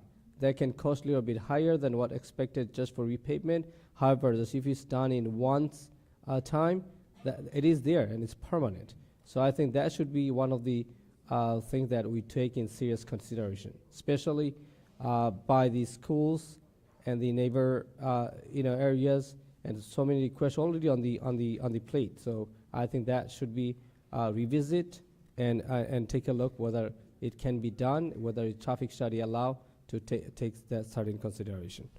So another thing, corporation, we always speak about corporation council in the community events and this and that. I never back up, that's not my role to back up administration or talking against them. That's not how I work. I go by agenda. If this agenda is something good for the city of Paterson, I support it. If something is not supportive to the city of Paterson, I stand against it. That's how I am. And my brother is right here looking at me. He is one of the applicants for the cannabis, right, licenses. And I felt that this is not something that we are ready for. And I stood against it, strongly stood against it. You all know that. It's about 6 applications. Each application costs about, if you're Pattersonian, $30,000 just application fee, up to $60,000. I stood strongly against it. All the applicants are very upset on me that why did I stand strongly? I felt this is something we are not ready for. Is administration happy about it? No, they are very unhappy on me that why did I do that? So I go by agenda, not by person. Am I mayor's fan? No, this is not my role. My role is checks and balance. If something great for the city, I need to support it. I cannot just blindly say no to everything or blindly can say yes to everything. That's not how I work. The respect I show to the corporation council that we spoke about, that he showed up to the community events, he showed up to many other events. But question is, for showing those events, is he charging us extra money? If he does, then we should speak about it. If he voluntarily shows up to the community, it means that he does care about the community.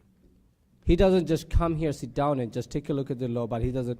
He wants to understand, or he does. He tries to being part of the community, and that part I really commend, because his job is to sit down here and do all the jobs that he is doing, and he's doing is a wonderful job, no question about it.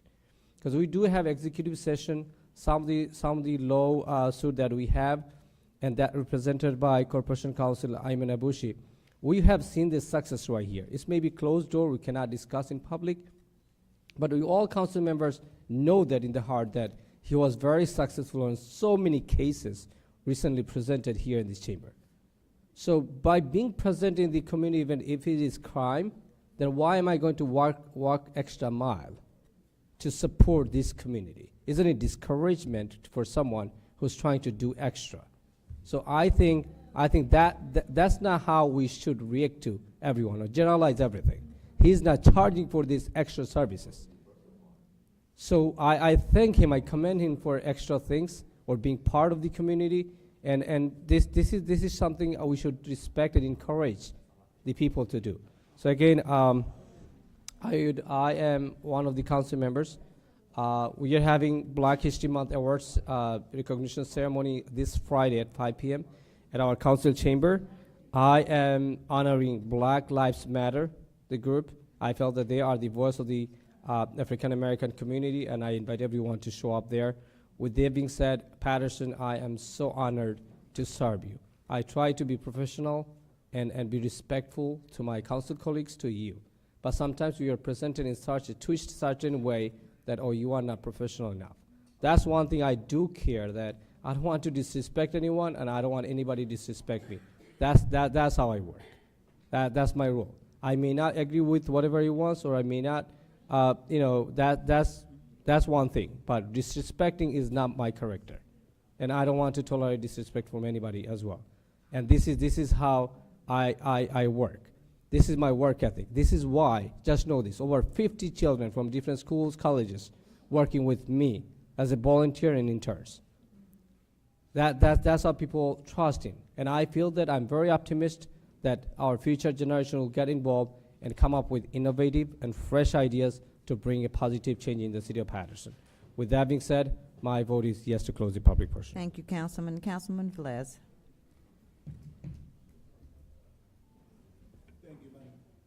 Thank you, Madam Clerk. I'm going to try to address some concern that the community came up, and I'm going to try to be short and sweet.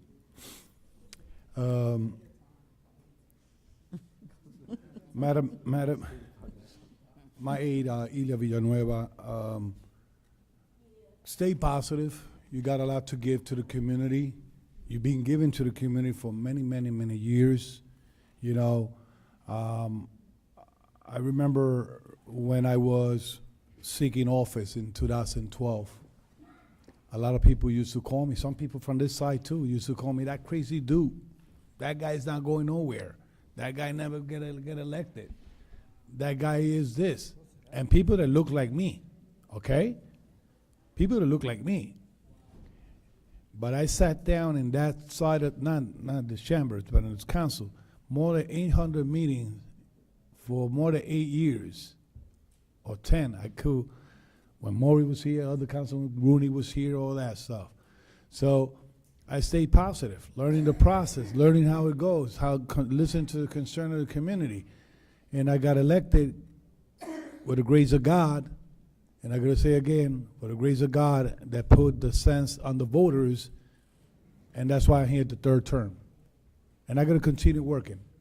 No matter what happened, no matter how many people come here and insult you and throw rocks at you and a lot of stuff. But God put me here for a reason, and I'm going to stay here. Well, next year probably I move up. Skip it up. So I know, Ilya, you probably, what you meant is that when a person got appointed, you understood that he had to get sworn in before he sit in this side, but it would be wise. That's what I know. I understood what you were saying. At least stay here and listen to the concern of the community. It will be benefit to him. Now he went to the second floor of the city hall to celebrate with the mayor. And I asked this candidate a question, and I want to put it public here. The reason I say don't fail me or don't fail the community is because I'm straight. I asked this individual, my colleague, to grade the mayor's performance from 0 to 10. And he didn't saw nothing wrong in the mayor. So hopefully he don't come back as a rubber stamp for the mayor. Okay? So that's why I say don't fail us. Mrs. Black, you came to the podium. You know, I just want to give some information. Roberto Clemente Park is not a pathway to the schools. Okay? It's not a pathway to the school. Fortunately, you know, we installed the fence. The director knows about it. We installed the fence to make more the quality of life in the park and making sure at night it's closed to give more safety to the park during the night and days that is not to be used. But the path to school is around, School 15 is around Rosa Park, and the other side is Summer Street, and that's why we let the gate in the back, not the gate, that's why we let the step in the back open for the parent could take the kids to school. If they see that the park, and I see DPW spreading salt in the park, but we have to understand the salt do not work when it's ice. So the sun had to do something to make it activated. So Roberto Clemente Park, yes, it's better than before. Whoever knows this park didn't have not one single light in the park. In the 2016, the first month that I got elected, I dedicated time with DPW. We did a tour with PCNG. We lighted that park up. And also the fence. And also DPW cleaned that park every day. Every day. It's us that we have to keep it clean. Mr. Freeman, you stated that a recommendation that you wanted security guards in downtown. We cannot substitute police with security guards because they are the primary caller, the first responder for any issues in the city. What the business could do is contract their own security guard to maintain order inside the business and make sure that it's operated the right way to preserve the quality of life in the area in downtown. This part, Councilwoman Mintz was saying it right. she was saying her statement about the speed humps and all that stuff. You know, Director Rodriguez is co-attest this, and also Mr. Statuto, the traffic engineer, the traffic superintendent. When they assigned that section of the fifth ward, the first ward to the fifth ward, and let me keep it clear, it's not all downtown. It's by Classico going behind this building, Ellison. This part over here with this place is that's not the fifth ward. But if I had to take care of something in this area, I would do so. I don't have no problem.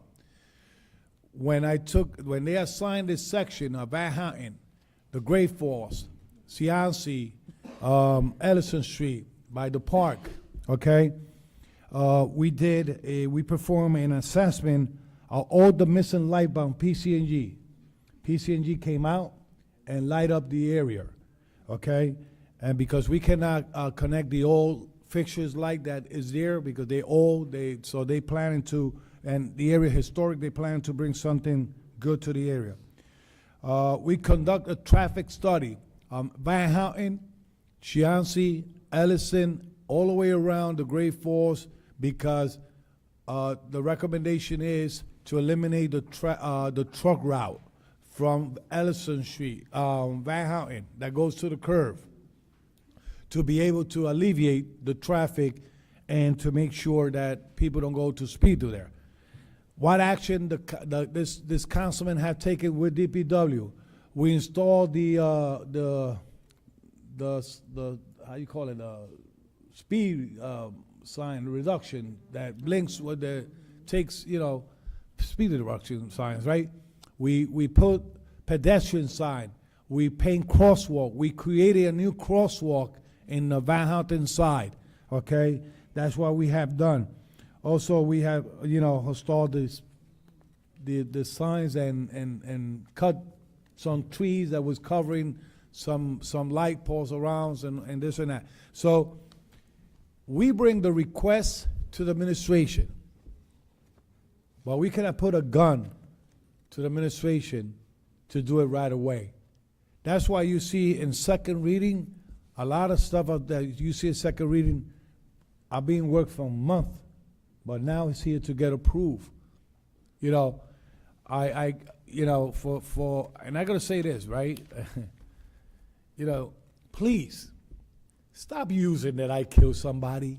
That's old news. I never killed nobody. Stop using that I beat my wife. Please, that's old news. I never beat my wife, ex-wife.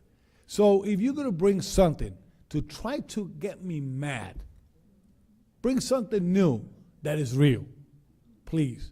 But don't try to come and create a scene here because you in TV or somebody send you with the wrong facts. That's not gonna upset me. Yes, I have to respond, because you know why? People think that they could come here over here and slap you all over and bring them over here and, you know, do whatever you want with you. We're humans. I'm human. Are you human, right? Right? So you're human, right? We're humans. Trust me.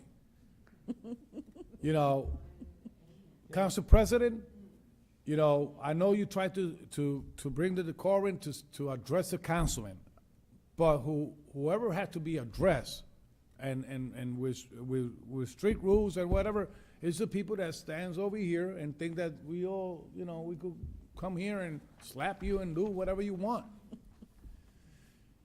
A famous mayor in the state of New Jersey called me this past week from Hudson County.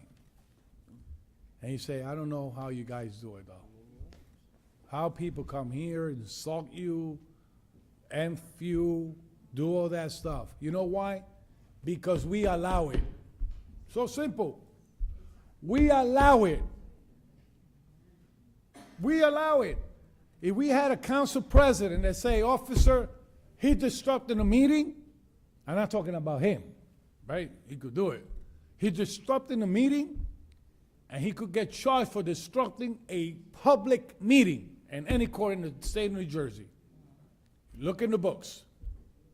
But we don't do it. They come here, they insult the director, they don't like Joel today, they don't like this guy today, they come here and insult him like nothing happened. Today they didn't like Billy. And he was in a hot seat back there. but that's okay. You know, oh, we get used to that. Oh, no, we have to, oh, you get paid for that. No, I don't get paid here to get insulted. My kids watch this meeting. My family watch this meeting. The kids of public Paterson School District watch this meeting. And you know what they say? Wow, I don't know how you guys do it, man. Who want to be a councilman like that? Who want to be an elected official like that? We get insulted left and right. And it's like nobody has the power to tell these people there's a decorum, there's a way to conduct, there's a code of conduct. The gentleman that came here, thank you for coming. I apologize for the bad experience. But that shouldn't supposed to not be like that. People came here, you express yourself, we take credit, we take your concern and we take it back to whatever we had to take it. You never saw me, and you could go back to the old tapes of this, of the history of TV, because it was not televised before. The history that the meeting was televised. I never came to the podium to insult no councilman that time. And we had this agreement, but never came to that podium to insult Julio Tavares, to insult Tom Rooney when I used to live in the 6th Ward, to insult no one, not even a mayor. Not even a mayor. I used to insult when I used to come to that podium. I used to come here, not here, but when I used to be in the chamber, bring my thought, bring my ideas, and make sure that we work together to make it happen. I just want to say that I know we got a stand agenda to fulfill. Council President, thank you, and I apologize if I took a little bit longer. Madam Clerk, thank you. My vote is yes to close the public portion. Thank you, Councilman. Council President? Thank you, Madam Clerk. Just to count, members of the public and Council Carlo, we have on the agenda, we'll still have 9 items on first reading and 8 on the non-consent agenda. But please stay with me for a minute. Let me address some of the members of the community that came in.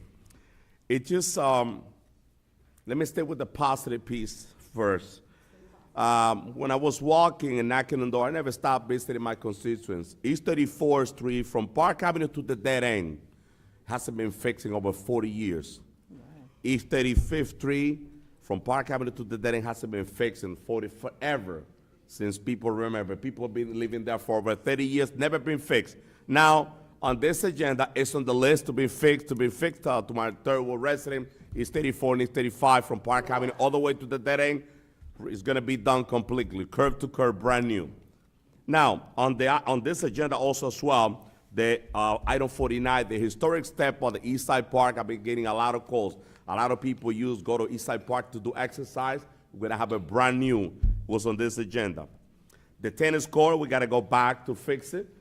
Even though I'm a little sour with this situation, Director, because we allocate $500 million to fix the tennis court, East Side Park. Out of the 500,000, my apologies, Councilmember. Out of the 500,000, we have over 135,000 left, Director, that we have that go for the light on around. We're still waiting for that, but we allocating $76,000 to go back and fix the tennis court the way it's supposed to be fixed. But it's gonna get it done. I've been getting a lot of complaints, but we're going back there. So I don't like this.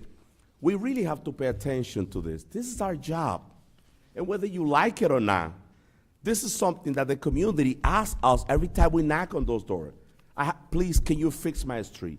Please, can you help me with this traffic light? That's our job. Now, I'm all about positive. I'm not a coward. My council colleague, he like to insult people. I'm not. Listen, I'm out day and night. People that knows me, I'm in the first ward, maybe more than the councilman of the first ward. I'm everywhere. I'm not afraid to be out of the day and the night. Now, for me, it is kind of difficult to understand how can you get into corporation council with so much hate because he just love to spend time with the community. Because he love to be out there and be part of the community. Why? What is the reason why? What do you try to get behind this? That's my question. I'm just trying to think, what can we get positive to the city of Paterson? The city is not perfect, absolutely not. But with that attitude and with so much hate, we're not gonna go nowhere. Now, absolutely we're not ready. We're not where we need to be. Camille Black, I'm not, she came into the front of the mic. I'm 100% agree with her. I sent the director in November the picture of that mattress that need to be picked up. She told me today that that's still in front of the house. Director, I'm gonna pass by there in the morning and see what's going on. I gotta hold the director accountable. When you call me, and whether it's furniture out, whatever the case might be, I take the picture, I send it to the director, and I'm expecting the director to deliver it. This is a teamwork. I don't have a truck to go and pick it up, but I do my job as the legislator. I'm the bridge between the community and the administration. And I love to do that, and I do this every day. At 7 o'clock in the morning, I'm in the 3rd ward, which is the cleanest ward in the city. Plain and simple. Now, with that being said, I send it to the director. I need to see what's going on with that director. Now, the ball pickup. I said this over and over. That's not working. I make a recommendation to the director, to the administration. People are not scheduling. When they have a table, they're not calling the city to pick that up. I've been saying this over and over. Please get a fixed schedule the same way we have recycling schedule, and let people know what day out of the month they have to put the furniture or whatever they want to put up there. Paterson is filthy. It's bad. But I don't use this day to complain and attack the administration. I do this every day, not on TV. Every morning, the first text that the director gets is when people dump in the 3rd ward, when there is a problem. I get it. I don't use this platform to do that. And yes, the mayor and I, we it was a tough fight for the mayor's seat. I finished 2nd. He won. But guess what? I'm the type of person that I could sit with anybody to do the right thing for the city of Paterson.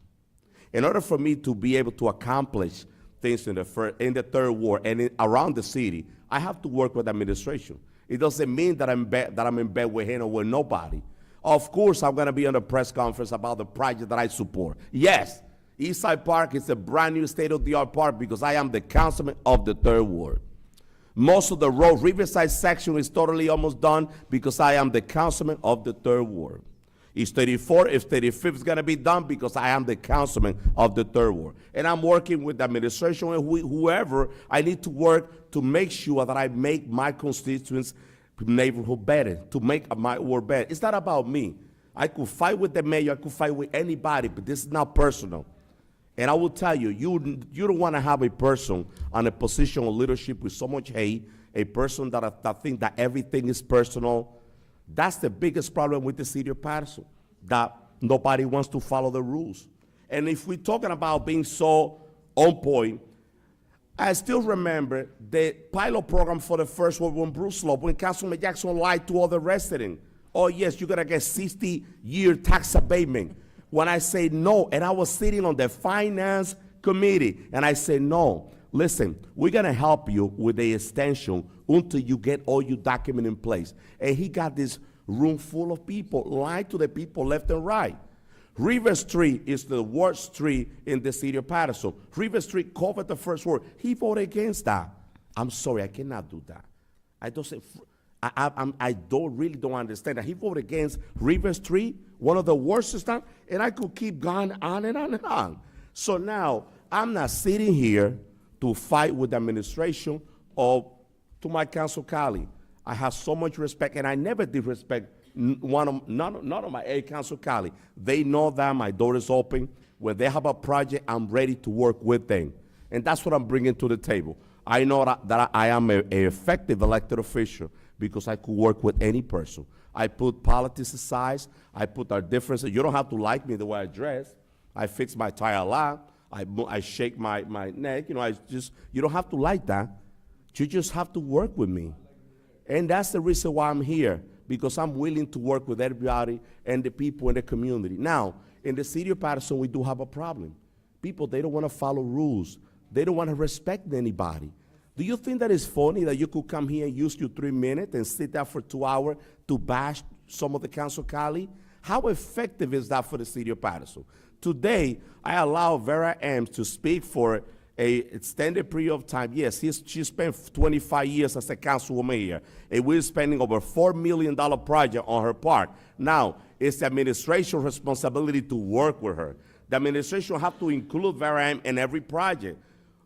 why we creating more problems. She have to be aware about every step of the way of the project, and that's her job. And now, if she want to do a groundbreaking, director in the administration, let's do a groundbreaking. She deserves it, and let's get her involved in the project. But having people just coming here just to bash people, you got your 3 minutes. After your 3 minutes, you're gone. Now, let me remind everybody, I try not to get the police department involved and just pay attention to this, Paterson, because I'm gonna have some of my council colleagues going against me about this. I try not to involve the police department. I try to work with people in this community because a lot of people are suffering. There's a lot of mental problems. There's a lot of people going through a lot. And I try not to get involved. But starting this week, everybody have 3 minutes, and they know that. And they do it very well so far. But let me remind everybody that the reason why I don't use the police department is because that's not the message that I'm going to send it. But let's be respectful. Don't come here to this council to just bash council members, and use your 3 minutes effectively. That's my humbly recommendation to the people that use the city, that come here every Tuesday. This is the people's house, and the next meeting is going to be at the city council chamber. So with that done, Friday is Black History Month. I know the Councilwoman Mims, Councilwoman Cotton, they're going to speak about that at the end, at the closing. The council chamber, it's beautiful. Brand new chairs. Everything is new, brand new mic, brand new system. So I'm looking forward to celebrate Black History Month this Friday, Dominican Independence Day on the 27th, and let's go back to the city council chamber. But Paterson, let's continue to pray for our city. And somebody mentioned Florio. I have to be honest. I have to mention that. I'm sorry, but you know what? He's not the only developer, and I agree with someone. I don't know who mentioned that. He's not the only one, but he's the most kind one. He's open. His door is open for everybody. And I see this. I mean, this is the first time that I make that comment. But guess what? We have to admit it. When people need something, they go, they knock on his door, and he responds to the community, and he gives back to the community. He's there for the people. I just gonna make sure that, we have to remember things sometime, And to the administration, Director Billy, I really want to go back to the bulk pickup. Let's have that conversation. Paterson is filthy. People are dumping garbage more and more. And trust me, believe me, if we change the system for the bulk pickup and take that away, and take the scheduling away, and put a set schedule for people to take the furniture out, it would definitely work on a better and much better. So with that being said, Madam Clerk, my vote is yes. Thank you, Council President. The votes are 7 in favor, 1 absent. The public portion is now closed. Council members, so let's start with first reading. Let's start with first reading. Council President, Council President, just a minute. I had a request, Council President, and to be very Councilwoman, honest, what's your request? Council President, we should take the item, I forget the number, the real fixed item, and we have directors here. We only have 8 items on the non-consent, so item 54 going down, so, Council President, we have, so, we have. Let's take out of 54. The non-consent, we only have 8 items, so we could move quick on this. Madam Clerk, item 54 of the non-consent, and let's go on the order. Well, Council President, item 58 is removed. That item never came to committee. That's the reason why we only have 8. Yeah, okay. So We only have 8 items, no 9, only 8. So let's start with item 54. Sure. Item number 54 is a resolution authorizing award of contract under the competitive contracting to HS&H Outreach Services for the Comprehensive Addiction Wraparound Services for the City of Paterson Real Fix Program, RFP number 2025-15, Administration Resolution number 25:101. So moved. Second. It was moved by Councilwoman Davila, second by Councilwoman Cotton and Councilwoman Mims. Roll call, Madam Clerk, on item 54. Roll call on item number 54, Councilwoman Cotton. Thank you, Madam Clerk. I mean, it has already been explained and explained and explained. Ain't nothing else to talk about. Boots on the ground, we need boots on the ground. We will go underneath the tunnel, go underneath the bridge, go underneath the alleyway, go underneath everywhere. This is what this organization does. With that being said, my vote is yes. Thank you, Councilwoman Cotton. Councilwoman Davila. My vote is yes. Thank you. Councilman Jackson. Thank you, Madam Clerk. I'm still not sold. The gentleman has not proven to me that he's been capable of, and I'm not sure exactly how much of this contract is going to the person being contracted or what he's overseeing, but my faith in him has not been restored because something that I just found out this evening. My vote is no. Thank you, Councilman Jackson. Councilwoman Mims. Thank you for sending the information I requested. My vote is yes. Thank you. Councilman Udine? Okay, Councilman Velez. He's here. You ready? Councilman Udine? My vote is yes, Madam Clerk. Thank you. Councilman Velez? This is 54 resolution authorizing award contract under the competitive contracting of HS&H Outreach Service for the competitive addiction wrap around services for the city of Paterson Real Fix program. I will change the name of Real Fix program. I will be put Real Homeless and Fix program. But you know, to the young lady that came forward, you know, we conduct business in the city of Paterson. And one of the things that we have is to make sure that the business are conducted the proper way. When we ask, I ask, to the young lady back there, I ask, how long this company is being nonprofit, how long they been in the city of Paterson. And I asked those the question to Ed Boss right here. I don't know how he transpired over there. You say that you saw it on TV or whatever, replay it back and forth. I went and visited that place way back when they grand opening. I didn't saw no office at the pharmacy. I'm talking about the pharmacy. Unless you have a floor in the building or whatever, I'm talking about the pharmacy, okay? You're in the upper level? Huh?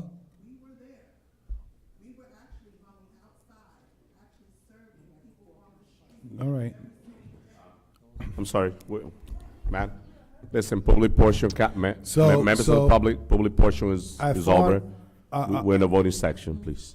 As far as the cost is considered, the organization has a better pricing of how to use those $90,000 from now to June. I believe it is, right, Buzzy, right? Correct, to June. $90,000 from now to June. I was making some math here, some formula. Yes, but I'm not going to mention how they're going to operate with that money. But it triggered me a lot when Eva Village is a long-standing organization in the community. It also has a contract with the county. So they has held us a much higher standard.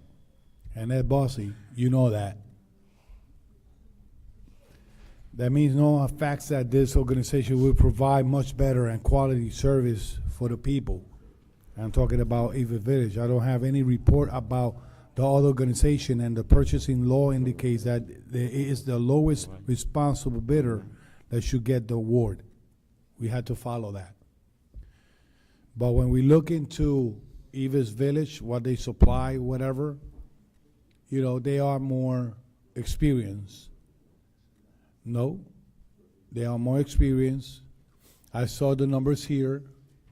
I saw the everything that you sent us. But $90,000, less than 4 or 5 months, is not gonna. I think it's a lot of money that we're gonna put out there. You know, it's like you say, Ed Boss, that you have helped 500 homeless or people with addiction. 500, and we know about one only that you did made a big Channel 12 and everybody that you put in one out of 500, so 499.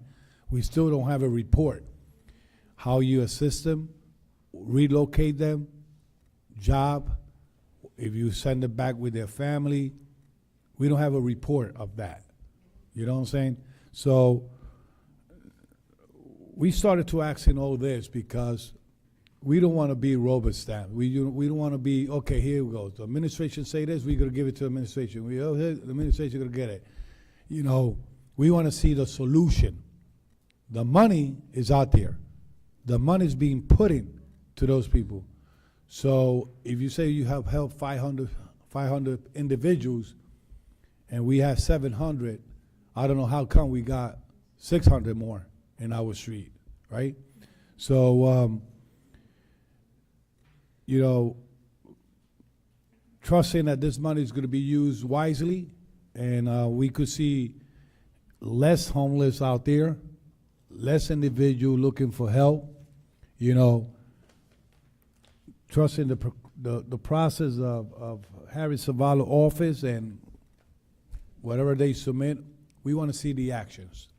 We want to see the people that's is in the, like for example, the lady that's in the bus shelter over there by Mary Street in Maine.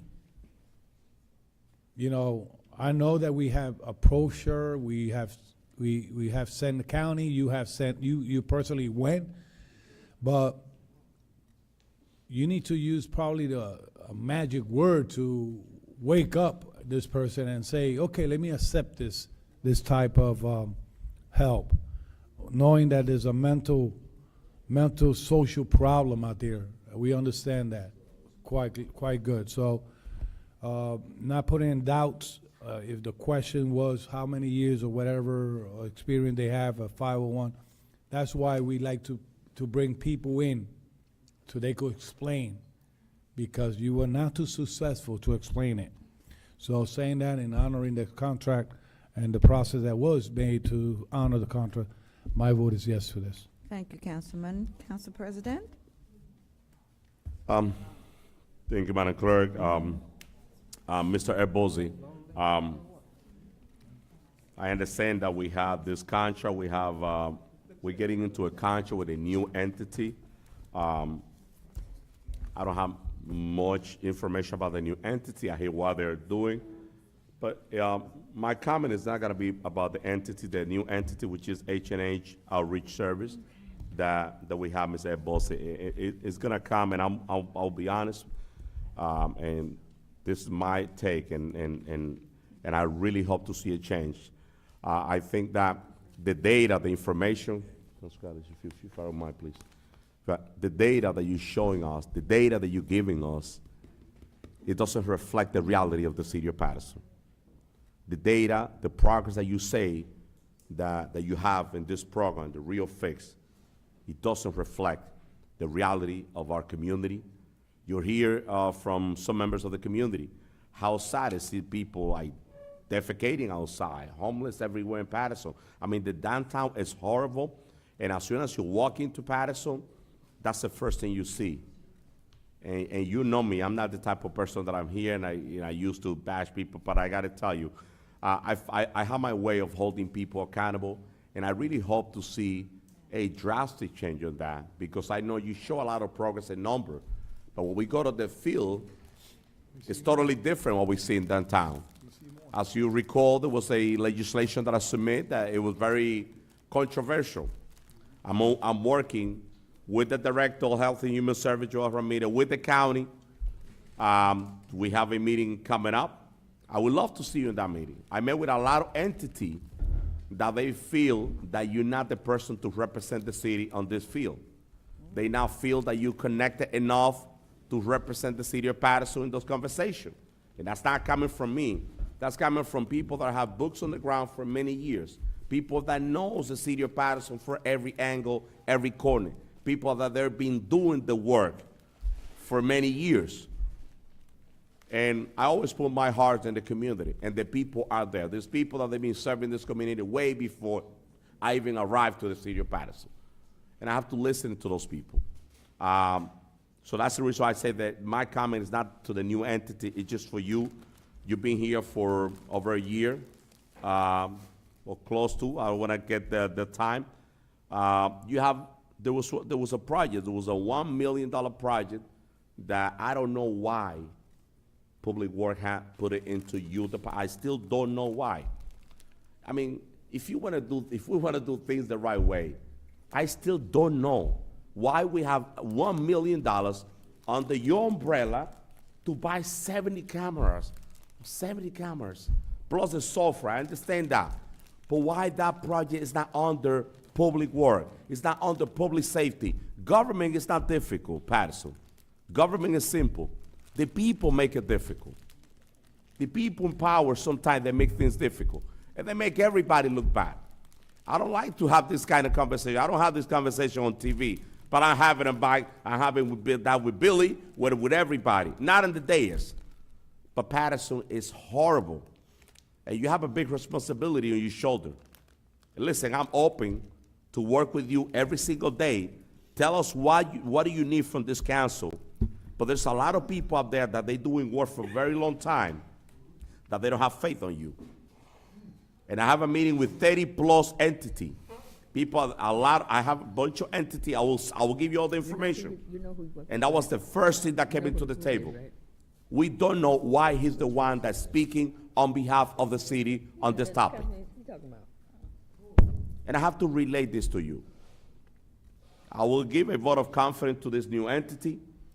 I need a report about those 70 cameras, the $1 million grant that we have. I need a report tomorrow, Director.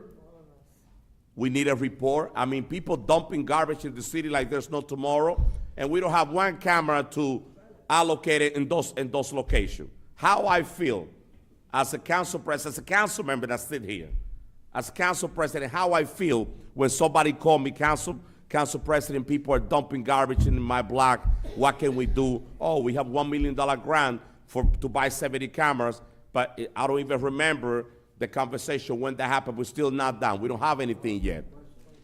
No report, no follow-up on this. We got to do better. My vote is yes, Madam Clerk, on this item. Can I make a comment? Council President, can we please I'm do sorry. 62 and 63 for the director? Sorry, council members, we only have I know, 7 but items. I just want to make 62 a and comment. 63. I mean, I done been all over the world. Let me just tell you something. I don't understand care that. how Council many members. cameras we buy. If we don't have nobody Clerk, sitting there please. watching them, what good are the cameras? Nobody's watching them. Nobody's picking up the license plate. Nobody's picking up nothing. What good is the cameras? Council- You got Councilwoman nobody Cotton. sitting in the room chasing people. But you Councilwoman approved Cotton. it. Come on. You approved it. Madam Clerk? But ain't nobody Councilwoman. watching it. That's all I'm saying. Thank you, voted thank no. you. Can you call Thank you. the vote, The Council? votes are 6 in favor, 1 against, 1 absent. Resolution number 54 is adopted. Okay, thank you. So Director have only 2 items, the Director of Health and Human Service. Item 62, Madam Clerk. 62.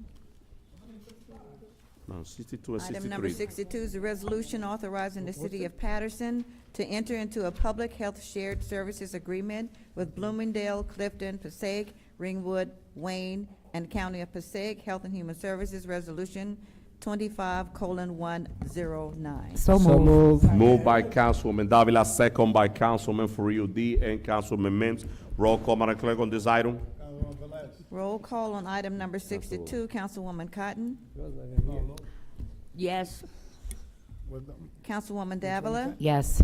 Councilman Jackson. Councilman Jackson? Yes, okay, thank you.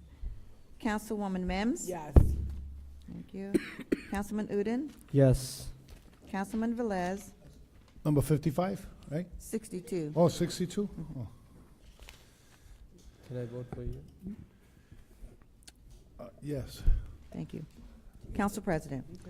Thank you, Madam Clerk. Director Ramirez, my request on this item is we need to know exactly, more or less, the revenue that we'll be getting by this shared services agreement. I know it's based on, okay, but I know some of the city is gonna be based on their services. Okay. No, we're in roll call, so my vote is yes. I get it for free. Thank you, Council President. The votes are 7 in favor, 1 absent. One Item vacant. number 62 is hereby adopted. Item 63, Madam Clerk. Thank you. 63. Item 63 is resolution authorizing the solicitation of bids for interior renovations at the Board of Health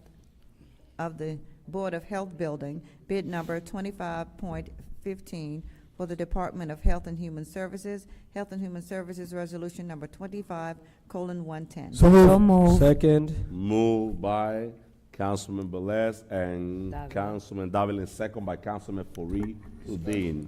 Discussion. Discussion on item 63, Councilwoman Jackson and Councilwoman Rubicon. Director, I asked for a report on the repairs that's Right. supposed to be getting done with, I never got any. I have to apologize. I was away in DC last week, but I do have the breakdown for you guys. You're the only person that works?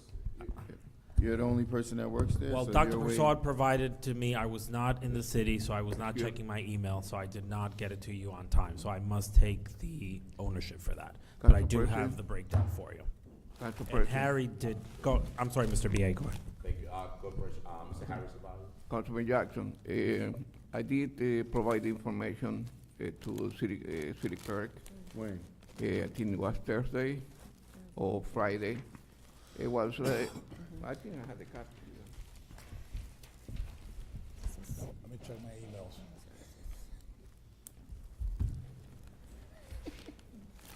When, Thursday?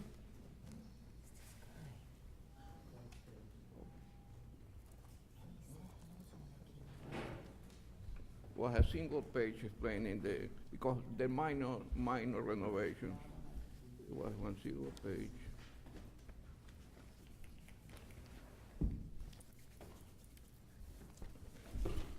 I have copies if you want me to give it to them. I have copies. That works? Who was the no vote for real fixtures? Here it is, I found it.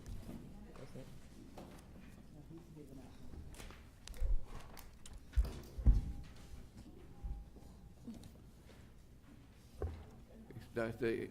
That's the email dated February 12, 2:54 p.m.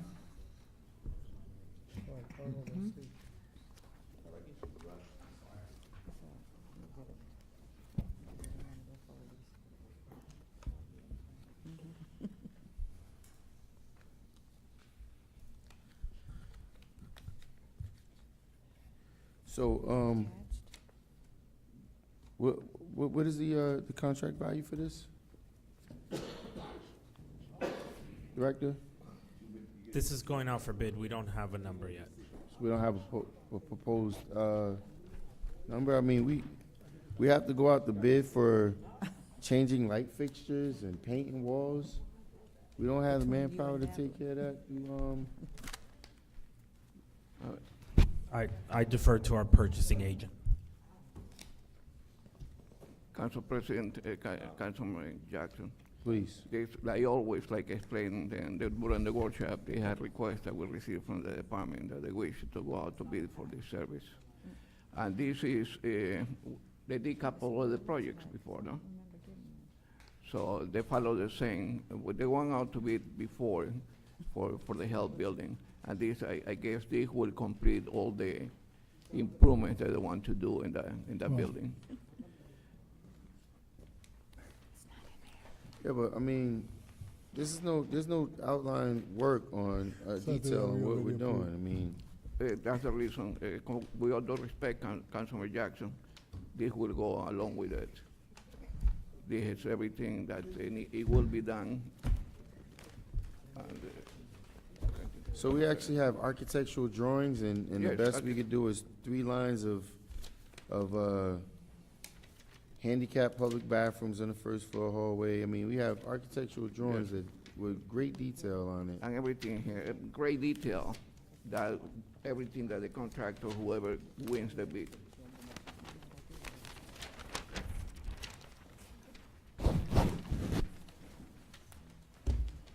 Those are the locations where the work is going to be done. So again, so listen, we don't even, you don't have to show me anything more. I will not be supporting this. Again, this council fails this community at every angle. Every level. We're supposed to be sitting as the Board of Health. Who made these plans of what's necessary? Who outlined what's needed? How's it servicing the community? We have a full architectural drawing. Who's the architect that prepared those plans? And how was that paid for? How much did that cost? I don't know the number off the top of my head, but that is part of the grant we received from the Public Health Officers Association. This is the third and final phase of all the work that's been done at the Yeah, Board of but Health. see, what happens is, we make these plans, or somebody who has no clue on what services our community We follow needs. procurement services. We Yeah, always but follow Harry's lead. Procurement has nothing to do with the necessity or required. Who provided the architect with an outline of what is needed? Dr. Persaud is the project manager, so he met and spoke to the architects. Listen, how is Dr. Passard a project manager?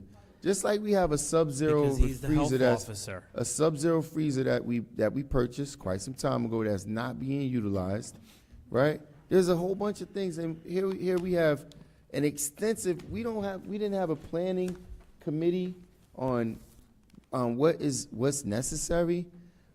Community input on services being provided, services not being provided. We're just gonna take the word of somebody else, one person, to make a determination on what's needed in the community. I mean, listen, you guys could proceed as usual. This is all that is. Councilwoman Cotton's Director, if I may, Councilwoman, Director. The first item number 1 is interior renovation of the STD clinic, including floor, electrical, lighting fixture, ceiling, painting. Number 2, interior renovation of the multi-service clinic, including floor, electrical, light fixture, ceiling, painting. Now, line number 3, handicap public bathroom on first floor, hallway, including floor, fixturing, tile, painting, electrical. The reason why I'm reading is because I know a lot of members of this community, they've been inside that building. That building is horrible. It's a disaster. It's horrible. I feel sorry to see you working on that environment. I've been in your office, Director Paul Persal. That building is horrible. I'm 100% agreement of this renovation. I'm not quite sure how much money we have to invest. We're just going out, we're requesting, this is a resolution authorizing the solicitation of a bid for interior renovation. It's just a solicitation. What are we talking about? We all agree that building is falling apart. That building, people talk about third world country a lot here. I would like to invite people to go to some of the buildings in the Dominican Republic. Go to the City Hall in DR and come back and you'll see. Go to one of the clinics there and you will see what a state-of-the-art facility means. Just to say that building is horrible. I'm a councilman. Council President. There's no discussion for this. Council President. Councilman, I'm sorry, Councilman Cotton and then Councilman Right. Velez. I'm first? Yes. Okay. I just want to say that even though I know we're going out to bid, and if I may, Director and DBW Director, Harry, Joel, Director, we don't have the staff to do the work. We don't have the staff in DPW department because that's who would do the work. Because you don't have carpenters and electricians in the health department that can go out there and do the work. You don't have those. That would come from DPW department where they can do the electric, they can do the carpenter. Now, I go to City Hall every day, and I want my colleagues to know every day they working in the council chambers, every day, Saturday and Sunday. So we don't have the staff, and we can maybe try to look into getting the staff, but for now, we don't have the staff that's able to do this work that got to get done. Thank you, Council President. Council President, I just want to add something here. If we go a year ago, Director Ramirez and Paul Passat, if we go a year back, this council pushed to pave the lot, push to have control access to the parking, push for the remodeling of the second floor in some areas, right? Some bathrooms, only because I used to go a lot there. Now I don't go a lot, right?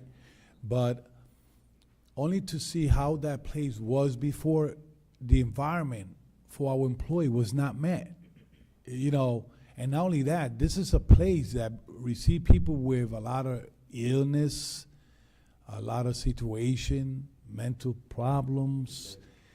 You got people that come from out of state, other municipalities to look for vital statistics, documents, and and when they walk in there, before it was like, oh, what is this? This looks worse than in prison. So I commend you guys putting the effort and looking for the money for be able to put this building up to date. Now we have to put a little bit. I remember when we approved the billboard in the there was a big concern with somebody from this side that why a billboard, right? Now, moving forward, that building needs a power watch, needs a outside, exterior, probably an awning, and paint the gates, for sticked out, more lighting in the building. So outside exterior for it could stick out because it's in the main corridor of the city of Paterson. So I commend your hard work on this. Hopefully the number comes back, as Councilwoman Ruby Cotton says. Our personnel on DPW are overwhelmed with a lot of work, and we don't have the personnel. Thank you. Thank you. Roll call, Madam Clerk, on item 63. Roll call on item number 63, Councilwoman Cotton. Councilwoman Davila? Yes. Councilman Jackson? See, to the residents of the city of Paterson, I'm not as easy as this. First of all, we're not talking about going out to bid and how that's inappropriate. What we're talking about is planning. How do you have prints that's been prepared in this council, which is the Board of Health, has not had any input on the planning? You have a drawing that consists of major renovation, the removing of walls and putting different walls in place, but yet the scope of work that's outlined to the council says nothing about that. It says nothing about that. And here you have a facility. Yeah, we all know the facility's not up to par. I mean, almost every facility in the city is not up to par. The same way you have asbestos being removed while we have employees being impacted by cancer. Poor planning. Poor planning. There's no planning in this. What's the council's involvement in this planning? What's the level of professionalism that the people are bringing to the table to make sure that the services are being properly provided? We constantly let anybody go out the bid. Oh, you're doing a great job, until they resign. Then they want to sit up here and talk about how terrible they were. I'm telling them right now, this is terrible planning. This right here does not outline how it's going to service the community. Maybe, like I ask any other time when they're just a simple rubber stamp yes vote. How is the community going to be serviced here? Just like we allowed the health officer to purchase a new bus that's not getting used. During COVID, we spent all that money to purchase a new bus. That thing is not even getting serviced, not even being utilized. So again, no planning. When you fail to plan or fail to plan, you plan to fail. And that's exactly what this is. How is it the first time I asked at the last meeting, send me forward, details. Mr. Sabalas comes here tonight with the plans. I didn't even realize there was blueprints for this. We got a one page, it's not even a one page, it's 3 lines that outlines, well, we're gonna put up some new walls, we're gonna tile some bathrooms, paint the walls. That doesn't indicate what's going on here. That doesn't indicate what's going on here. This is a full plan. How much did we pay the architect? I don't know. Because they take your money and they burn it. They don't even understand, to the degree of how to properly manage something, to manage a plan, and then listen, man, I'll be here all day talking and saying the same thing over and over again. Oh, we know the building is deplorable. Yeah, we know that. You can say the same thing for 125 Ellison. You can say the same thing for the White House up in Eastside Park. You can say the same thing for DPW space over on off of Lafayette, as well as the one at Eastside Park. Almost all the buildings are in the same condition. But yet, we're not going to sit here, and the council's not going to be involved in the plan. And then what's going to happen is, after it's done, they're going to sit there and point the finger at the administration. Oh, well, y'all don't know. I don't know. How you don't know? Because you're not taking accountability when it is your time to know. If you're the council president or you're a city councilman here and you don't know what's going on with the spending and how things is happening, and you don't realize that you're failing the community, hey man, you're in the wrong spot. Then lastly, to talk about, oh well, you should go see in Dominican Republic. Yeah, all these people trying to get here to the United States, but we have these kinds of facilities here. Yeah, because look at the leadership. Very simple. Madam Clerk, my vote is no. Thank you, Councilman. Councilwoman Mims. Yes. Councilman Udine. My vote is yes, Madam Clerk. Councilman Velez. So, oh, Jesus Christ. So, yeah, Councilwoman, yes. And the reason I'm going to say this is because words bring out words. If the people come from the Dominican Republic here, they're not stupid. They are professional. They come and give back to the community. And we got professional that works here and came back from the Dominican Republic, and they invest in the city of Paterson. And those individuals also vote for this individual too. So, ladies and gentlemen, Councilman Jackson stated that we not involved in a plan. Yes, we are involved in a plan. Councilwoman Mims, what you say? Committee meetings. Committee meetings. If you are in a committee meeting that involved in that plan, you'll be aware to ask those questions, look at the plans, and et cetera, et cetera. In my case, if we're going to bring all those plans here, you know what the council is going to say? We want a new building. Demolish it, and we want a new building. Where's the money? Right now, we got that building.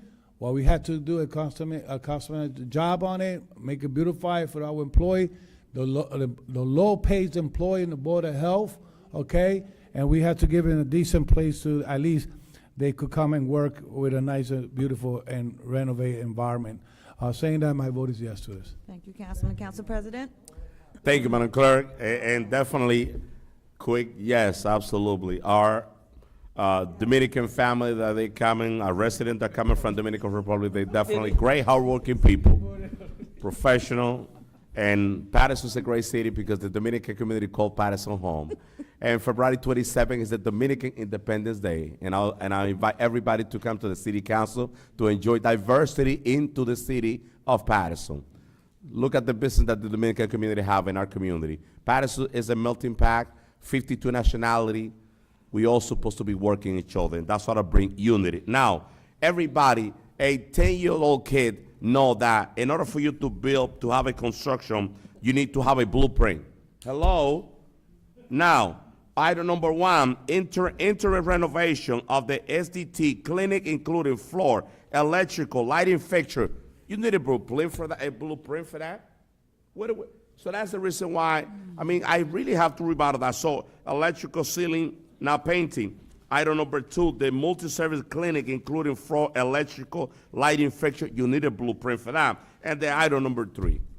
And we just going, item 63 is a resolution authorizing the solicitation of a bid for interim renovation. So we're going out for bid. And we like to talk about corruption. We like to talk about all the kind of, that's the reason why I'm saying sometimes we waste a lot of time at this council. My vote is yes, Madam Clerk. Thank you. The votes are 6 in favor, 1 against, 1 absent. Item number 63 is adopted. Item 64, When did Madam you see Clerk. the blueprint? Item When did 60 you see the blueprint? Item 64, You Madam just Clerk. voted on something. When did you see the blueprint? I go to the committee. You don't go to any committee meeting. You saw the blueprint in the committee? Item 64, Madam Clerk. Did you see the blueprint in the committee? Item 64, Madam Clerk. You guys a Item clown, number man. 64 I'm not a is clown. You're a resolution. clown. You automatic yes vote. Did you see the blueprint you Item just voted item on? 64, Madam Clerk. Item number 64 is a resolution authorizing the solicitation of bids for bus transportation services. Bid number 25.22 for the Division of Recreation of the Department of Public Works.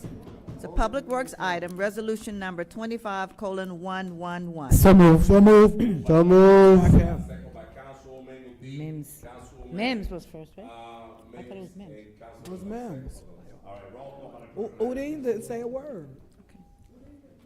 I did. Okay.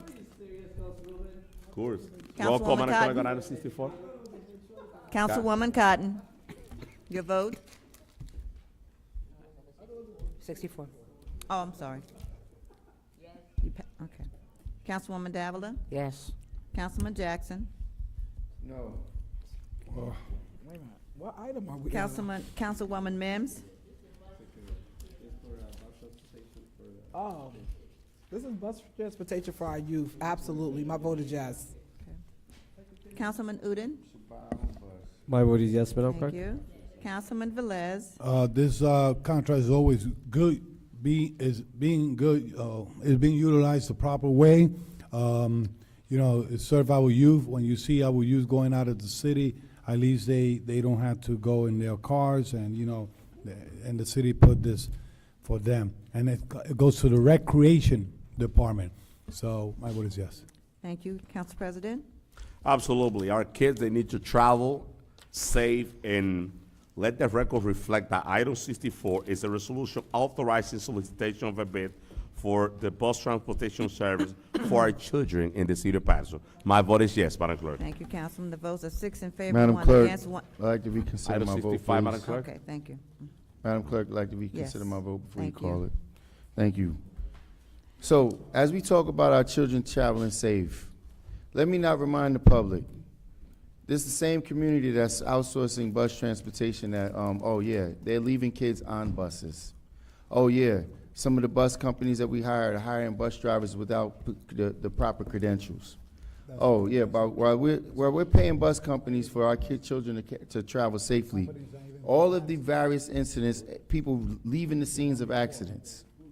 So, again, if we want to be responsible with the spending, it's very simple. Go to Clifton, go to Fairlawn, go to all of these municipalities that you see. They have their own names on their own buses. The city of Clifton busing. You want to provide services for our kids? Provide somebody with a job opportunity to drive a bus for the city. Not giving a contract to his bus company that's going out here buying all these used buses that's not suitable or in the condition to be transporting our kids. Madam Clerk, my vote is no. Thank you, Councilman Jackson. The votes are 6 in favor, 1 against, 1 absent. Item number 64 is adopted. Thank you, Madam Clerk. Item 65, before we get into the first reading, that's the last item out of the non-consent agenda, and then we jump into first reading. Item 65. No. Council We have members. 55, 56, Oh, 60. yeah, let's do 65. Yeah, we go back. 56 and 60. 65, Madam Clerk. Item number 65 is a resolution authorizing the renewal of a contract with JLEX Management Group LLC for general and emergency plumbing repairs and installation services for bid number 24.10 for the Division of Facilities of the Department of Public Works item, resolution number 25:1. So move. Second. Moved by Councilman We don't need a Velez and plan for Councilman that. Udine, and second by Councilman Mims. Roll call, Madam Clerk, on item 65. Roll call on item number 65, Councilwoman Cotton. Thank you, Madam Clerk. Let me just remind you, item number 64 is just to go out the bid for a contract for bus. It's not even awarding the contract. It's going out the bid and see who can come in. For 65, this is for emergency plumbing. That happens a lot. So with that being said, Madam Clerk, my vote is yes. Thank you, Councilwoman. Councilwoman Davila. Yes. Councilman Jackson. Yes. Councilwoman Mims. Yes. Councilman Udine. Yes. Councilman Velez. Yes. Council President. My vote is yes, Madam Clerk. Thank you. The votes are 7 in favor, 1 absent. Item number 65 is hereby adopted. Item 55, Madam Clerk. Item 55. 55, resolution appointing Shabir Q. Shahabuddin Yes.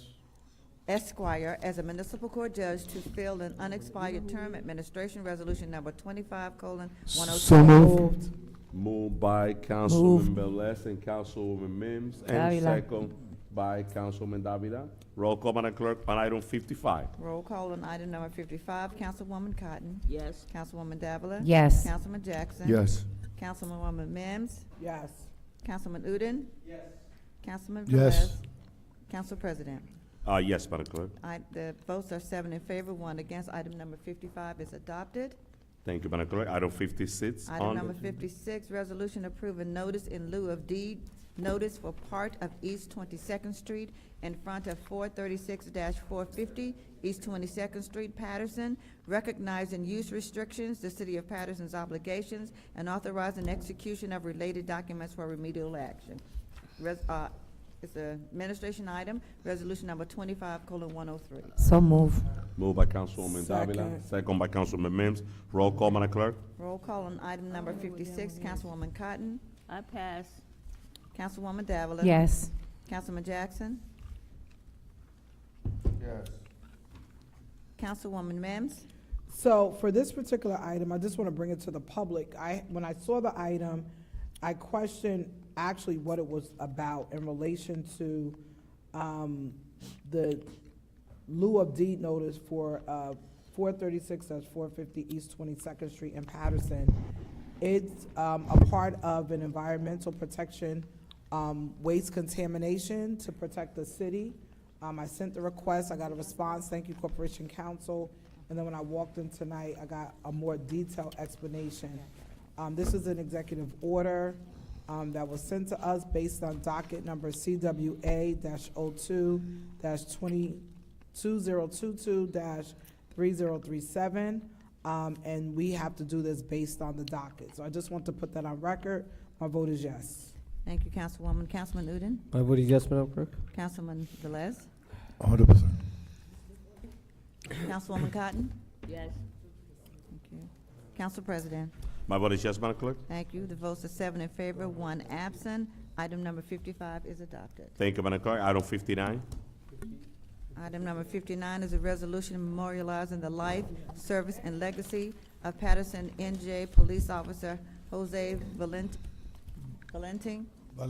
Valentin, sponsored by Councilman Luis Velez and Councilman Udine. So move. Second. Moved by Councilman Furiudin and Councilman Velez, and second by Councilman Mims and Councilwoman Davila. Roll call, Madam Clerk, on item 59. Roll call on item number 59. Councilwoman Cotton. Yes. Councilwoman Davila. I just want to say thank you to Councilman Velez for putting this forth. He was my neighbor, and it's truly sad, to know that he passed away. And he was a sergeant in our police department. So thank you, Councilman. My vote is yes. Thank you. Councilman Jackson. Yes. Councilwoman Mims. Thank you for the life and legacy of Sergeant Jose Valentin. My vote is yes. Councilman Udine. My sincere condolences to the Valentin family, and we are praying for the departed soul of Jose Valentin, and we commend to the family. So, we are thankful for his service, but he will be severely missed. My vote is yes, Madam Clerk. Thank you. Council President, sorry. Thank you for that. Thank you for Councilman that Velez. prophecy. Madam Clerk, Officer Valentin was a humble individual. We all know him. You don't know how to- Also, we lost yesterday, I believe it was Sergeant DiArco, passed away also. So,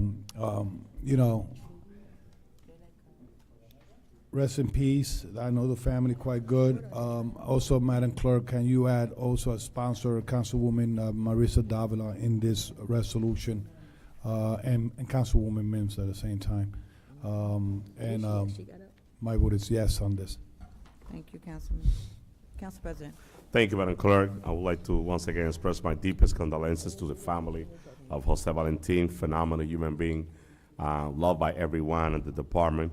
May you rest in peace, brother. My vote is yes, Madam Clerk. Thank you. The votes are 7 in favor, 1 absent. Item number 59 is hereby adopted. Thank you, Madam Clerk. Item number 60. Item number 60 is a resolution for the 75th anniversary of the publication of Dianetics, the Modern Science of Mental Health, sponsored by Councilman Luis Velez. Which one is that? Item number 60. Hold on, I was going to do City Council something. item, resolution number 25:107. No, can we table that for a minute? Okay. Table it? Yeah, table Table it. it, okay, Yeah. thank you. Thank you, Councilman Velez. Item number 60, it will be tabled. Council members, now we're going into first reading. Council President, Councilwoman Cotton, what happened with number 58, Madam Clerk? Why was that taken off? 58 was removed. I'm asking why. It was removed by the director. It was removed because it was never brought to committee. What committee wasn't it brought to? Community development, it was never brought. So we spoke today, me and yesterday, the director, Right? and legal has not signed off either, so we removed it. Okay. It has to come to committee first, Community development? yes, because it's CDBG funds. Yeah. Thank you, Councilwoman Cotton, council members. Madam Clerk, on first reading, Councilman Velez, you and I, we're sponsoring on first reading.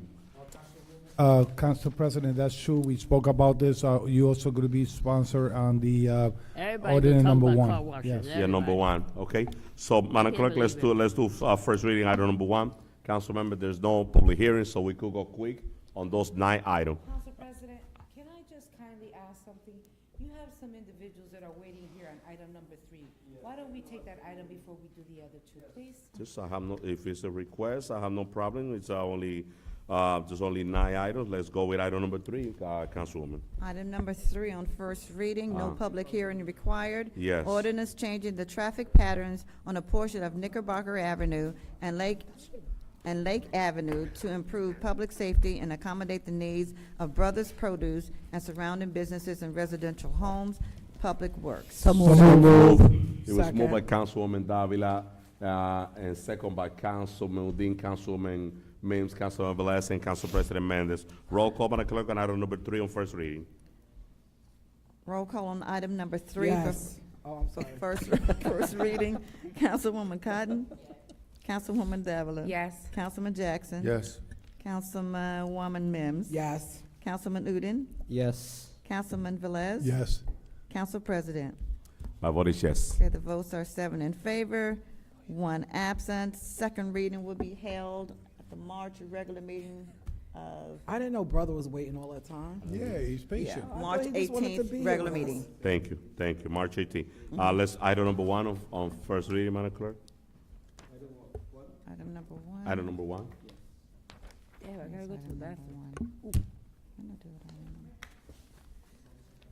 Which one? Which one? Number 1, yes. Number 1, let's Okay, item number 1, ordinance establishing chapter 434 entitled Mobile Car Washes, imposing regulations to prevent stormwater contamination by mobile car wash businesses, sponsored by Councilman Luis Velez. It's a And city Council council President. item. And Council President Alex Mendez. Okay, Mendez, okay. Yes. Move. Number 1. Second? It was moved by Councilman Velez and Council President Alex Mendez, and second by Councilwoman Ruby Cotton. Okay. Roll call, Madam Clerk, on Roll first call. reading. Discussion, Roll can we get a? Discussion, That's why I Councilman said Mims. number 8, it was so quick. Huh? You want discussion, Councilman? On number That's 1? why I said we need to No. know what this is about. What is it doing? Oh, okay. Can we get a description of what this is for? Okay, may I? It went to the committee, yes, May I? Councilman Velez, and then right after that, Correct. Corporation Council, and right after that, myself. Okay, so for the benefit of To be my brief. colleagues, I came up with this ordinance knowing that there was a lot of complaints about a lot of mobile car wash around the city of Paterson, all right? And knowing that there's some regulation out there that makes suitable that this mobile car wash be regulated in the city of Paterson, okay? And it's gonna be only, just to give you a synopsis quickly, they're gonna be regulated. I took the ordinance of New York, I took the ordinance of another city, and I apply here in the city of Paterson, following the EPA mandate and regulation. There's gonna be a fee. Is there gonna be a limited, license permits that's gonna be in the city of Paterson, not more than 10, because we don't want mobile car wash all over the city. They're not gonna be on residential area. They're gonna be only a light industrial and industrial area, and they're gonna have all the equipment to collect the water, the dirty water and everything, followed by EPA regulation in the state of New Jersey. So that's the enunciation, and everything is in the ordinance. All right, thank you, Councilman Velez. Yes, I was working with that legislation for a while, Corporation Council myself, and then also Councilman Velez. to address the problem. There was a lot of complaint, but those people that are in that business, they try to regulate that business. They try to do things the right way, and so we came out with this legislation. Corporation Council, thank you. I know you've been working.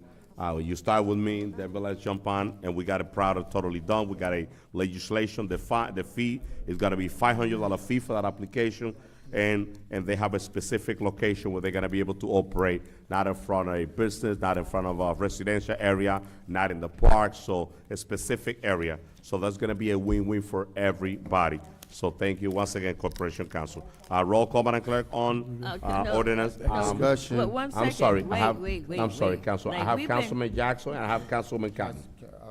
Councilwoman Cotton? Huh? Go ahead, Councilwoman. No, I'm saying, okay, I mean, everybody's been complaining. I think not 8 of us, 9 up here, sitting up here, been complaining about these car washes that pop up everywhere. They open up the fire hydrant. I don't call the fire department. They don't open the hydrant up. They taking the water from the hydrant. Now, who gonna enforce this? PD. I'm gonna vote for it, but I'm saying who's gonna enforce this? PD is gonna enforce When it. Councilwoman Mims went to an accident and an hour later that they were still there, who gonna go shut these who's gonna shut them down? I know that's police department. Our Councilwoman, police department is so the resolution- They're so overworked now. Yeah, Who's gonna tell me? Did you talk to anybody in the police department? How we Councilwoman, gonna do? Councilwoman, No, everything was I'm vetted. asking a question. Just stop it. The Just council member stop. just submitted. I'm asking a question. Now, Councilwoman- I mean, I don't call over and over, and I know all of us have. All of us, because we get the phone calls in neighborhoods, especially Ellison Street, by Wonder Bread, especially over there. They open up the hydrant, and then they leave their garbage. Where they don't clean up the cars, they leave their garbage right there. Now, I'm asking you, who put their names on this?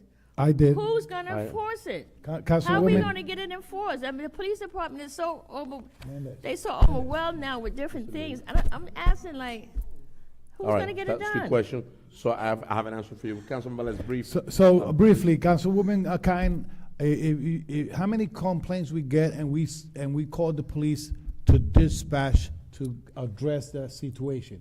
And the police, they self says, we need an ordinance to be able to, we need an ordinance to be able to Regulate. enforce it. Okay. Now, the ordinance here and says 435-8, enforcement and penalty is there, okay? It was vetted through legal, it was vetted through the police, and now they have a tool to enforce it. Now, we call Paterson Police, hey, there's a mobile car wash on 9th Avenue where Mr. Price is always saying that there's a car wash over there. It's a residential area. Now the police has a ordinance to establish a fine and everything. Okay. And if they don't have the permit, they're gonna get towed. If they don't have the requirement that EPA say, they cannot operate. So this is a ordinance that I created with teeth and covering every aspect of it. Councilwoman, and one of the main complaints is that they park in front of people's house, they park in front of business, and they park around parks. And on this legislation, we're going to avoid all of that. So that all help. Councilman Jackson. So my first question is, all wastewater must be disposed of at approved waste treatment facilities. Where is it approved waste treatment facility?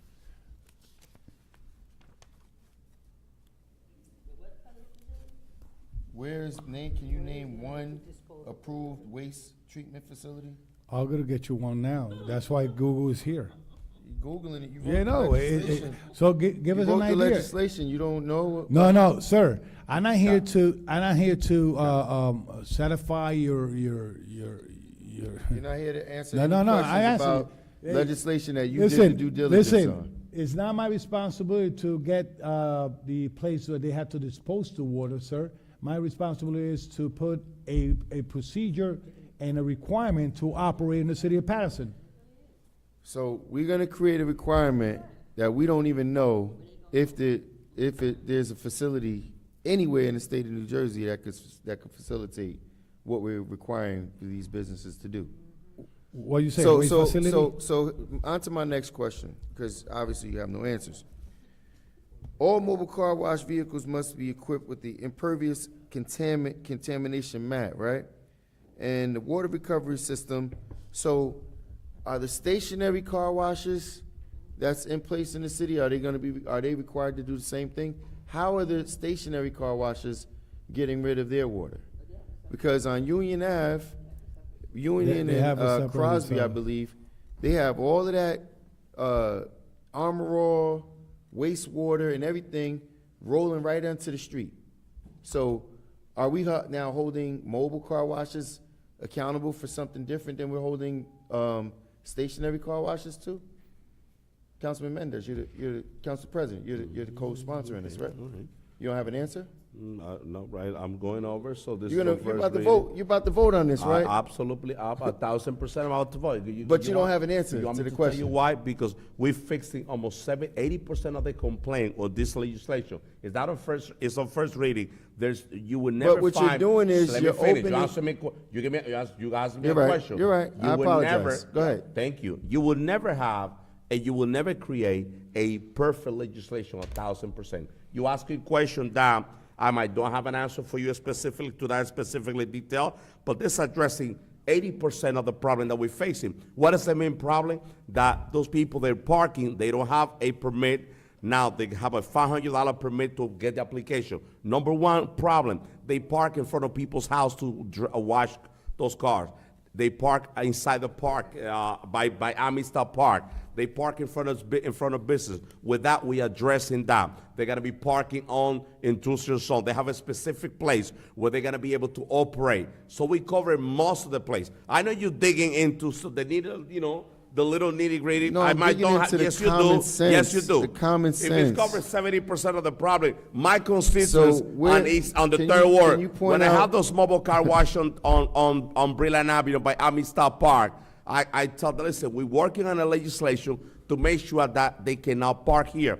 This cover that area, that they're not allowed to park in those parks, and they have a specific zone. Hold on, I got Council where does President, it- Council where does it President here. outline- I'm sorry, Councilman, Here, because no, I hold have on. You the got floor. Veolia and Howard He got water another treatment in right here in Hawthorne. You have a Westchester County, Westchester sewer treatment. You have a Rona wastewater treatment. Yes, there is. And the other thing is, Council President, I would like to ask him a question. Now that he knows a lot about disposal, about things like, where do you used to dispose your oil, your oil that you cook in your restaurant? I have a licensed company. Okay, so the same way, I have a- there's no, licensed no, company no, out there no, that pick there up are no- water. there are no- My friend, you So, answered my question. Thank you. No, you asked me a You're totally question. correct. What he doesn't I have a understand licensed that company it's not that our came job to to pick up. find a location for them to dispose. It's our job to create the legislation. Yeah. And it's only on first reading. If there's any additional question, it could go on second reading. It's 12:30 And trust me, in it's the gonna be more beneficial on. 12:23. Council members, it's 12 o'clock, so if you have another 12:23. Yes, 12:23. I do. Yes. Where in the legislation does it outline these zones that you're talking about? It says right there, cannot be inside streets and city streets that, like 22nd Avenue, like that. It had to be industrial or light industrial, sir. Industrial, where's those houses? It's mentioned right there. They That's cannot the be biggest inside street. complaint. We have people washing car in front of other people's house. Who wants a car wash in front of their property to wash cars? So, Paterson. yet again, I know that you guys don't quite understand this, but this is America. And in America, there's what's called parity. You can't hold one business accountable for something that you're allowing another business to get away with. You can't come in and single out mobile car. What you're doing is you're writing a piece of legislation that's going to open up the city for potential lawsuits. Because now, if I have a mobile car wash, and you're telling me I can't wash it because now I need a impervious mat, where is this mat coming from? I'm going to wash cars out there, and I'm spraying and splashing all over the place.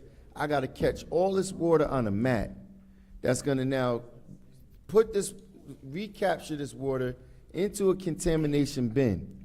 Are you holding the car washers equally accountable to the same thing? No, They have you're their own not. system, sir. You're not. They They do are. not have a system. They They have run their the own water system. right into the sidewalk. You go to almost every car wash in the city, including the ones outside the city. The water that comes off these car washes run right off the sidewalk, right on the curb line. If you go right there on Union Ave, Union in Jasper, Crosby, right in that area, the entire sidewalk is contaminated with Armor All, with all kinds of wash products. You're not holding those, we're not gonna, like, I can understand if we write legislation that holds all of the car washes equally accountable for something. This is, it's like everything else we do. Councilman This Jackson, is foolish, have you man. seen the Councilman car Velez. wash? Never mind. You guys are gonna vote for it anyway. Can All right. Go ahead, Have let's you seen push the it car forward. wash in Union Avenue, the guy Gotcha. cleaning and cleaning the sidewalk? Gotcha. No, Council- he never cleans council the members. sidewalk. He does. Council In members. fact, the cars block the sidewalk every single day Thank over you. there. You go over there, it's 25 cars on the sidewalk. There's no enforcement on that. But what we're All right. gonna do is we're gonna unequally enforce this on the mobile car washers, and we know what that's for. Okay. But, all right. Roll call, Madam Clerk, on item number 1 on first reading. Roll call on item number 1 for first reading. Councilwoman Cotton. Yes. Councilwoman Davila. Yes. Councilman Jackson. 61. No. Councilwoman Mims. Yep. Councilman Udine. Councilman Udine, your vote? He's not in his seat. We discussed about this item in the committee. We also reached out to the Paterson Police Department and make sure that they enforce this. So I think this is a good They don't have to ordinance on to be camera. supported. My vote is yes, Madam Clerk. Thank you, Councilman. Councilman Velez. Councilwoman Mims? I No, voted. you should vote it. Councilwoman Velez. Councilman Velez. So thank you to the councilman that voted yes, affirmative into this first reading. You know, when you see those individuals out there trying to put food on the table, and they came up to me and also Councilman Mendez and say, listen, we want to be legal. We want to be doing the right thing based on the law, EPA law, et cetera, et cetera. So look at what is a good, perfect ordinance that brings revenue at the same time to the city of Paterson. Bring revenue to the city of Paterson, address the nuisance and public nuisance. You cannot be putting, look at this, number 7, number traffic and safety violations. You cannot put operating outside permit. You cannot be using loudspeakers, boom box, all that baloney that everybody here gets a complaint of. Now we're gonna regulate it, they're gonna be compliant, and if you don't have everything that this ordinance says, they cannot operate, and the good thing is that we only limit it to 10 permits, no matter what. We're not gonna have food trucks like the food truck, they're all over. 10 only permits on it, and it has teeth. It has teeth on it. So saying that we will benefit them, and also we address the concern of the community regarding the mobile car wash. Thank you, brother. My vote is yes. Thank you, Council President. Thank you, colleagues. Thank you, Council President. Thank you, Madam Clerk. And I was the first person that started working with this legislation way back with Abushi about this mobile car wash to address the problem. Then Councilman Velez joined the fight, and we got this legislation that is going to help us to address a lot of the complaints from our residents.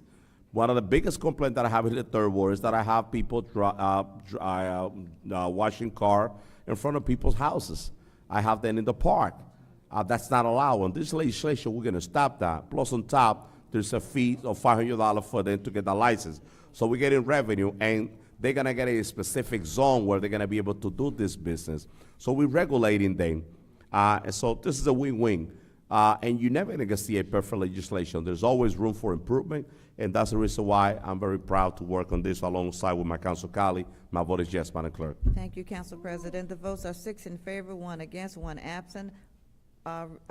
First reading ordinance is adopted on first reading. Second reading will be held March 18th, 2025.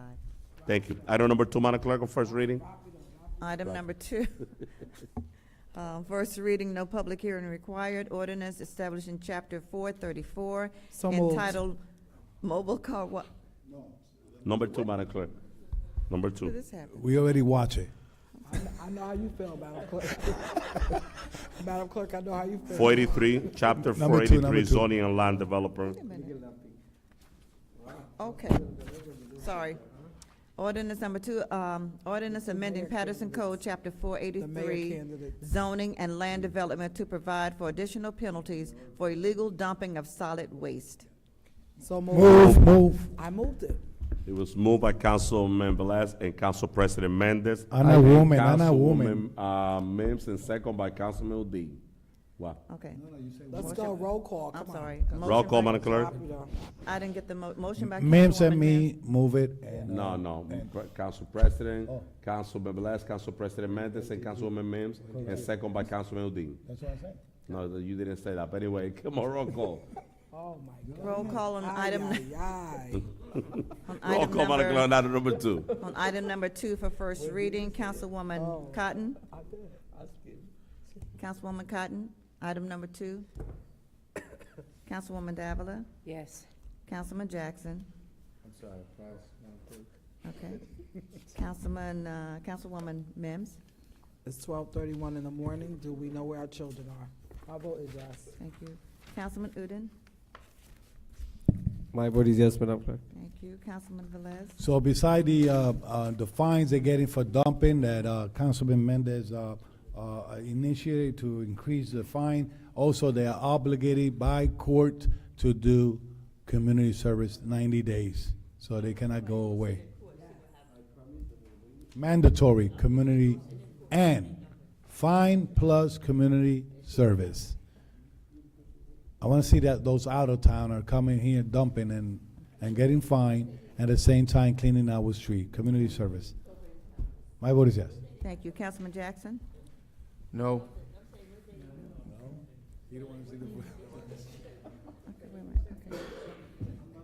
Council President, I'm sorry. Thank you, Madam Clerk. I think that this is one of the legislation that I feel proud the most proud on this, that I introduced on this council. People that are dumping garbage in the city of Paterson. The maximum amount is $10,000, and the minimum is $2,500. So if you get hit with $10,000 fine, you will never come back to the city of Paterson and dumping garbage. Now, to the resident of the city of Paterson, now people understand now the level of frustration that I have about those 70 cameras that we have. We have $1 million grant to purchase 70 cameras, to allocate those cameras in those sections. We could get a lot of revenue. Paterson is filthy because we have people coming into our city dumping garbage in those areas. I already did my job putting the legislation in place. I need the administration to bring the camera and public work and the police to do their part to get those people into court and start paying those fines. That's what needs to be done. My vote is yes, Madam Clerk. Thank you, Council President. The votes are 6 in favor, 1 against, 1 absent. Item number 2 is adopted on first reading. Second reading will be held at March 18th, 2025, regular meeting. Thank you, Madam Clerk. Item number 4. Item number 4, is an first reading ordinance, no public hearing required. Ordinance changing the traffic patterns on Carrollton Drive Street to improve public safety and accommodate the needs of St. Gerard Majaya School and area residents. So move. So moved. It Second, was move. moved by Councilwoman Davila and Councilman No, Udine. this is an And item. second by Councilman No, Velez. I It's move his it item. first. Council, it's hard for me to hear. Oh. So it was moved by Councilwoman Davila, Councilwoman Mims, Councilman Velez, and second by Councilman Udine. Madam Clerk, roll call on item number 4. I'm the committee chair. Just a second. Okay, roll call on item number 4. On first reading, Councilwoman Cotton, Cotton. Councilwoman Cotton, your vote on item number 4. There's too much work for them to do. My vote is yes, Madam Thank Clerk. you. Councilwoman There's too much Davila. work Yes. Councilman Jackson, Yes. Councilwoman Mims, Yes. Councilman Udine. Thank you, Madam Clerk. I would like to address if the students and the educators of the St. Gerald School watching us still. They are here in present last week in the workshop session in support of this item. So I would like to say that we are in full support, and today is the first reading, and I am supporting to make this Carrollton Drive to Thank one you. way.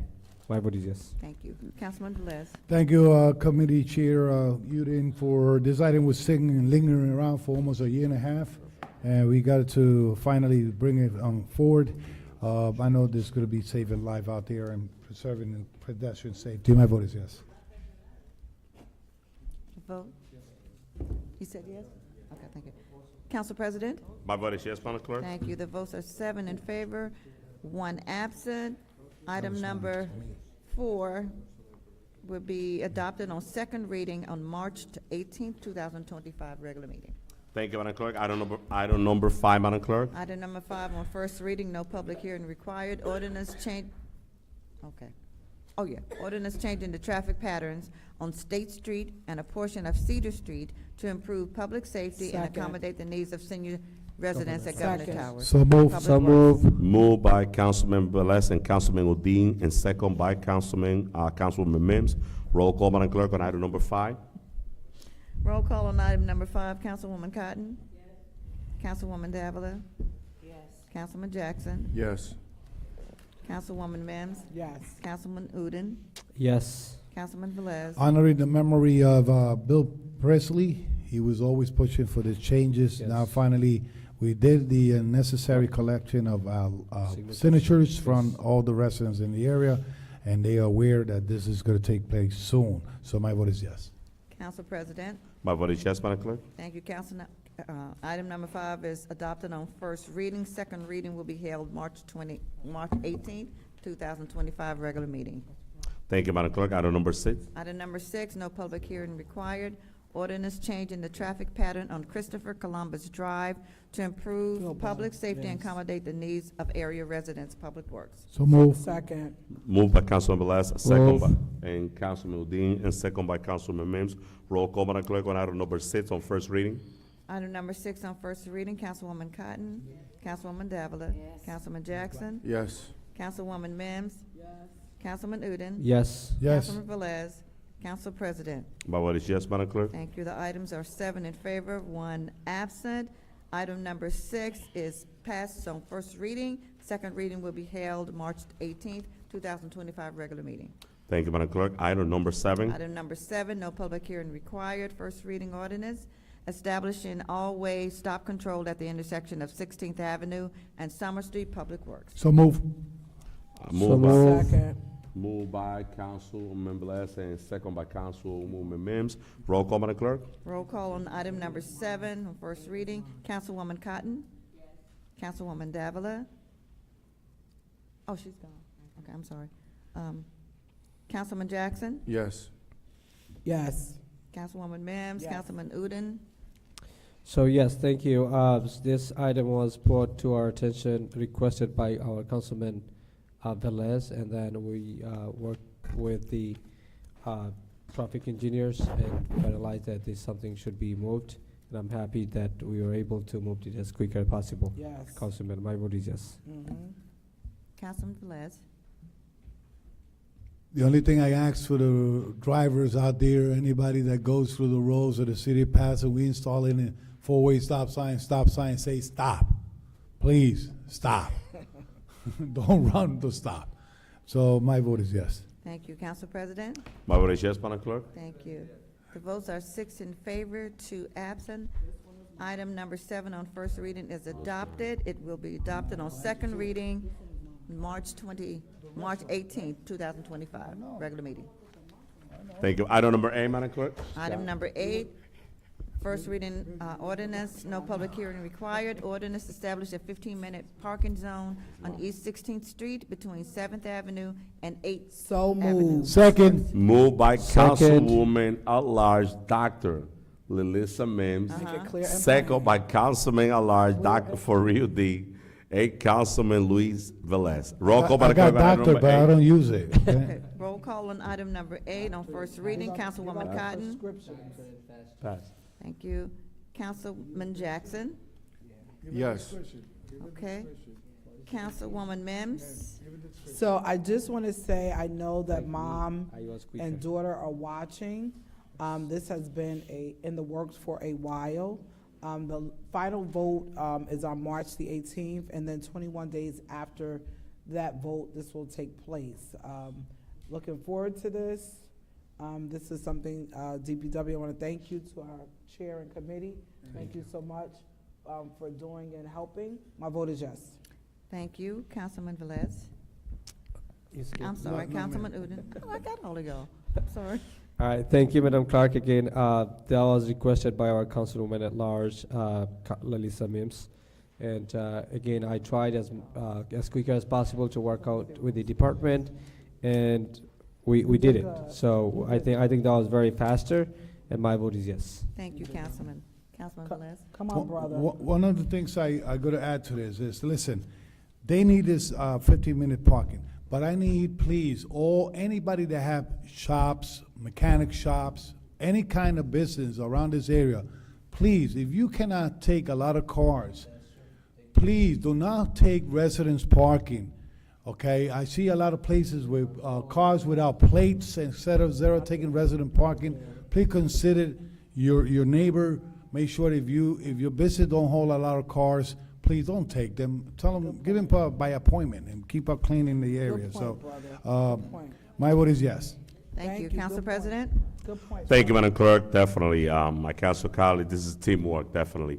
As you know, that used to be the fourth ward, and that when the third ward expanded, that was a section of the third ward. But job well done, Council Colleague. And I must say that, Councilman Dean, you'll be doing a great job as the chairman of the public works. I gotta tell you, so that's the chair. I gotta tell you, so kudos to Councilman Udine. I mean, he's doing the work.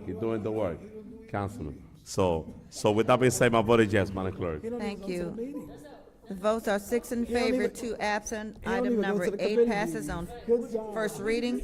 Second reading will be held March 18th, 2025. Councilman, I gotta tell you, Councilwoman Collins, she's one of the hardest working council person. She's also doing a great job because she's really assisting Councilman Udine in a lot of the things also as well. We approve things on committee by miracle now. Okay, so council member, the last item of this great agenda is item number 9. No, so we have, two more, 9 and 10. They could be done together. No, it's, one is, Both are establishing handicap Together. together. No, the last time we have a discussion about that. Let's do item number 9. Item number 9, We Madam can do them Clerk. together. Okay, Council President, I have to read off all of the addresses. We on can't do them together, they both No, established. item number Yes, 9, okay. they're right after item number 10. So we have Oh, ay, ay, ay. Item number 9 on first reading, no public hearing required. Ordinance repealing establishment of handicap parking spaces at various locations. Let's see, Public Works item. Have a motion? Move, and I read the title. which one? I guess, should I read the? Number 9. No, you have to now? read everything I into read the the record and then we streets now, vote on. okay. Yeah, All right. to- Okay. But since you are going for, I just want to amend something. Someone just texted me, one of the resident, for the item number 10. So which is, No, we were so we're not. not there. Councilman. Just want to say that he mentioned that his license plate number was wrong on this paper. So can I just correct you before you read it? Okay, I'll No, read we're it. not, number 9, after number 9. So Okay, I I read it- thought you were gonna read everything together. Come on. Is it incorrect on the, okay, all right. All right. Okay. Yeah. The street addresses are After when we get 382 into number 6th 10. Avenue, 171 North 7th Street, 137 Alabama Avenue, 126 North 3rd Street, 87 North 7th Street, 69 Chestnut Street, 1053 East 22nd Street, 115 Turner Street, 472 East 31st Street, 95 East 17th Street, 60 James Street, 123 17th Avenue, 416 East 31st Street, 61 Holzman Street, 151 Carlisle Avenue, 92-94 North 6th Street, 105 East 17th Street, 63 Gray Street, 713 East 24th Street, 184 17th Avenue, 178 Beach Street, 231 Temple Street, 39 Albion Avenue, 75 George Street, 94 Bloomfield Avenue, 430 11th Avenue, 330 East 26th Street, 3 Garrison Street, 55 Manchester Avenue, 88 North 3rd Street, 87 North 7th Street, 57 Day Street, 640 East 25th Street, 117 17th Avenue,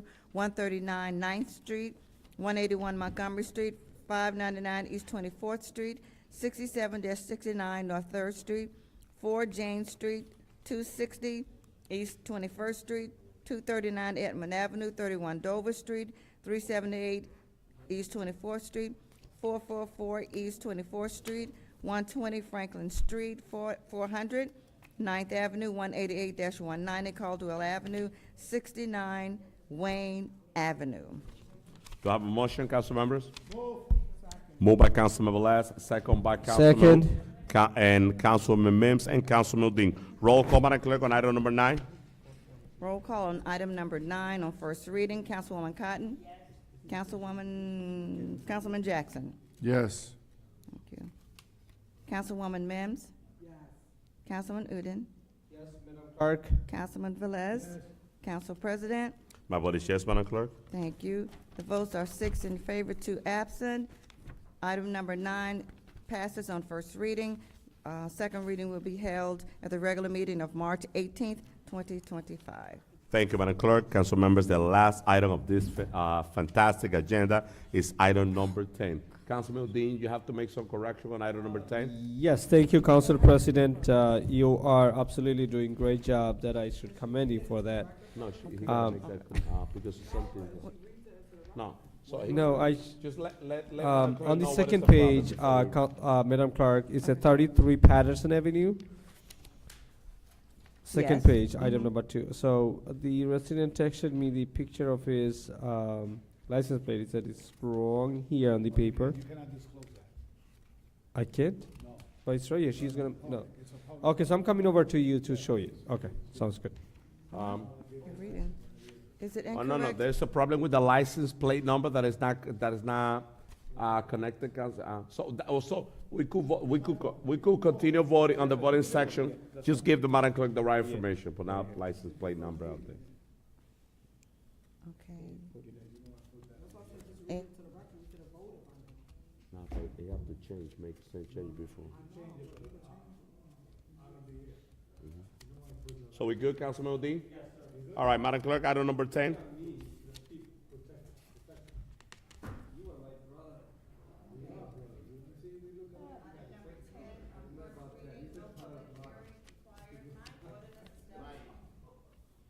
Madam? Item number 10 on first reading, no public hearing required. Ordinance establishing handicap parking spaces at various locations on city roads. Move. on. No, we have, One second. she have to read all the address into the record, council members. 1 second. Okay. Locations are 1050 East 22nd Street West Side, 400 East 32nd Street West Side, 41 North York Street South Side, 85 4th Avenue North Side, 99 Birch Street North Side, 37 Morris Street East Side, 31 Bloomfield Avenue West Side, 255 18th Avenue North Side, 150 Warren Street South Side, 193 North First Street North Side, 119 Kearney Street West Side, 382 Cosby Avenue South Side, 115 Ryerson Avenue West Side, 53 Paterson Avenue West Side, 33 Paterson Avenue West Side, 99 Danforth Avenue North Side, 235 Liberty Street North Side, 151 Liberty Street North Side, 55 Sheridan Avenue West Side, 121 East 16th Street East Side, 385 East 26th Street West East Side, 5 Pope Road East Side, 18 Rose Street West Side, 7 Michigan Avenue North Side, 129 Madison Street North Side, Cedar Street Side, 1051 East 22nd Street East Side, 276 East 21st Street West Side, 474 Rosa Parks Boulevard West Side, 179 Park Avenue North Side, 13 East 21st Street East Side, 538 East 27th Street West Side, 340 Hamilton Avenue South Side, 126 East 24th Street West Side, 124 Sheridan Avenue East Side, 106 Sheridan Avenue East Side, 139 Albion Avenue South Side, Crosby Avenue Side, 137 Temple Street South Side, North 5th Side, Street Side. Do I have a motion, council members? Move. It was moved by Councilman, Velez. No, Councilman Velez. Velez, and, second by Councilman Mims. Roll call, Madam Clerk, on item number 10. Roll call on item number 10 for first reading. Councilwoman Cotton. Councilman Jackson. Yes. Councilwoman Mims. Yes. Councilman Udine, Yes. Councilman Velez, Yes. Council President. My vote is yes, Madam Clerk. Thank you. The votes are 6 in favor, 2 absent.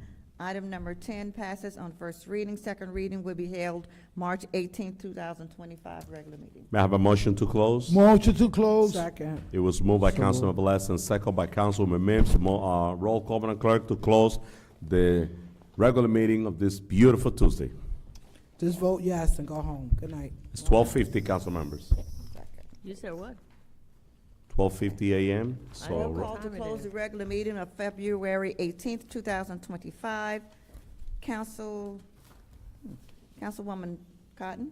Thank you, Madam Clerk. I just got two announcements. I'm doing my, I think, 15th year with Interfaith Performing Arts Center, and we're doing an arts, art and essay contest. It has to be in by February 27th. We're gonna do the program on March the 6th, so please, all your schools got the information. You need to go to the guidance council or to the arts department. I have it on. If you're not sure, you can always reach out to me, your councilwoman here, and you can call my city hall number, and my secretaries will make sure I get the message.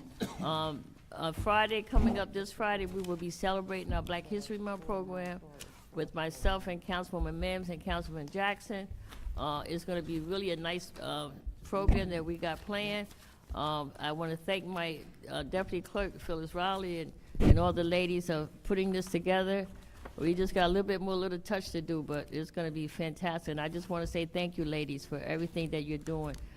So Friday coming at 5 o'clock, our council chamber is looking absolutely beautiful. I can't wait. I see them in there on Saturday and Sundays working, getting that chamber in order. So with that being said, make sure you come out and support our Black History celebration. We have some wonderful honorees that are being honored by our council members here.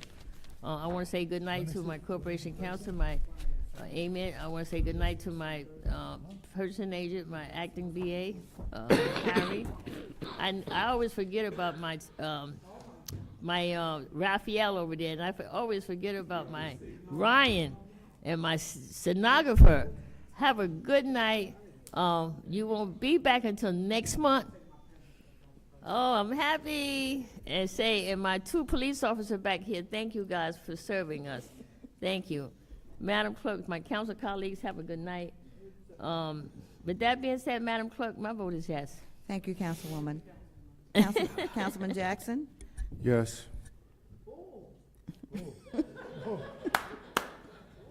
Councilwoman Mims. Councilman Jackson yielded me his time, so I'm gonna take it tonight. So, just a few announcements. One, on March the 14th, I will be having my yearly Women Who Rock Award in the council chambers. Ooh, yeah. Raphael. With new chairs. March the 14th, to honor some great women that have really made an impact here in the great city of Paterson. So, Raphael, I'll be reaching out to you, Corporation Council. Should we get it all right? My friend, BA. I'm to everyone, but we will be honoring one of our honorees this year is my soror, Candace Cotton, Councilwoman Cotton's daughter. So I will reach out to her personally, but she will be one of the honorees. But there's some great honorees, and I will announce those at our first workshop in the month of March. It is an honor to do this celebration for women that do great work here in the city of Paterson and in the county of Passaic. I also want to give my great regards with mixed emotions to our great Assemblywoman Shavonda Sumter, who submitted her letter today of not running for re-election for the legislative district of 35. Shavonda has been an amazing legislator. She's wrote a lot of bills. She was labeled at one point as one of the legislators that have wrote the most bills in a short time of tenure when she first got there. So I want to commend the work that she has done in the District of 35. She is a Pattersonian, and we want to commend the work that she's doing. And let's pray for our county. Let's pray for our community. Let's keep praying for each other. There's so many people that are sick or going through different challenges. Let's pray for them. School is back in session tomorrow. Winter break is over officially today, yesterday, whatever day it is. But we're back in school tomorrow. Make sure our kids are safe. Then on Thursday, there's a snowstorm possibly coming. Please be safe. Make sure that you follow all protocols, protocols and safety procedures. Hug your kids. If your parents are still alive, hug them. Tell them how much you love them. Love yourself and take time to appreciate and smell the flowers while you have an opportunity, while you're breathing. Madam Clerk, Secretary, police officers, IT, cameraman, Ermelinda, my friend, mi amigo, Harry Savalas, Corporation Council, all of my council colleagues, my husband, Keith Watson, and so many. So I just want to say, and to our security guard downstairs. Oh, my boyfriend back there, my boyfriend. And so I just want to say to our security guard that's downstairs as well, thank you so much for all that you do, sacrificing. It is now 1 o'clock in the morning, and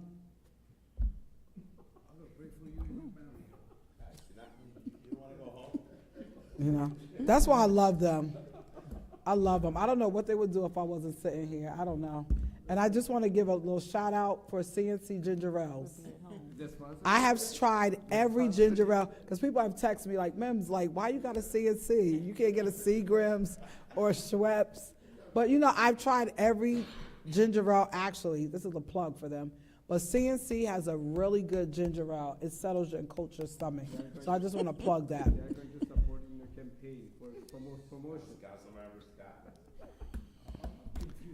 With that being said, Councilman Velez? You got me shot. I can pray for you. You're going to pray for me, Watson. My vote is yes. Thank you, Good night, everybody. Councilman Udine. Councilmember, before we. Thank you, Madam Clerk. Paterson, it is absolutely an honor to serve you. Again, this is about 1 o'clock in the morning, but we are here to serve you. Just, again, stay safe. Have a wonderful night, and looking forward to see you on the 21st at the Black History Month celebration. And at the midnight, we are going to have International Mother Language Day at the Westside Park, which is closed, but temporarily will be opened for the Shahid Minar. So looking forward to these two events in this week. My vote is yes to close the public portion. Thank you. Yes. Councilman Velez? Yes. Councilman. He said yes. Councilman Velez, your vote is yes? You got me. Oh, he said yes. Okay. No, not yet. First of all, there's Easter basket giveaway, April 19, 2025. I know we too a little bit far from that, but the gentleman left a flyer here. Started at 2 o'clock, 3 Auburn Street. Please visit. Easter basket giveaway, April 19, 2025. Serious question through the chair, Madam Corporate Council. I was made aware today that the former BA of the city of Paterson was lingering or having a meeting in the second floor today and working with budget and everything with the new BA. It's not fair for us at the council to find this through third party. To request the mayor, when is the BA, interim BA is going to be coming to the meetings or address the council, and also still pending answer from DCA, really when she got appointed to come and substitute the lady that was there before, and what is her primary work. Still follow up with the letter I submitted to the mayor and to the DCA office. So I'm being in top of that. Yeah. Let's, when it's gonna snow, you say? Oh. Thursday. You know, Mr. Watson, I don't know where she got your future husband or whatever, but we gotta pray for her, and before you do marry her, you have to ask the council. If we vote yes, you okay. Just in case, we want to make sure you're in good hands. Madam Clerk, Yes, sir. you know, and Deborah, you have done Deidre. I have done a great job. Councilman, let's keep in prayer. I feel to say this, right? Let's keep in prayer our clerk. I miss her. Trust me, I miss her. So Hello, Jackie, man. every time I dial the phone, I don't know if it goes in voicemail right away or she's on another call, but from here, we love you and we pray for you, and I believe in a way maker. Look at what's going on. This last plane that crashed in Canada. Yeah, crash landing. Waymaker, right? 80 people. You know, let's keep on praying for our nation, and let's keep on praying for the President of the United States of America to make sure he does the wise decision. We could forget that, but we had to pray for him, right? Saying that, oh, by the way, Council President, this is really important. We want to know the status of the ordinance that we amend of the cannabis. We want to know what's going on, because people are asking us out there, and they dump it to us, knowing that the administration or the Community of Economic Development had to get it straight. We send a recommendation, Yep. and they haven't come back to us. So, you know, we want to make sure that is follow-up.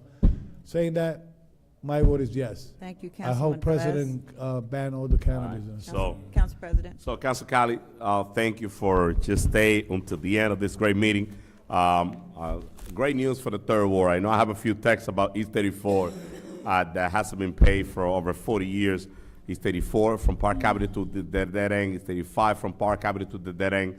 It's going to be redone curve to curve. East Side Park, the step at East Side Park also is done. That was on the agenda also as well. The total renovation of the tennis court to correct the problem, it was on the agenda. So we just continue working for the city. I was very emotional, and I was very passionate about that grant that we have, that $1 million grant that is on the hands of Mr. Ed Bossi, which is supposed to be in the hands of Public Works and the police to work in the collaboration to get those 70 cameras. Paterson is only 8 square miles. With 70 cameras, we could allocate those cameras in different sections. We already have the law in place to hit those people with $10,000 fine, those people that are dumping. I'm gonna continue talking about that until I get a response about those cameras, where those fundings are. We need those cameras in our community. Paterson is filthy because people are dumping garbage. Now, to my Third Ward residents, I get a lot of calls in terms of the recycling, that the recycling didn't pass by. The problem is that we need 7 trucks to cover the entire city of Paterson. Last week, out of the 7 trucks, there was only 2 trucks out. My recommendation to my constituents is that leave the recycling outside. The responsibility of the department is to go out the next day and pick that up. I'm getting a lot of calls. Please keep sending me texts with their address and picture. I'm going to continue sending those pictures to the Department of Public Works. You hear? I'm not using this day to bash anybody, but I hold people accountable. Our Paterson, our community is 50. We have to clean it. We definitely gotta work together. Harry, I love to see you as our VA. I don't know why, but you look great there. You're doing an amazing job as our purchasing agent. But listen, you've been a blessing for the city of Paterson because you wear multiple hats. It's amazing. It's really amazing. Corporation Council, thank you for your hard work, your commitment. Rafael, Madam Clerk, thank you. To our secretary, to our police department. Listen, let's bring love into the city of Paterson. It's okay to disagree, but you have to disagree with respect. We are the role model that this community elect to be the elected official that move the city on the right track. So let's work together. God bless you, Paterson, and have a good night. Once again, my Third Ward, great news for you. Thank you, Paterson. My vote is yes, Madam Clerk. Thank you, Council President. The votes are 6 in favor, 2 absent. The regular meeting of February 18th, 2025 is hereby adjourned. Good night.